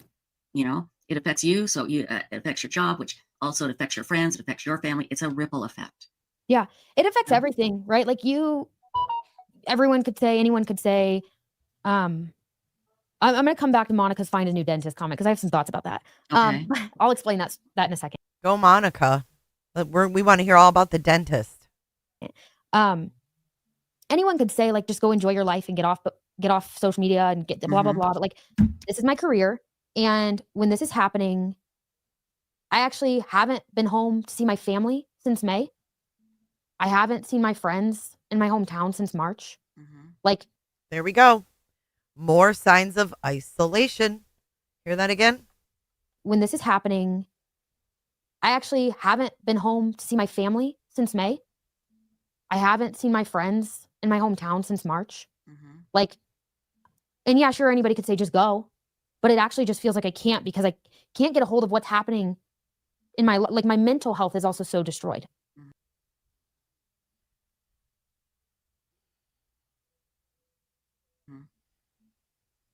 And you can't pick up and leave. Too far You feel from my you feel job right. in You case feel something happens. You feel obligated. Not I don't obligated. That's not the word. You're so close to. Yeah, that is the word. Bing bong, Trisha. Bing bong. Bing bong, destroyed. Family since May. I actually haven't been home to see my family since May.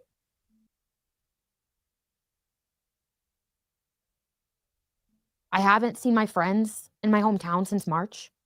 Like, and yeah, sure, anybody could say just go, but it actually just feels like I can't because I can't get a hold of what's happening in my mental health is also so destroyed. Why isn't Lauren taking her home and accompanying her to, if she's scared, right? Why aren't Lauren and John taking this girl home? Is that a valid question? Lauren and John, why haven't you taken this girl home?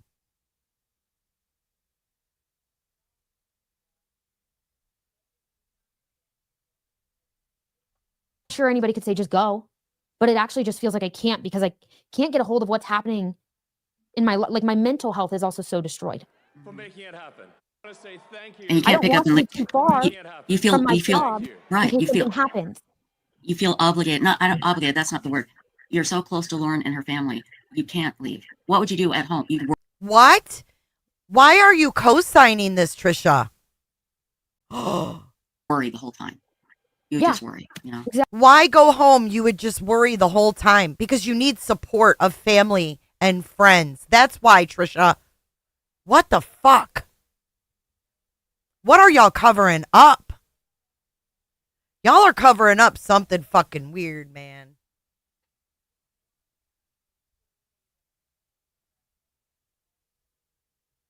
Thank you, Ms. Trial, for your super chat. Yes, you've got it right. What are they covering up?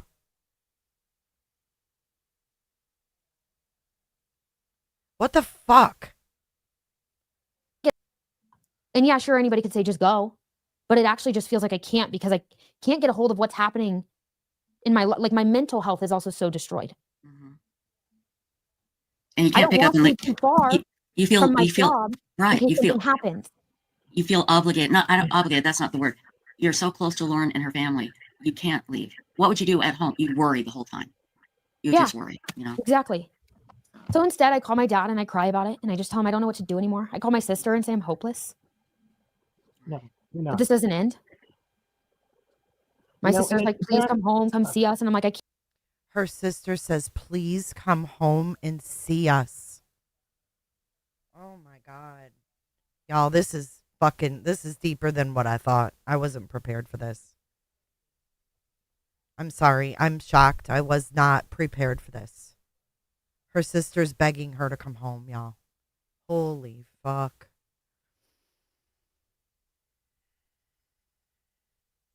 Please listen to your sister if you're listening to this. Your sister loves you. Your sister wants what's best for you. Holy fuck. can't, like, what if something happens and I'm too far gone and then I've got to rush to get back to where I live to Oh my goodness gracious. my dad, and I cry about it, and I just tell him I don't know what to do anymore. I call my sister and say I'm hopeless. No, you're But not. this doesn't end. My You know, sister's and like, it's please not. come home, come see us. And I'm like, I can't, like, what if something happens and I'm too far gone and then I've got to rush to get back to where I live to deal with this? And like, that's not, you know, this affects every aspect of your life. Right. I would like to address this. Somebody said, has Grayson considered finding another creator to work for? I will never. Oh, this is our girl's Pines. This is Pines. Shout out to Pines. Look at her face when she read that. She don't want to leave. Look at her. Pines suggested find another creator to work for. This has been the worst 4 to 6 months of your life. Right. I would like to address this. Somebody said, has Grayson considered finding another creator to work for? I will never leave. Okay, but wait a minute. Potato, John as a psychologist is a disgrace hearing all of this. I agree. However, where is John now? Why does it feel like something has happened? Right?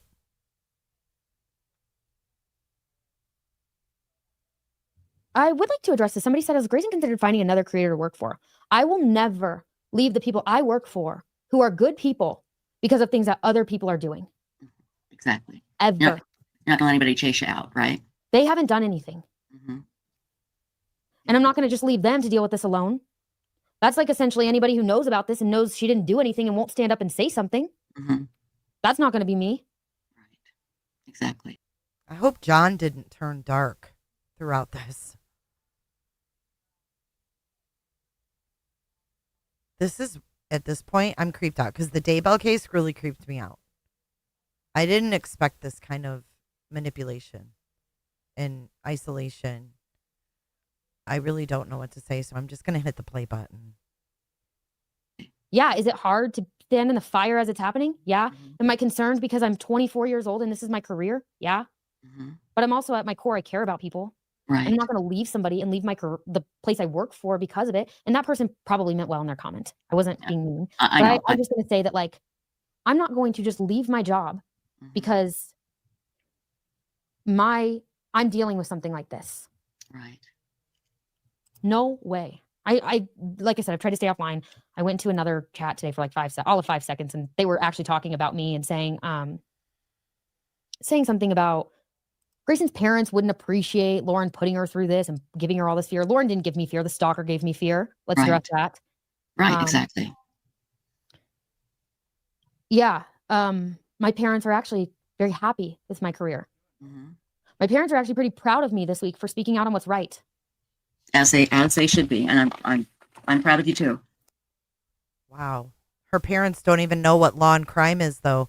So, Grayson, how much have you told your parents? Because you told us, the audience, just a little bit ago that you can't talk to them about any of this.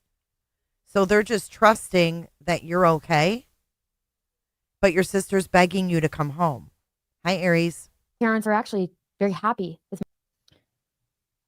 Yeah. My parents are actually very happy with my career.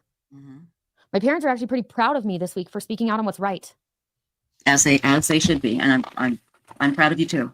And my dad has continued everybody to in say, chat is too. Yeah, my dad's continued to say, don't leave something that when they haven't done anything wrong, you stand up for what's right.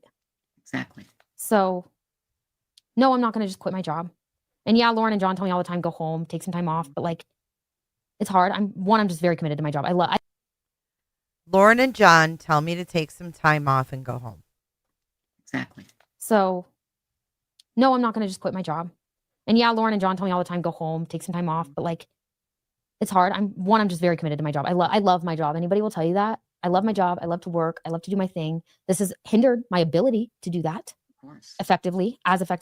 And anybody would say that I could just go home, and in theory I could. But there is an underlying fear when you're going through a smear campaign and stalking and all of this stuff. There's an underlying fear of, if I'm too far gone and something happens, I'm not where I work regularly. Right. So I'm going to be trying to deal with something that's massive and not be there. It's going to make it worse. It's going to make it worse. So that's where we're at. I'm not going to quit my job. I'm actually just going to stand by what's right. I'm going to defend the people I love even harder. I'm going to defend the people who I know didn't do anything even more. Mm-hmm. Exactly. And good for you. And that's, again, that's your character, Grayson. And that's why Lauren loves you. That's why you're good at what you do. Stacey, you were going to say. Is there a sex component to this? Because what is she going to, what is going to happen, Lauren? Lauren. Yeah, she's in love. She loves them. Something, I think. Stacey's fucking speechless. Where we're at. I'm not going to quit my job. I'm actually just going to stand by what's right. I'm going to defend the people I love even harder. I'm going to defend the people who I know didn't do anything even more. Mm-hmm. Exactly. And good for you. And that's, again, that's your character, Grayson. And that's why Lauren loves you. That's why you're good at what you do. Wow, that's why Lauren loves you. Ew. That's why Lauren loves you. Oh, he defended Koberger too and went against Olivia Gonsalves. Momo. We played that yesterday.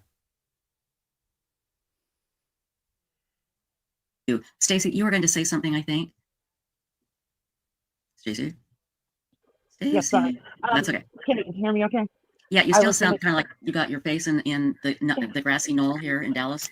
I'm sorry. I just wanted to say one thing real quick. Okay. That's okay. And that people are, what Grayson said about people saying, just turn off social media, don't look. That's the problem with this whole thing, is that this is real life. So even turning off social media doesn't mean they're not terrified. Yeah. Right. It doesn't take away the fear. It doesn't take away the problem. Yeah.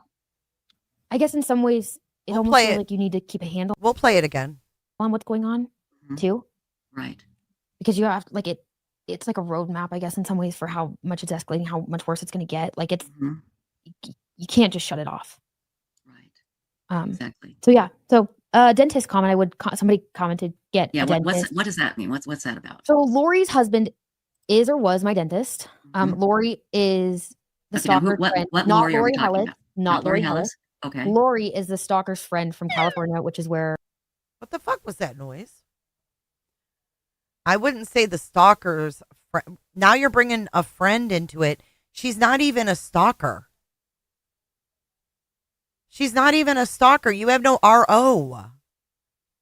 Now you're going to bring a friend. Wow. Here's the dentist stuff. Husband is or was my dentist. Lori is the stalker friend. Not Lori Hellis. Not Lori Hellis. Okay. Lori is the stalker's friend from California, which is where California is my home. It's where my family is. She doxes herself where she's from. Just listen. Okay, so she's friends with the stalker. Okay. Lori's husband is my dentist. I'm gonna say it, he's a really good dentist. I have a fear of the dentist, and he was wonderful and helped me with that a lot.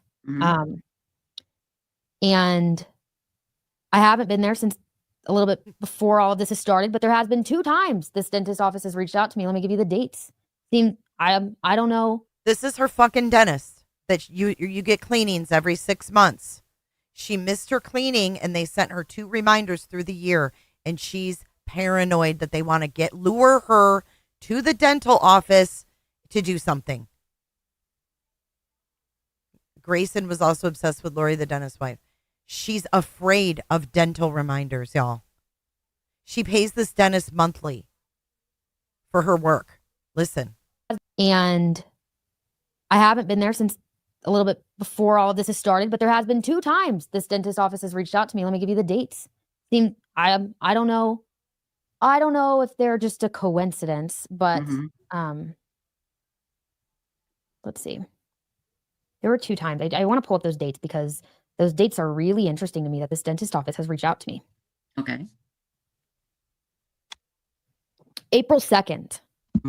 Hi, Grayson. We were wondering if you would come in this Friday for your cleaning you had to miss. We have 10 or 11. I had missed that cleaning, I think in January. It had been a couple months. Okay. If not, we have more times this week. That was as I was driving to Arizona for Lori Daybell's trial. And the week before Lauren was confronted. This smear campaign had already taken effect.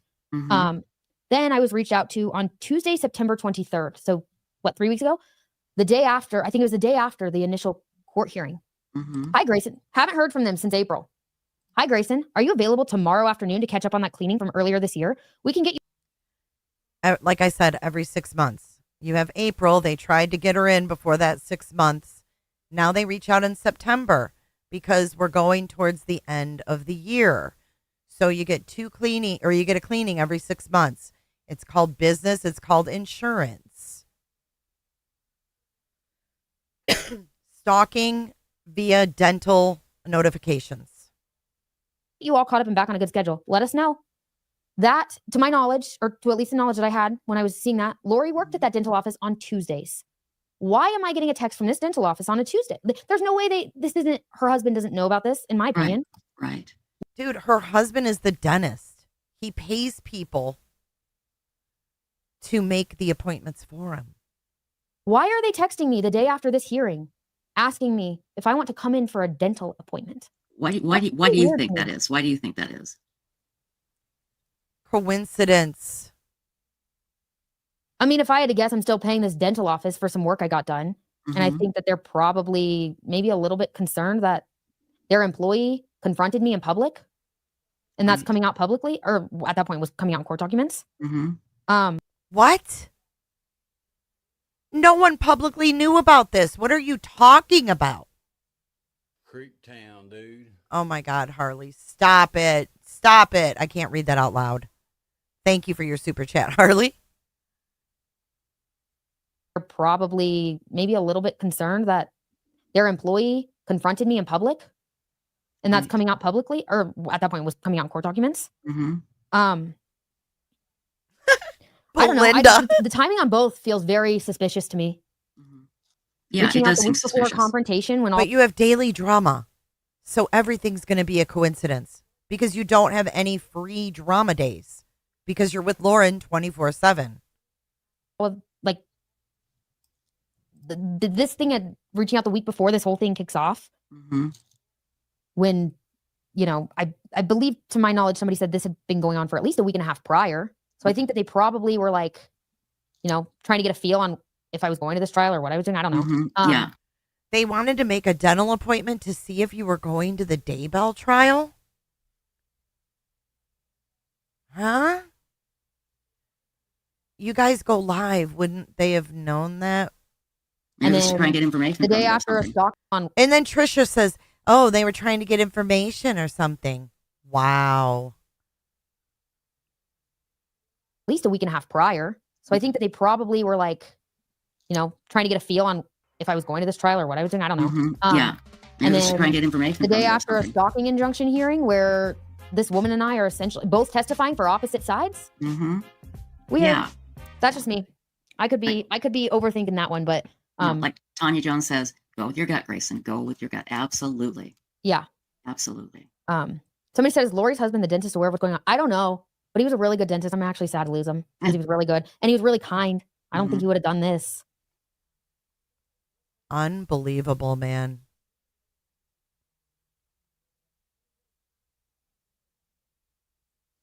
He's actually a very, very kind LDS man. Kind. I don't think he would have done this. Oh. He's actually a very, very kind LDS man. He's a very, very kind LDS man. Not just a man, but an LDS man. What the fuck is going on here, y'all? Abort mission! Abort mission. Kind. I don't think he would have done this. He's actually a very, very kind LDS man. Very kind. So. Well, yeah, I hope you don't have to find a new dentist, but it would be very awkward to go back there. I think very, very awkward. Yeah. So no, I'll be working on finding a new dentist. Unfortunately, I've just been extremely preoccupied for the last few months, so that's kind of been on the bottom. Somebody said if you have outstanding bills. Oh, they did charge my credit card. I will say they charged my credit card the other day. They charged me once a month. I had to pay out of pocket for everything, so I just was like, just charge me once a month. They did charge my credit card the day of Lauren's live, which I owe the money, so whatever. They charged my credit card the day that Lauren went live. Oh my God. SOS.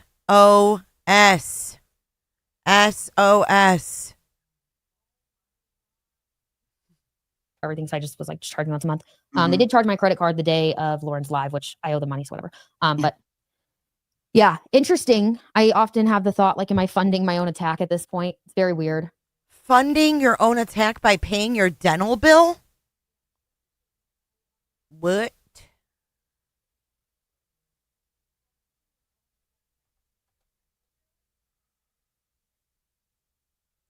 Interesting. I often have the thought, like, am I funding my own attack at this point? It's very weird. Yeah, exactly. It is kind of, it's odd how that happened. You know, what are the odds that somebody's doing this to you and they work for your dentist? Now, is she married to the dentist? Is that what somebody said? That's her husband. Okay. Her husband owns the dental office. It's very, very strange. Very, very strange. Yeah. Ooh, Melmo said more isolation and reasons not to go home, right? Yep. Keeping her away from her hometown. Okay. Yeah. That's the dental thing. People have been like, get a new dentist. I don't It's know. not top of the list, When you're you know. dealing with a stalking case and then you're dealing with a smear campaign, you often just don't have time to do everything else or the emotional energy. Let me ask you, and maybe you don't know, and maybe you don't want to answer, and you don't have to. Has it stopped? As far as the comments to calling up her Lauren's colleagues and the leaking of these messages, do we know if that stopped? I wouldn't know necessarily what stopped. Again, I'm not really trying to go on social media that much right now. Right. I don't really know what's happening online. Well, I can tell you. Wait, if you don't know what's going on online and you haven't left that room, what are you doing? Hold on. I'm really trying to go on social media that much right now. Right. I don't really know what's happening online. But it's been days. What the fuck? The leaking of these messages. I Do we know if that stopped? I wouldn't know necessarily what stopped. Again, I'm not really trying to go on social media that much right now. Right. I don't really know what's happening online. Well, I can tell you everything I've seen made on TikTok. I don't really know. Right. Everything I've seen online, and I haven't been to TikTok, but very positive, but 100% positive. You know, it's just been amazing. But I haven't gone a lot of places. I will admit to that. I don't know if people are still being contacted. If you are, let us know. I don't know. I do know that a lot of people texted me while Lauren was live saying, this makes so much sense. I'm sorry I didn't see this sooner. I understand now. Right. A lot of people have kind of, as the evidence has rolled out, they've seen and understood so much more that they didn't before. Does that make you feel better? Does that help? Yeah. I like to pretend that nobody I know is that. Lauren and I kind of said the same thing. We like to, we both said the same thing. Look at her. Oh, are we digging too deep into this? I just can't ignore my gut. More that they didn't. Before. Does that make you feel better? Does that help? Yeah. I like to pretend that nobody I know is that. Lauren and I kind of said the same thing. We like to, Is she obsessed with Lauren? Nobody I know is that. Lauren and I kind of said the same thing. We like to, I like to pretend that nobody I know is that. Lauren and I kind of said the same thing. We like to, I like to pretend that, like, my people at home aren't really watching the videos of me crying and stuff. Right. Oof.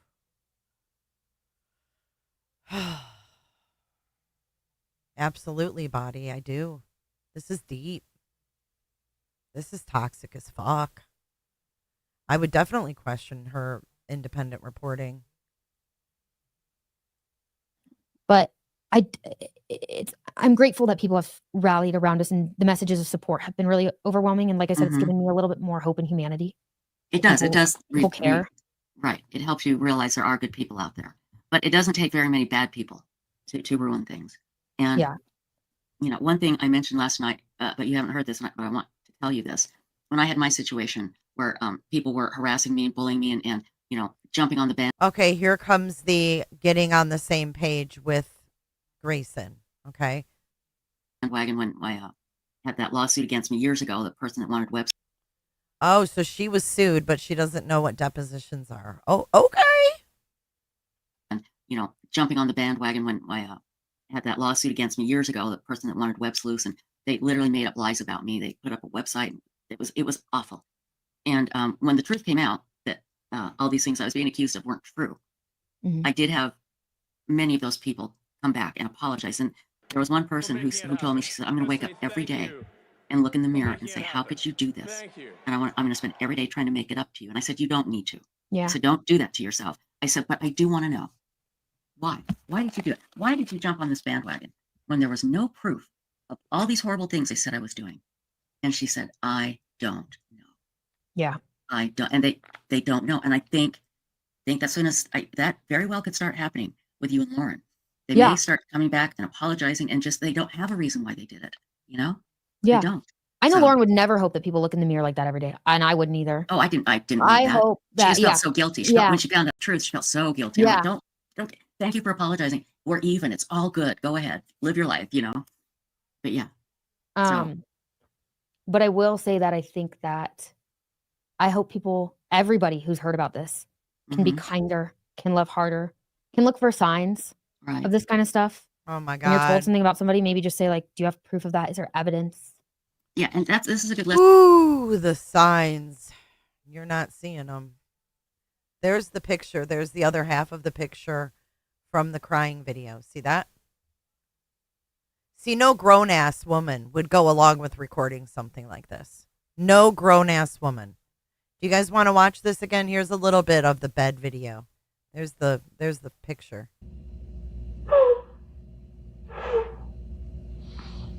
Sorry, Listen for I can't even really Grayson is recording. process what I don't know.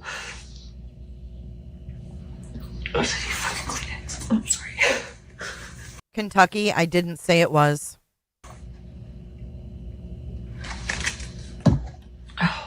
And I want John. And I'm worried about John. And I'm worried about my son. Fuck.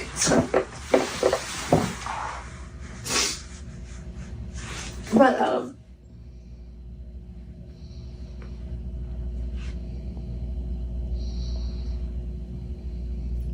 I just think, sorry. Kentucky, I don't even know what you're talking about. What are you talking about?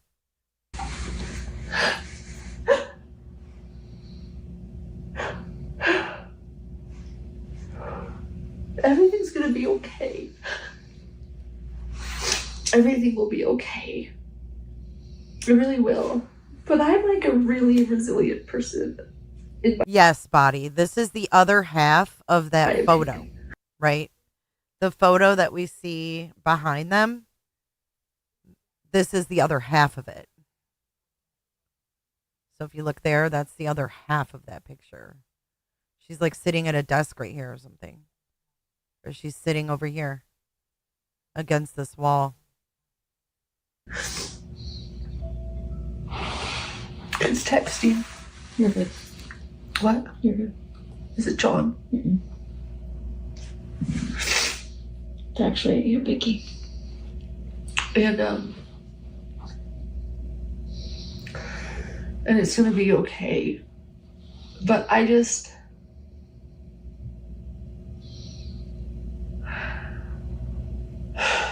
I don't know what to say. Other creators calling people I care about to tell them lies about me. Did you notice slut shaming me? Did you notice the huge edit? One woman is going around saying I lived with her brother, which, by the way, if I had lived with some random dude in East Idaho, who the hell cares? But this is a guy I went on a single date with, never kissed, but now I've lived with him. What else? Finding out, like I said, fellow podcasters are calling people that I know to warn them about me and tell them that I had an affair on John with an investigator in the Daybell case that John knows really well and is friends with. That, I mean, it's been unending. The things I've had to continue to clarify every day, and then when I finally feel like I get a hold of it, so it's not just like this. Oh, so sis, you should have been a detective. You called me Queen Bee and nonsense ignorant. Thanks, sis. You should have been a detective. Thanks for talking about me, Queen Bee, and it's nonsense, not non-science. And sis, I don't think you should have been a detective, and that was very rude. I don't appreciate being called ignorant. Look at that. I can't even review a video without seeing somebody talking shit. Don't come in here and be nice to me. Come in here and tell me I'm ignorant. Fuck. Two-faced. I'm going to make a TikTok. Two-faced. Weird. The cyberbullying that's public, it's what's going on beneath the surface. That's so cruel. And none of these people have been willing to reach out to me, like fucking reach out to me. People that know me, that I've been kind to, are going behind my back telling people lies about no evidence. Never mind that they're supposed to be journalists. You have Lori Hellis, someone I've been good to that I've never brought up before. I was always good to her. I didn't do anything to her. She doesn't like me. There's something fucking wrong. Claiming that I gave out 10,000 copies of her book and she's telling everyone, to the point where we had to get an attorney. But I've never sent out free copies of her book to anyone, ever. Telling the person that originally sent it to me that I did that to them.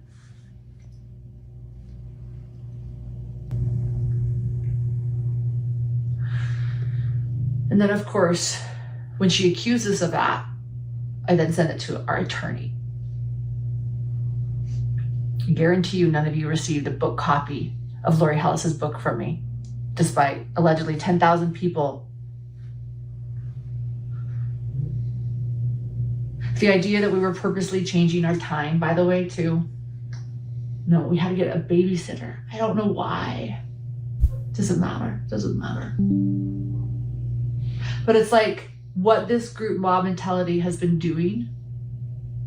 It reminds me of Cato's is taking too. all these old beefs and they're reaching out to them. And there was a whisper campaign is the best way to say it. It's adult bullying, it's group bullying. It's believing without seeing. Screenshots of mine have been shared. Some when I've been angry at other creators. Oh, so she's admitting she's been angry and she talks shit right here. Some when I've been angry at other creators. You were angry at your colleagues and you talked shit. There you go. Got over it later. Oh, I got over it later, but I still talk shit about my colleagues. I mean, it is what it is. Be more careful. Fuck. Those have been being shared. I'm ashamed of that. Okay, then own it and move the fuck on. Good God, everybody fucks up. Own it. People respect people that own the shit they do. Not sit in a bed and cry and try to manipulate. You exposed yourself by doing this. Yes, I have her pause. That's a different live. Maybe you can edit that later, but I'll just share. Maybe you can edit it later? What? Got over it later. Those have been being shared. I'm ashamed of that. Maybe you can edit that later, but I'll just share everything right now. Oh, you don't want that you're ashamed in there? You wanted to edit that out? Okay. But I've owned it.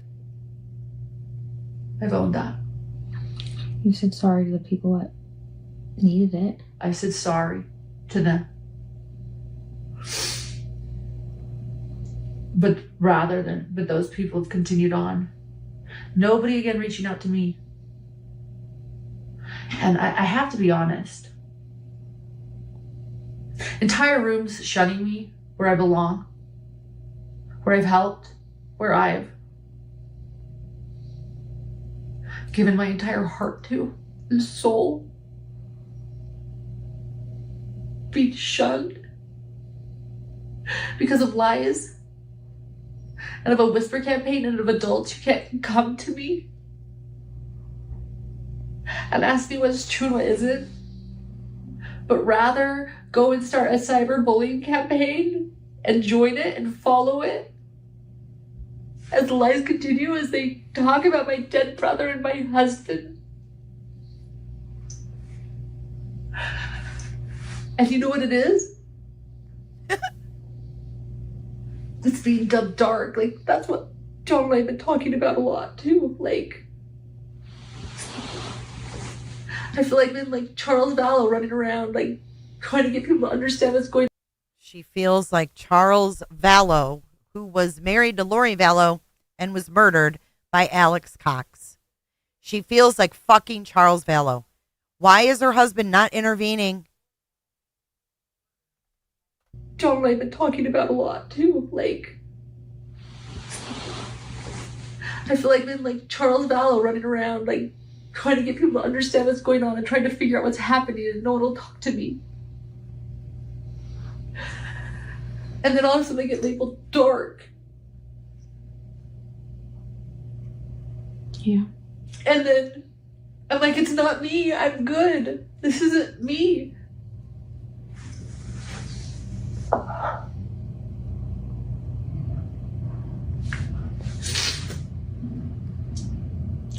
And then just wondering about this world in general, I think I've been really depressed because I just think about this world in general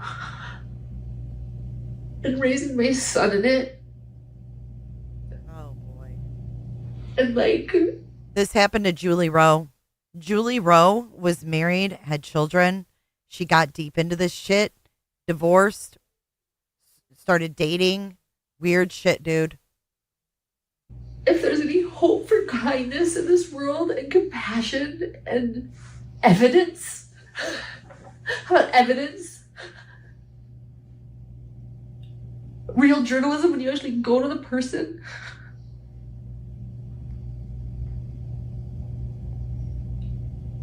Not, realizing people are complex. That I'm complex. That I am who I am. Online, that is me. That is my genuine self. But maybe there's a little bit more. I think this is someone trying to hold on to something that's about to crumble. That's what I think. She is grasping on doing damage control to something that is out of her control. This is someone who has to have control of everything and does not have control of everything. More to me too. Yep. That I don't show everybody.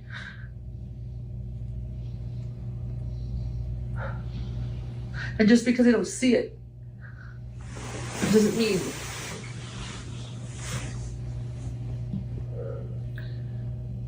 I don't know what to say that I'm not.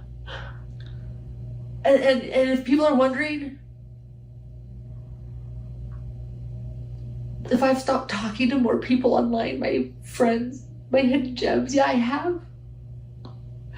My friends, do you know how many friends, my hidden gems that I have? Yeah, this is way beyond Christina. Way beyond Christina. My friends, my hidden gems, yeah, I have. Because I've always wanted to communicate and be close to hidden gems. But as I've done this past year, I've learned that there's a lot of them that just want to destroy me if they don't get out of me what they want. And if I don't act the way they want me to act or say what they want me to say.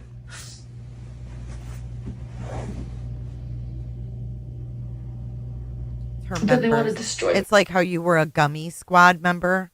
They're hidden gems. Or Emmy. Miss Emmy with her sassy ass picture. How come everything about you is just sassy? You remind me of my granddaughter, just 100% sass. If I speak up, I think a lot of this too is I've always spoken my mind. I don't know. I'm getting in the weeds. I don't know. I think you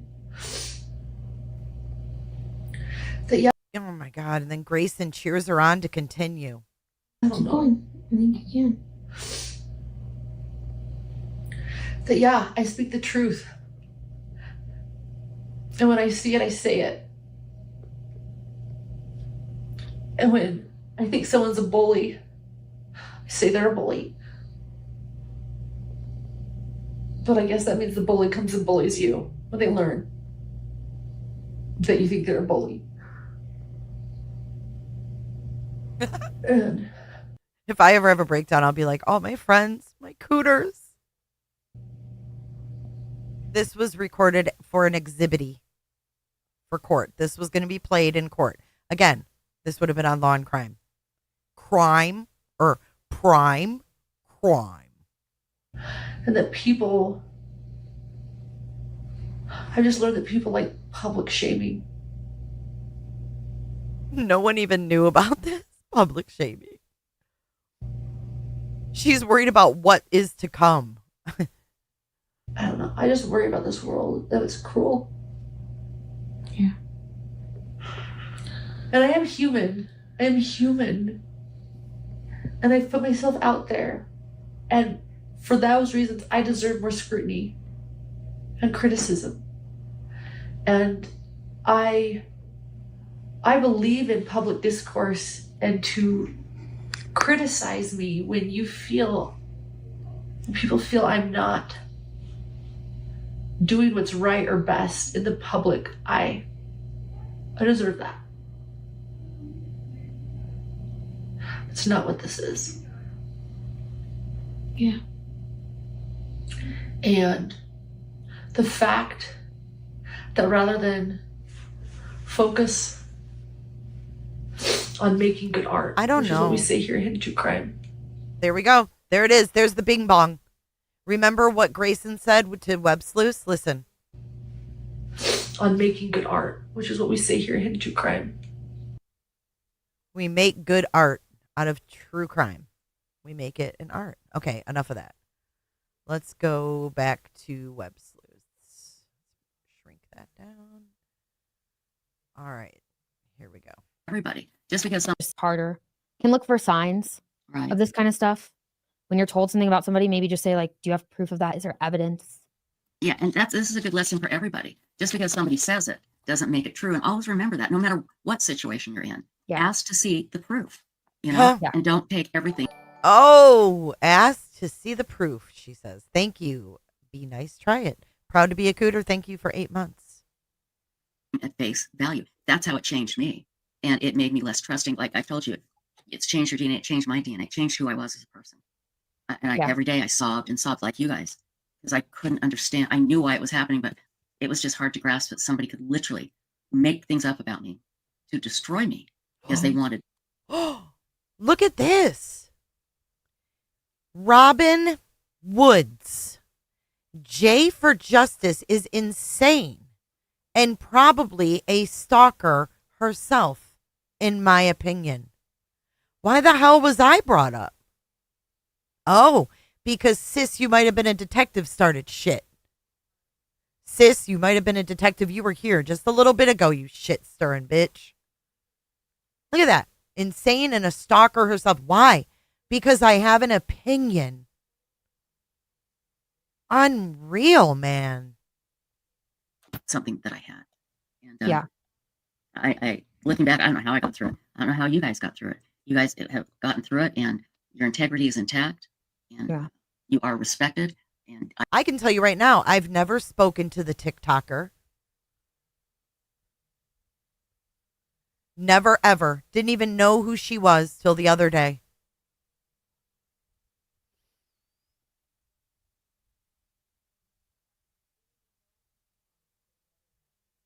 I think their year's going to go on to bigger and better things. I just hope it stops. I hope so too. I hope that, I don't really know where to go from here necessarily. It feels kind of weird. Like we want to get back to work, and do what we do best. So I don't necessarily know where we'll go from here. I just hope that it stops. I do too. I hope that people who've been a part of this take a look at themselves, take a look at what they've done. Yes, they're not going to outright apologize. Maybe just never do it again. I don't know, but I would outright apologize. I don't know. I personally would outright apologize. Maybe just never do it again. I don't know, but I would outright apologize. I don't know. I personally would probably feel pretty bad if I had done this. Oh, I feel terrible. I feel terrible. Yeah. I don't And understand it because I just wouldn't do it. I think there was a comment similar to that earlier. That's how I feel. I've spent months and months and months trying to wrap my head around this, and I guess I'm just like grateful that I don't. JDR. Why is anyone watching J for Justice? I feel if I watch her, I am supporting her. I quit her 3 years ago. Well, congratulations. Wow, and sis, you're not a detective. You started all this shit show, huh? Who even are you, sis? You've been around for a while. I have a feeling I know who you are. You came around the same time someone else came around. C'est la vie, adios, fuck off and die. Thanks, Benny Long. I don't understand it because that just means that I would never do something like Right, and you would never. You never would. Has anybody reached out to you yet that has been in this group to say, "Oh my God, I'm so sorry"? Not in this group of people that we know of that have been doing stuff. No, I don't know that they necessarily would. I would hope they would, but I'm not holding my breath. I mean, right. The damage they've caused, that they've intentionally caused, I can't imagine they would just like come and say sorry. They've intentionally done it all along. And for some reason, they must feel that they're justified. And that's what I don't understand. How can you feel justified in releasing private messages? How can you feel justified approaching somebody with your phone and saying, again, I'm paraphrasing, I can't remember exactly what was said, but you know what you did. Yeah. How can you justify that? And look, I'm not speaking for Lauren. I will say I'm not really looking for an apology. I'm just looking for you to just go away. Leave me alone. That'd be Leave the Lauren best thing, alone. yeah. Let Hidden True Crime do their thing and you do your thing. Right. Go get a hobby. I don't know. Go. Wow, you're telling people to go get a hobby when you don't even talk to your family or friends and you're holed up in a fucking hotel room? Girl, go out the front doors of that motel and get some air. Holy.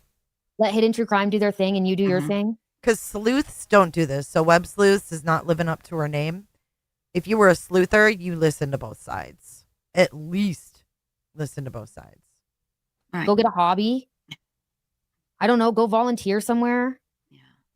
Maybe get off social media because clearly you don't know how to be productive with it.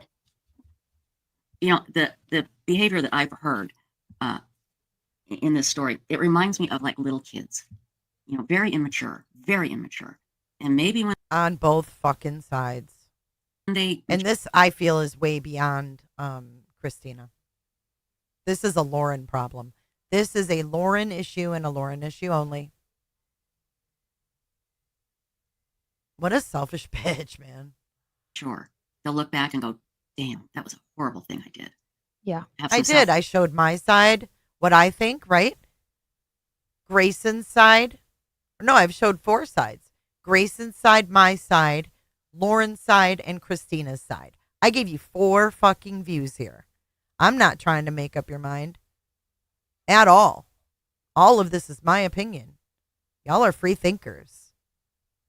Reflection. But like you said, it would just be great if they could stop. Just stop. And let you guys get on with what you do best. I hope you and Lauren will be able to take some time off to kind of recuperate, to heal. I think sleep and eating right would do you guys a lot of good because you guys did not sleep and I know you didn't eat right. I think that would do you both a lot of good. I really. Here comes the advice. Don't go home. Really do. That list again, is there anything else that we've missed? Let me look. Take a look there. And I just want to comment, Katie Kool-Lady. She says, I remember when you went through that, Tricia. And Katie Kool-Lady, you were very kind to me. And I will never forget that. Thank you, my dear. Thank you so much. No, I do want to speak to Lori Hellis's live a little bit if I could. I don't know. That was today, right? Or I saw it today. I think it might have been Wednesday. I don't know. Oh, that's right. Sis says the LDS mean girl stalkers are trying to get Lauren's temple recommendation taken. I didn't watch it for a while, to be honest. I didn't. Are you fucking kidding me? I didn't have any energy or care to. One of them was removed, and it was the one. Yeah, the first one she did about the crime con. That one's. I think she removed 2. She removed another video. The video that Lauren showed on her channel of her calling what was it? You're just a middle school mean girl in a Botox filled body. Yeah, something like that. Yeah. Rich. Really awful. That was pretty funny, actually. What was it? You're just a middle school mean girl in a Botox filled body. Yeah, something like that. Yeah. Rich. Really awful.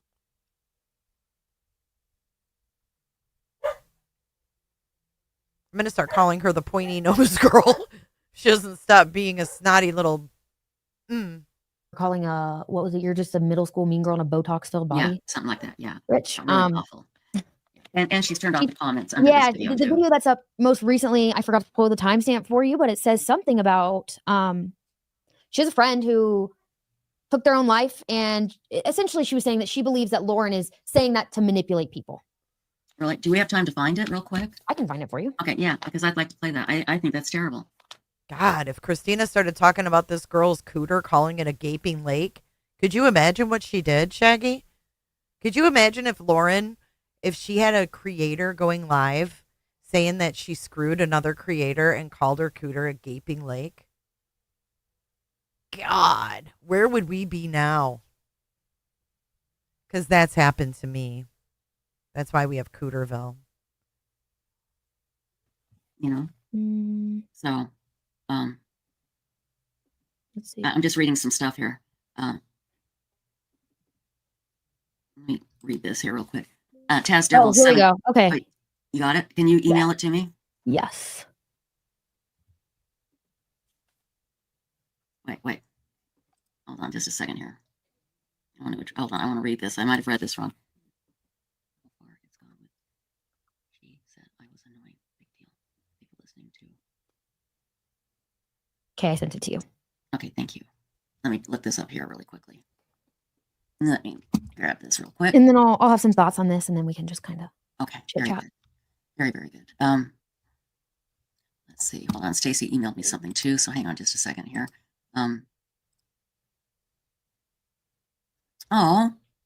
Stacy, can I show these pictures from Kresha? Yes.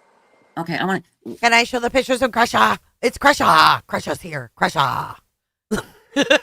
Let me pin Kresha.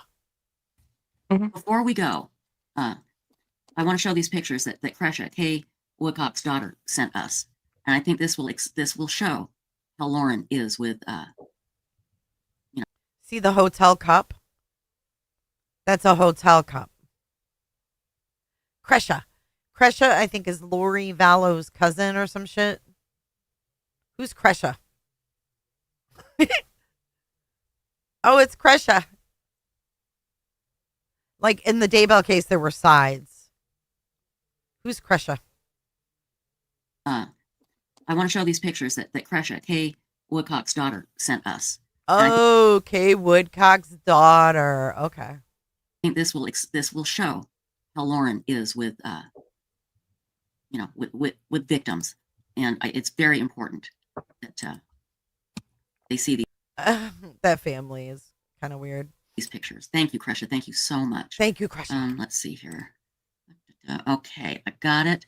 And 104.21. Okay, hang on here. Let me grab this real quickly here. Okay, there we go. 105. Just a second. 104.21, right? Yeah. Okay. We'll start at just about 8 seconds before that. Okay, here we go. Well, she calls the victims her victims, so she can do whatever she wants to them. She calls them hers. They're hers.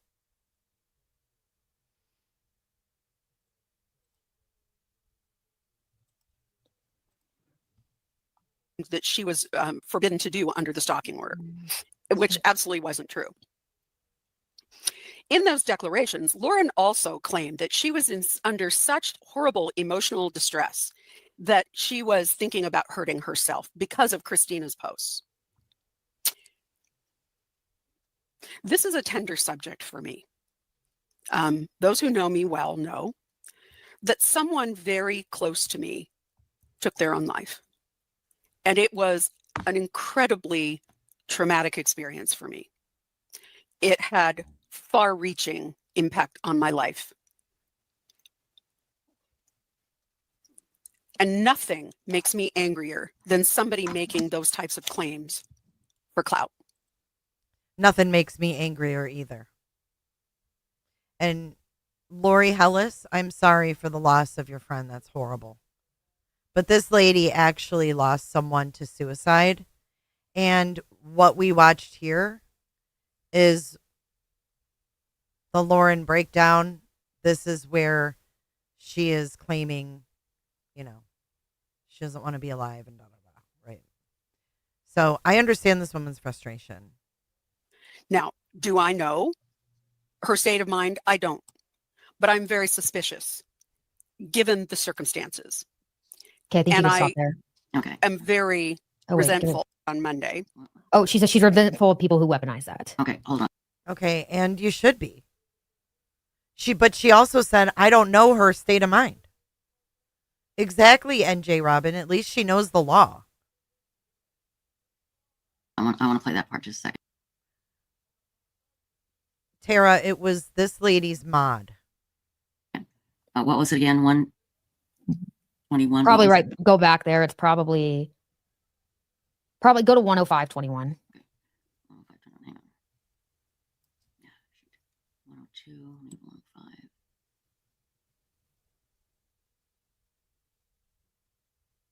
Come on. I mean, they really had to play this. Sorry, we're gonna have to just do it. Just go right there, yeah. Yeah. Oh yeah, and she's the one that was in the bar with Anjanette Levy and the stalker. Oh, her state of mind, I don't. But I'm very suspicious, given the circumstances. And I am very resentful of anyone who makes that sort of threat as a way to manipulate people. There you go. Well, that's disturbing. Yeah. She didn't do it to manipulate people. She wasn't there with Lauren on the days that Lauren was considering doing that, or maybe not considering it, but like felt like she was going to, was talking about it. Like she wasn't there. Which is it? Which is it, girlfriend? See, this is why Lori Hellis is pissed. Yeah. She didn't do it to manipulate people. She wasn't there with Lauren on the days that Lauren was considering doing that, or maybe not considering it, but like felt like she was going to, was talking about it. Like TMI. She wasn't there. You know who was there? Her husband. You know who else was there? Me. Right. Tell us about it. Yikes. Tell us about it. What the fuck? Holy shit. What? Oh my God. And we wonder why Lori Hellis had an issue. Was considering doing that, or maybe not considering it, but like felt like she was going to, was talking about it. Like she wasn't there. You know who was there? Her husband. You know who else was there? Me. Right. Tell us. Yikes. This is tripping me out, man. Tell us about it. Wasn't there. You know who was there? Her husband. You know who else was there? Me. Right. Tell us about it. It was horrific. I'll never forget the day. I remember Lauren was talking to her best friend on the phone, and John was like, "Hey, Grayson, come outside." And John cried, and John said, "Lauren was wrong." What? Thank you so much, Flobo, for your $5 super chat. Super chat. Unfortunately, I think a big break is needed. Great job, Jay. Thanks, Flobo.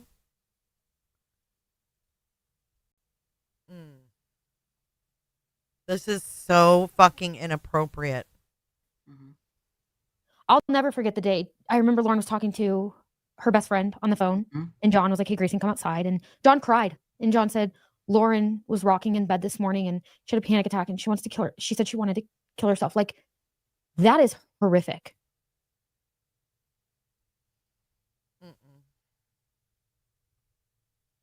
So Dr. John is crying to a 24-year-old about his wife's issues.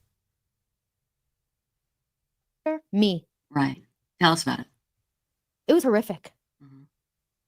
I'll never forget the day. I remember Lauren was talking to her best friend on the phone, and John was like, "Hey, Grayson, come outside." And John cried, and John said, "Lauren was rocking in bed this morning, and she had a panic attack, and she wants to kill her. She said she wanted to kill herself." Like, that is horrific. That's so awful. Lauren's never said that in her life. How do you know? How long have you known her? What is happening? Why didn't they go to the hospital? What is happening here? And he's professional? No. This ain't right, dude. You know who was there? Her husband. You know who else was there? Me. Right. Tell us about it. It was horrific.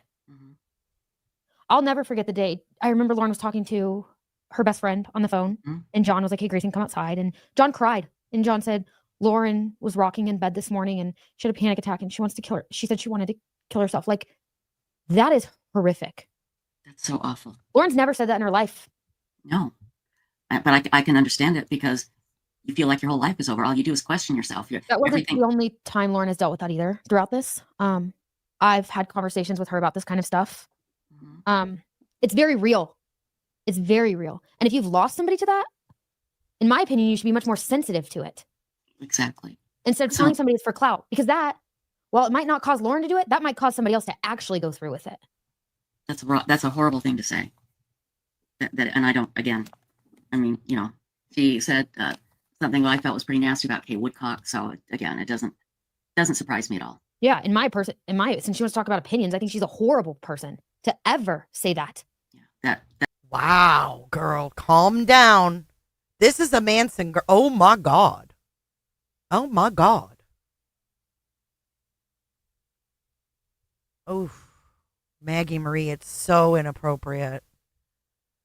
Did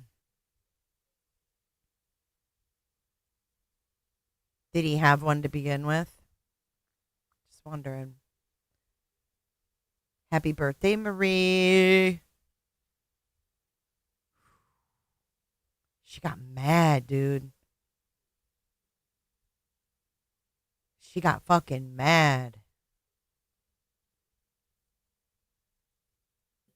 Pretty nasty about Kay Woodcock. So again, it doesn't surprise me at all. Yeah, since she wants to talk about opinions, I think she's a horrible person to ever say that. Yeah, that is awful. That's ever insinuate that someone is lying about wanting to take their own life. That is if she was going through this, she might feel the same way. Oh, yeah. You don't know. Until you've been through it, you don't know. She also just says a lot of stuff in her live about this injunction that she doesn't even know about. I'm like, what are you talking about? That's false. I was there. You weren't. I thought that you didn't know much about the court process. Oh, your attitude sure just took a change, didn't it? That struck a nerve. Her attitude just changed.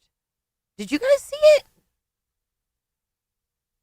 Nasty about Kay Woodcock. So again, it doesn't surprise me at all. Yeah, since she wants to talk about opinions, I think she's a horrible person to ever say that. Yeah, that is awful. That's ever insinuate that someone is lying about wanting to take their own life. That is if she was going through this, she might feel the same way. Oh, yeah. You don't know. Until you've been through it, you don't know. She also just says a lot of stuff in her live about this injunction that she doesn't even know about. I'm like, what are you talking about? That's false. I was there. You weren't. But rich of her. She's an attorney. I don't know that I would. Wow. It took an hour and a half for this to come out. I'd give my money to her to help me if I was in a situation. Well, again, what she said was, I don't know what to say. I am stunned. And rarely am I at a loss for words. I'm at a loss for words. Yeah, I'm disgusted. That was cruel beyond belief. That was so cruel. Yeah, I saw that and was disgusted because I was there those days. She since shut down the comments on that. Yeah. I don't know. If you want to post that, take it.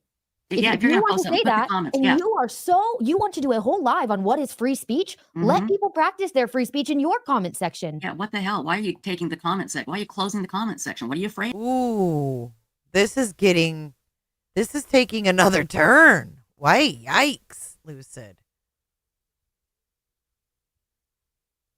You know, stand by your comments. If you really believe that, then let people say their free speech on what they believe of you for saying that. Right, exactly.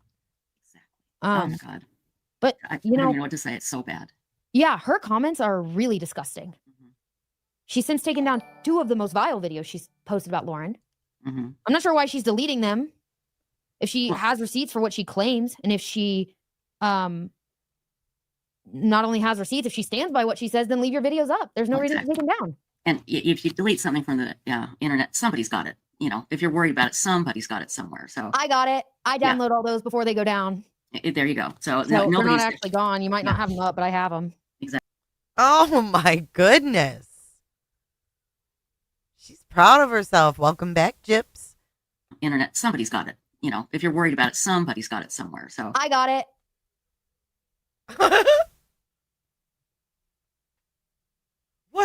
happening? Melmo, what's happening? From the internet, somebody's got it. If you're worried about it, somebody's got it somewhere. So I got it. She's got it. What the fuck? She's got it. She loves it. She wants some more of it.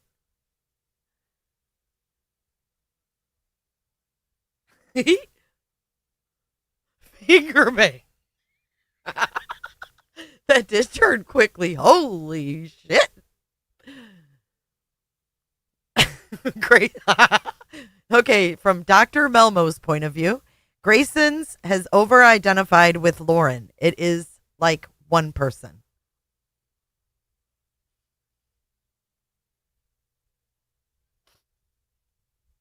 it. I download all those before. internet, somebody's got it. If you're worried about it, somebody's got it somewhere. So I got it. I download all those before they go down. There you go. So they're not actually gone. You might not have them up, but I have them. Exactly. But again, yeah. She's so happy. I don't even know what to say to that. Her. I've wanted to say something about her for a little while because I've actually just been really disgusted by somebody in their 60s or 70s doing that. That's actually. Excuse me. What does her age have to do with telling the truth? Again, here we have more age shaming. 60s or 70s. Doesn't matter if she's 20, 30, 40, 50, 60, 70, 80, or even 100. I got it. Coffee and Bailey says Flo. Dr. Melmo says Grayson has put on the hero role for Lauren.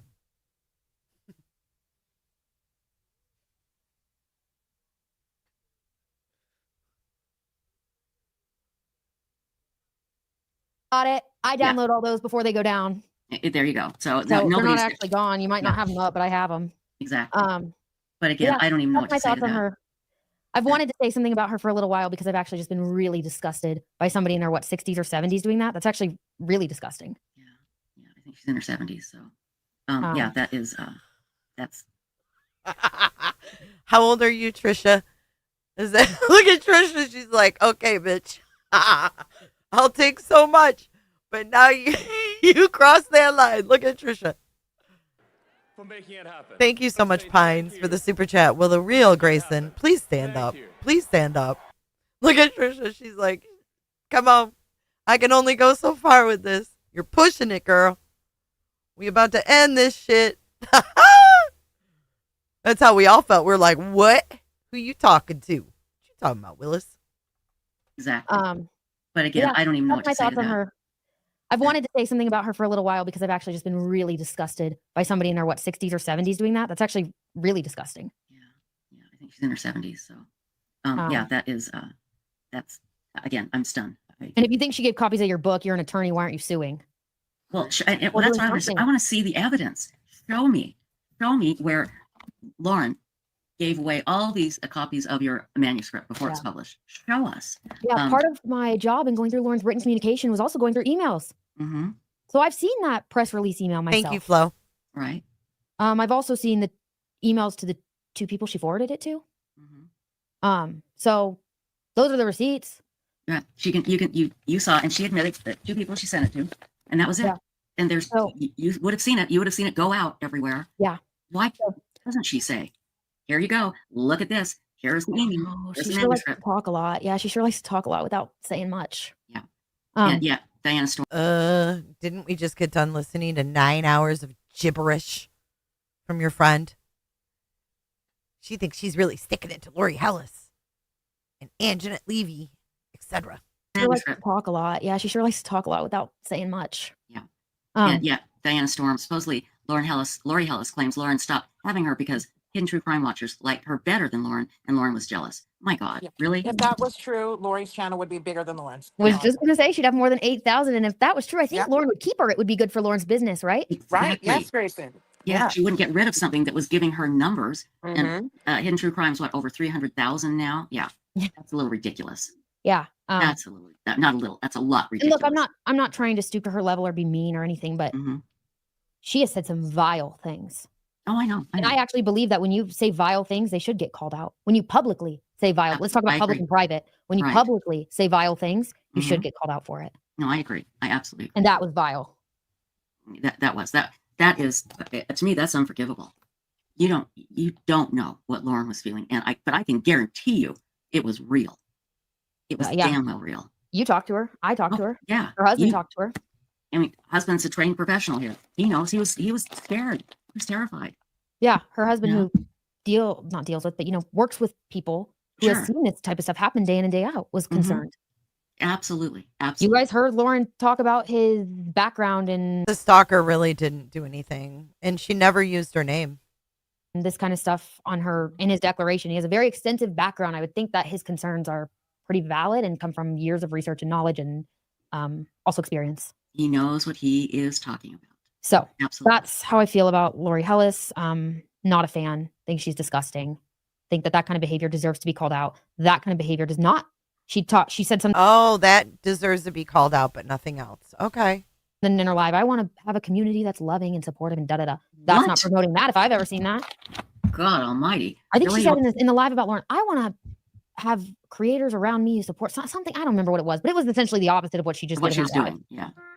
So that's all. That's just what I wanted to say about that.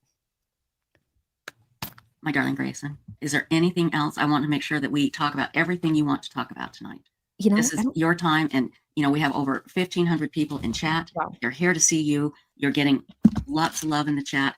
We've had a few trolls, but not too many, and they are just giving you all kinds of love, and they're very impressed.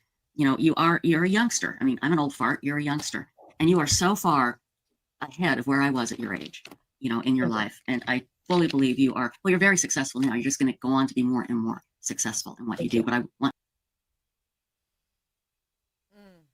No, that's a whole nother issue, Dr. Malmo. Like Christina aside, there's a whole lot more going on here as far as, this being cleanup crew and all of these things we've talked about today. I want to make sure that you have this time to say whatever you want. Yeah, this is going back a little. There's one more thing I just remembered as we were talking about Lauren and how she was doing. Lauren had an interview, I believe, last week. This is rich. This is rich. Listen to this. This is important. Found out that there was a media request. Couldn't figure out who it was from. This is about the media request. Now, let me remind you, I showed you the media request. It was filed by Law and Crime on October 1st. The judge did not approve it until October 14th. They freaked out when it was filed with the docket. They knew there was a request. They just didn't know who requested. That was the concern. I believe last week, when we found out that there was a media request, couldn't figure out who it was from. Right. And Lauren was quickly realizing that this was becoming very scary, as she knows what a media request is. We know what a media request is. Lauren was on the floor in the studio crying. She was really upset. Yet again, this has taken over her entire life for months. Right. Now she has to think of the possibility. Our attorney said, "Don't worry, we're going to defend this vigorously." Or her attorneys. They said, "Don't worry, we're going to defend this vigorously." We have a vigorous objection. She's on the floor in her studio, 5 minutes before an interview. Really upset. She's seeing this happen. Her life has been destroyed. What does she have to do 5 minutes later? Get on an interview and act like nothing's wrong. This is her job. Right, and she's professional, and she does it well. A lot of you have probably seen that interview, and I bet you wouldn't know from that interview that she was going through that. So you actually don't know what people are going through behind the scenes, and that's like my broader point is just be kind, because you actually don't know what anybody's going through. That's absolutely right. Absolutely right. You made this so easy and enjoyable. THX. Do the lady. Thank you, Marie, for your $10 super chat. She said, "Thanks, Jay, for all you do." And LA, thank you for your super chat. Jay just got home after a 7-hour drive across 4 states. You made this drive so easy and enjoyable. Thanks. Do it, lady. Thank you guys, for your support. I appreciate it a lot. No. Actually don't know what anybody's going through. That's absolutely right. Absolutely right. You don't know. Somebody said, "Do you know who tipped off Law and Crime?" And most of us don't know. I don't have direct proof of who did, but I do have proof that the stalker, according to Lori Hellis, the stalker and Lori Hellis and Anjanette Levy from Law and Crime were all sitting in a bar together at CrimeCon. So that might be the answer. I don't know if we'll ever know. I don't know if we'll ever know, but I will always be disgusted in law and crime for thinking that it's okay to publish a civil stalking injunction when somebody's saying they're in fear and they want to publish all the details of their life to the public.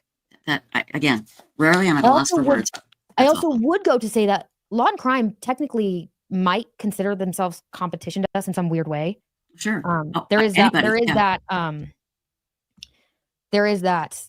Okay, hold on. I just pieced together from the 9-hour live that Janice's brother that she said she didn't kiss was her doctor when she was 29 or 30. Okay. Janice's brother is a doctor, and it was her doctor when she was 29 or 30. And she says she never kissed him, but they were in that bed. So it was before Dr. John, for sure. Thing in this industry where people believe in a lot of competition. So right. I would go to maybe pose that question if anybody thinks this could have been a competition thing to try and humiliate Lauren publicly and share all of her life details publicly for their own gain. I don't know what kind of doctor. Because what was it? Who needed to see that?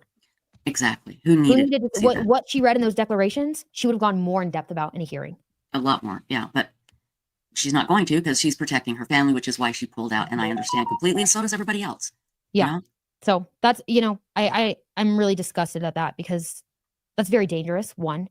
Two, it's just humiliating to a victim to say, okay, you're going to go to a civil stalking injunction. Now let's put your whole life on display for everybody. I know for me, I was going to have to talk more in depth about my mental health and the treatment I've received and how difficult this has been for me and the things I've experienced and the things I've thought and all that. I didn't want that broadcasted to the world. I still don't because it's very real to me.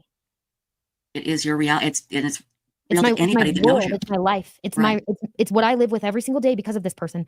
I don't want that broadcasted to the world. Unless I'm doing it in an area where it's controlled and I get it's mine to say beginning to end, not for somebody else's attorney to object to how I'm feeling. Right. Exactly. Not anywhere where people get to just stop me from saying how I feel or what I've been dealing with. That's not I didn't want that broadcasted to the world. No, and that would have been horrible. I was horrified that, there was whatever I've been dealing with I didn't want. And to be public, and I was horrified that Law and Crime was going to use that opportunity to broadcast that. And again, broadcast Lauren, broadcast John, broadcast their 8-year-old child who's been significantly affected because I've seen him be affected. He's talked to me about it. And I'm not going to go into detail about that. But this is so inappropriate. Oh my God. Again, with the 8-year-old. Who's been significantly affected because I've seen him be affected. He's talked to me about it. And I'm not going to go into detail about that. But it's very real what their 8-year-old child has dealt with. John talks about secondary victimization. That stuff is very... John talks about secondary victimization. The fuck does that mean? What's secondary victimization?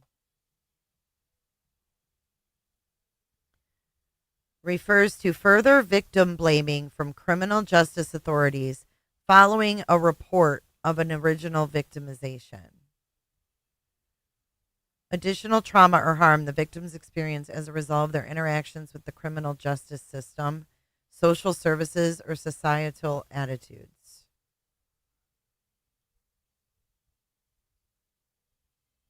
See you, St. Elmo's. I can't imagine.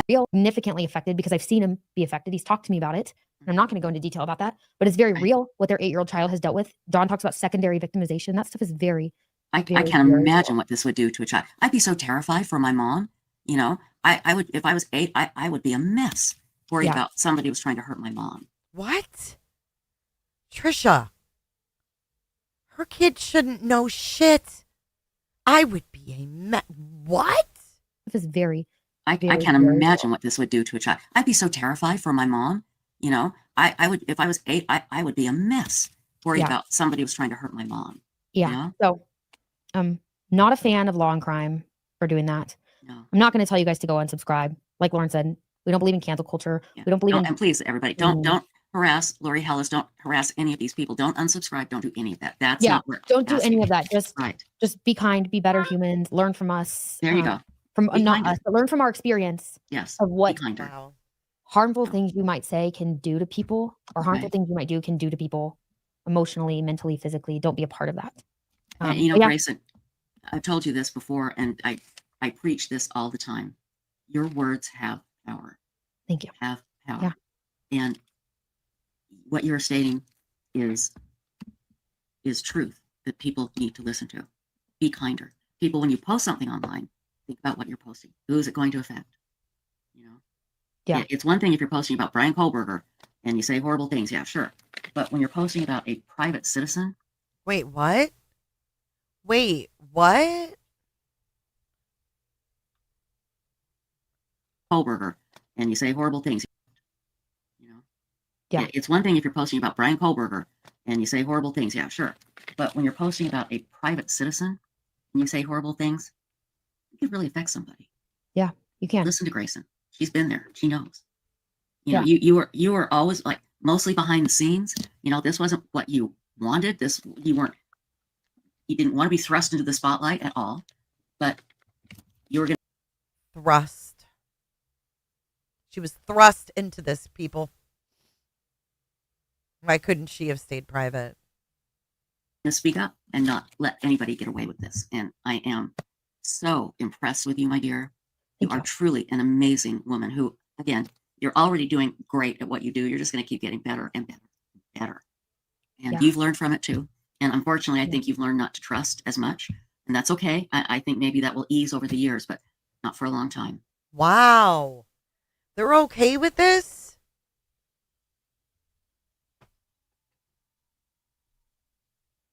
This girl's 24 years old, Trisha. The fuck? Better and better, better. And you've learned from it too. And unfortunately, I think you've learned not to trust as much. And that's okay. I think maybe that will ease over the years, but not for a long time. You know? Yeah. Yeah, people are asking if I've talked about my past experience with Lindsay. Lauren mentioned that I worked with her. I did. I worked with Lindsay for years, 2 years, I believe. Lindsay was a close friend of mine. So on top of all this, I've been dealing with betrayal. I was friends with the stalker, stayed the night at her house. I thought Lindsay wasn't the stalker. I thought the fucking stalker was Christina. You don't even know who you think is doing what. I'm sorry. This is a whole fucking joke as far as the stalking goes. Whole joke. Whole joke. Get your fucking accusations in order. God. So on top of all this, I've been dealing with betrayal. I was friends with the stalker, stayed the night at her house. And they seem like normal, right? I mean, they're. Yeah. They seem normal? What? A close friend of mine. So on top of all this, I've been dealing with betrayal. I was friends with the stalker, stayed the night at her house. Yeah. And they seem like normal, right? I mean, they're. Yeah. Nothing stood out. No, I thought they were friends of mine. And so, yeah, not only have I been dealing with this, but for me, it's been deep betrayal to have friends of mine who I considered friends, who I would never betray. Right. Do this kind of stuff has been really difficult. Yeah. Especially with Lindsay. I would have thought that she would care because I cared, but I guess that doesn't necessarily matter. We haven't talked much since she was her work with Lauren stopped in December. I think she called me in January, and to my so that she lost her friend too. Recollection, she said, "You don't know the real story, the full story about what happened with Lauren." Proceeded to talk to me a lot about what looks to me like she tried to warn you, and you didn't want to see it. The full story about what happened with Lauren. Proceeded to talk to me a lot about what happened with her and Lauren's working relationship. Whatever, I don't need to go to it, but yeah, there's been. Let me just ask you one thing: was there any substance to it? You know, did you go, oh, no. Or was it just kind of like, what the hell are you talking about? No, I don't think people really know. Like, you know, when you're working in a family business, you spend so much time with people that you get to know them on a really personal level. Sure. It's not like I'm working for a corporation. I'm in their home every day. Yeah. Every day? Do you live there? Is there room and board with your... Who's she looking at?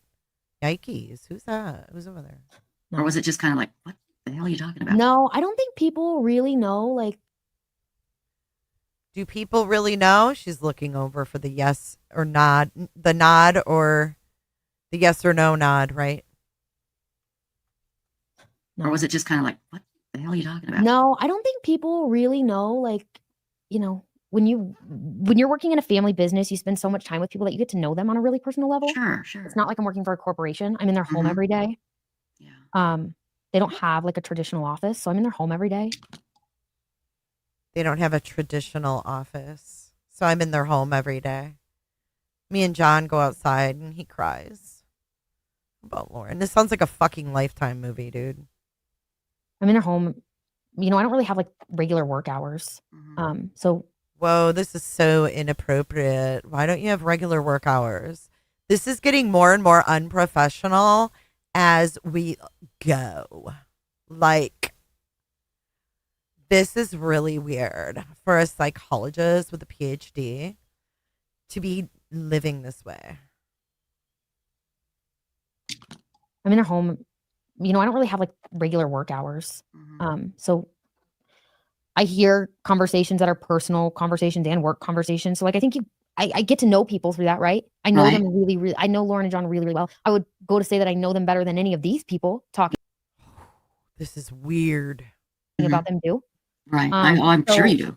The substance stuff, no. There was no substance to that conversation. And in fact, I was kind of just left. I mean, I was like, I hope we can move forward on civil terms. We don't need to be friends necessarily. Yeah, exactly. No, I get what you're saying. I had, you know, kind of been told that, you know, she had said some things about me to my past employer and stuff over time. And so, you know, she sent me screenshots of things that she was trying to say that she, you know, tried to say that she hadn't said things about, you know, my past employer. And to my, it looked like the screenshots weren't necessarily the full story. There might have been some text deleted. Right. I wonder why she reached out to your ex-employer. Is she maybe trying to, you know, get someone to listen to you? Not going to confirm or deny that. I don't have her actual text, but I will say that, like, it's been betrayal for me. I would never do that to anybody. I know you wouldn't. In fact, I still hope the best for her. I hope she does amazing things. I hope she does amazing things in this industry. I hope maybe she uses her talent. She's very, very talented. Maybe she uses them for good, makes a difference, makes a positive difference. And I will always hope nothing but good things for all of these people. I hope that they all move on from this. They all learn from this. They become better people throughout this, because I hope that I've become a better person. And I know that I've learned how to have more empathy through this. And through all of this hell, you're taking something good out of it, you know, and that says a lot to you, who you are, Grayson.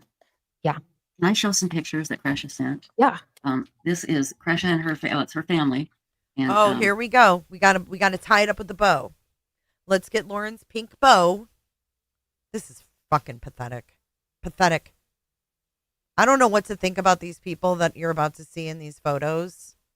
I don't know what to think about this at all. Fuck, I'm just going to be quiet. I'm just going to be quiet. Enjoy the manipulation. This is the woman that Lauren's the woman that, you know, that treats victims so horribly, according to the smear campaign. I just want to show you these pictures. I need to download one more of them. If you can, everybody hang on just a second here. There's one more I need to download. Was that it? Hold on. I'm not sure who these are, but they're cute.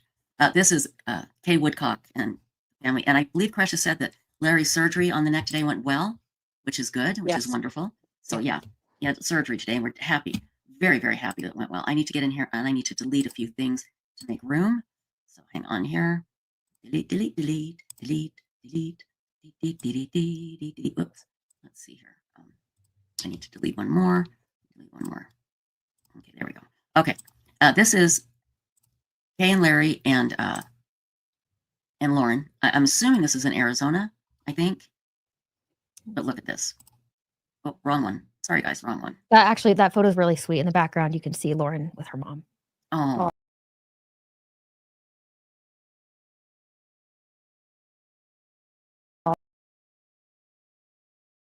Oh, yeah. Lauren's mom's on Oh my hospice. God.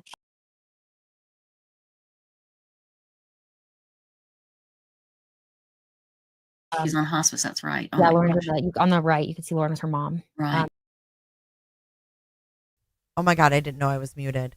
She said, you can see Lauren with her mom. I mean, her mother is on hospice and dying. And I just think, wow, these are beautiful flowers. However, they're plugging a florist as well or something. And those flowers came from Aunt Vicky's Bloom and Bramble shop. She's been really sweet. And since The Bloom and Bramble shop. The Bloom and Bramble shop. We got to say where they came from, y'all. They're kind LDS people, y'all. Right. and That's a those hospital. flowers came from Aunt Vicky's Bloom and Bramble shop. She's been really sweet. And since some Who the fuck is Aunt Vicky? Who's Aunt Vicky? Who's that? Who is Aunt Vicky? Can we get an explanation, please? yummy cookies today. Oh, how sweet. And I'm going to Wait, tell what? you here who those are from. Cookies today. Vicky's Bloom and Bramble shop. She's been really sweet. And sent some yummy cookies today. She sent me some yummy cookies today. Tammy's sister. Fuck. Daybell case people. Okay. Oh, how sweet. And I'm going to tell you here who those are from really quick. Hang on. Let me grab them. Let me grab it really quick because I want to give that person credit because she. Oh, the flowers. I think her name was Julie. Julie. Yeah, it was Gem Julie. Yes. So thank you. Thank very you. Sweet. That was very sweet. Okay, hang on. I want to show these pictures. Where is it? I was thinking you could just ask Grayson. She'd know. Yeah, I bet she would. Yeah, Probably you know do all I about can tell you it. if you were Arizona. Yeah. So hang on here. Thank you, what is- Kesha, for the photos and Yes, the thank you text. so much. Is this one of them? Let's see. Yeah, that's not the one I want. Hold on. Thanks, Krusha. Guys, I got to get this one. I'm sorry. I know this is taking a lot longer, but you know, All the ones in the email are relevant, but the Yeah. couple are look the same. So just this is the one I want. Wait, relevant? What? Come on, download. To Download, show download. clout? Why is it not downloading? Hold on. Relevant to what? What'd you say? Well, Stacy, what'd you say? Leakage. I get this one. I'm sorry. I know this is taking a lot longer, but you know, all the ones in the email are relevant, but the Yeah. couple are look the same. So just this is the one I want. Relevant. No, this isn't. No, it has nothing to do with Duchess. Wow. Yeah, I don't like any of these people. They're all weirdos. I don't like any of the Daybell. Fuck that. Keep them 10 arms length away from me. No, siree. Don't want nothing to do with any of these motherfuckers. Here. Come on, download. Download. Why is it not downloading? There we go. Now it's downloaded. Like 17 times. Okay. This is the main one here.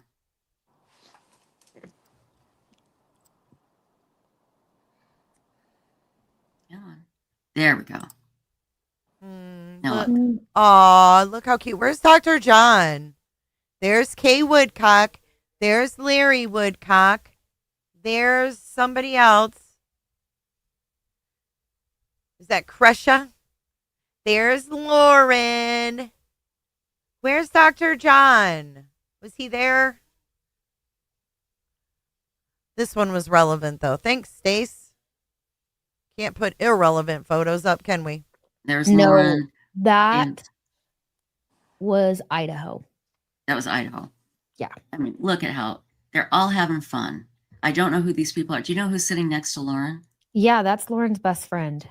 Oh, that's Lauren's best friend. You're so close with her, you don't even know who her fucking best friend is. They're filming. It's staged. They're filming. That's right, from Idaho, right? Next to Lauren. It's probably an Airbnb. They're filming. But, these people do have a lot of money, so who knows? Yeah, that's Lauren's best friend. Oh, that's right, from Idaho, right? Mm-hmm. Lauren Yeah. lived at her house. We saw her last week, and she came to Las Vegas. That's She's a really, really amazing person. And that's Kay and Larry. And they were all eating dinner and having fun. And I know Kay and Larry love Lauren.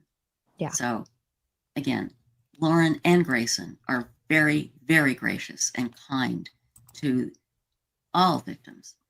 And that was a horrible smear campaign that was going on. And what is even more horrible is that there were people in the industry that believed it.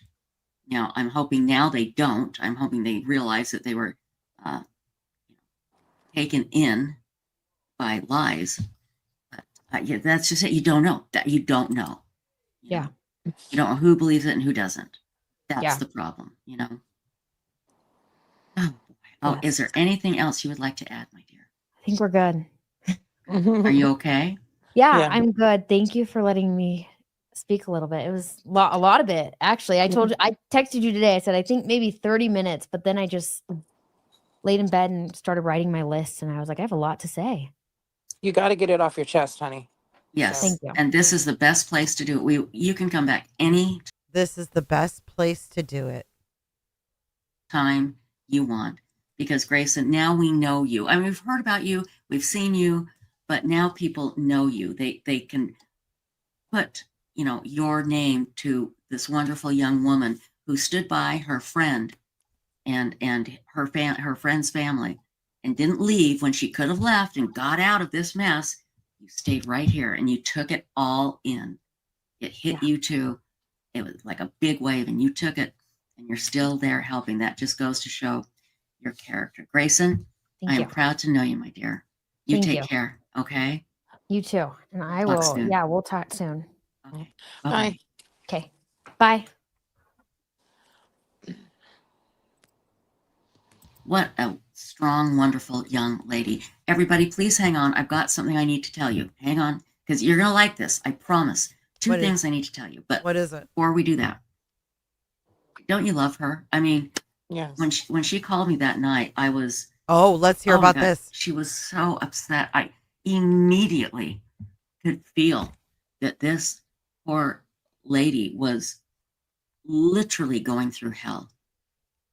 And I just wonder if these people that did this, again, they can justify it. They can say, these people are exaggerating, whatever.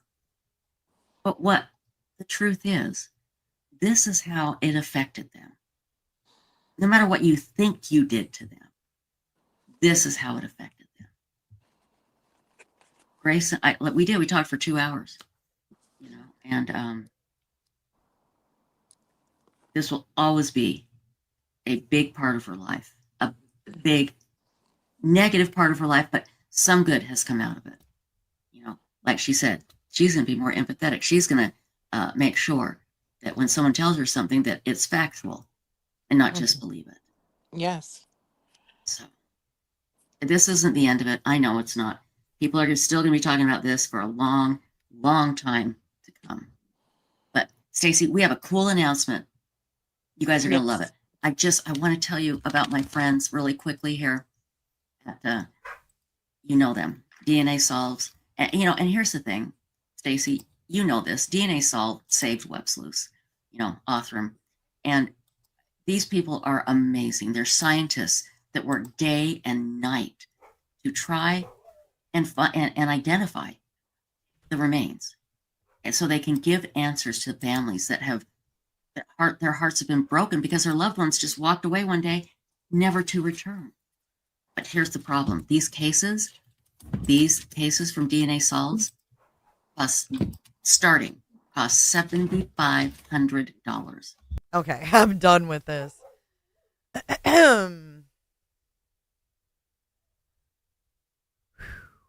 This is wild.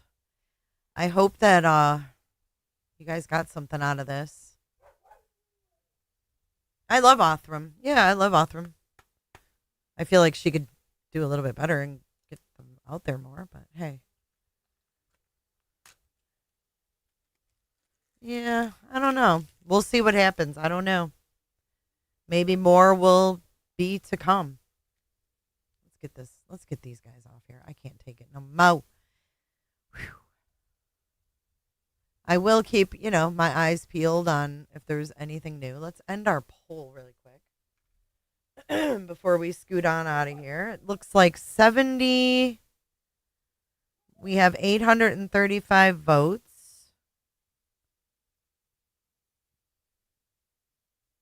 71% think the tax will be dropped. 29% say no. Thank you, Patty, for your PayPal. Thank you for graciously sending me a PayPal. I think I'm going to order a pizza with it. Thank you so much. I'm so hungry. Marina, I'll let you guys know in the comment section if I go live on Kick. Yeah, I hate to see it too, Dr. Melmo. It's incredibly sad. But we've seen this happen to other YouTubers. It's actually quite odd to see it, you know.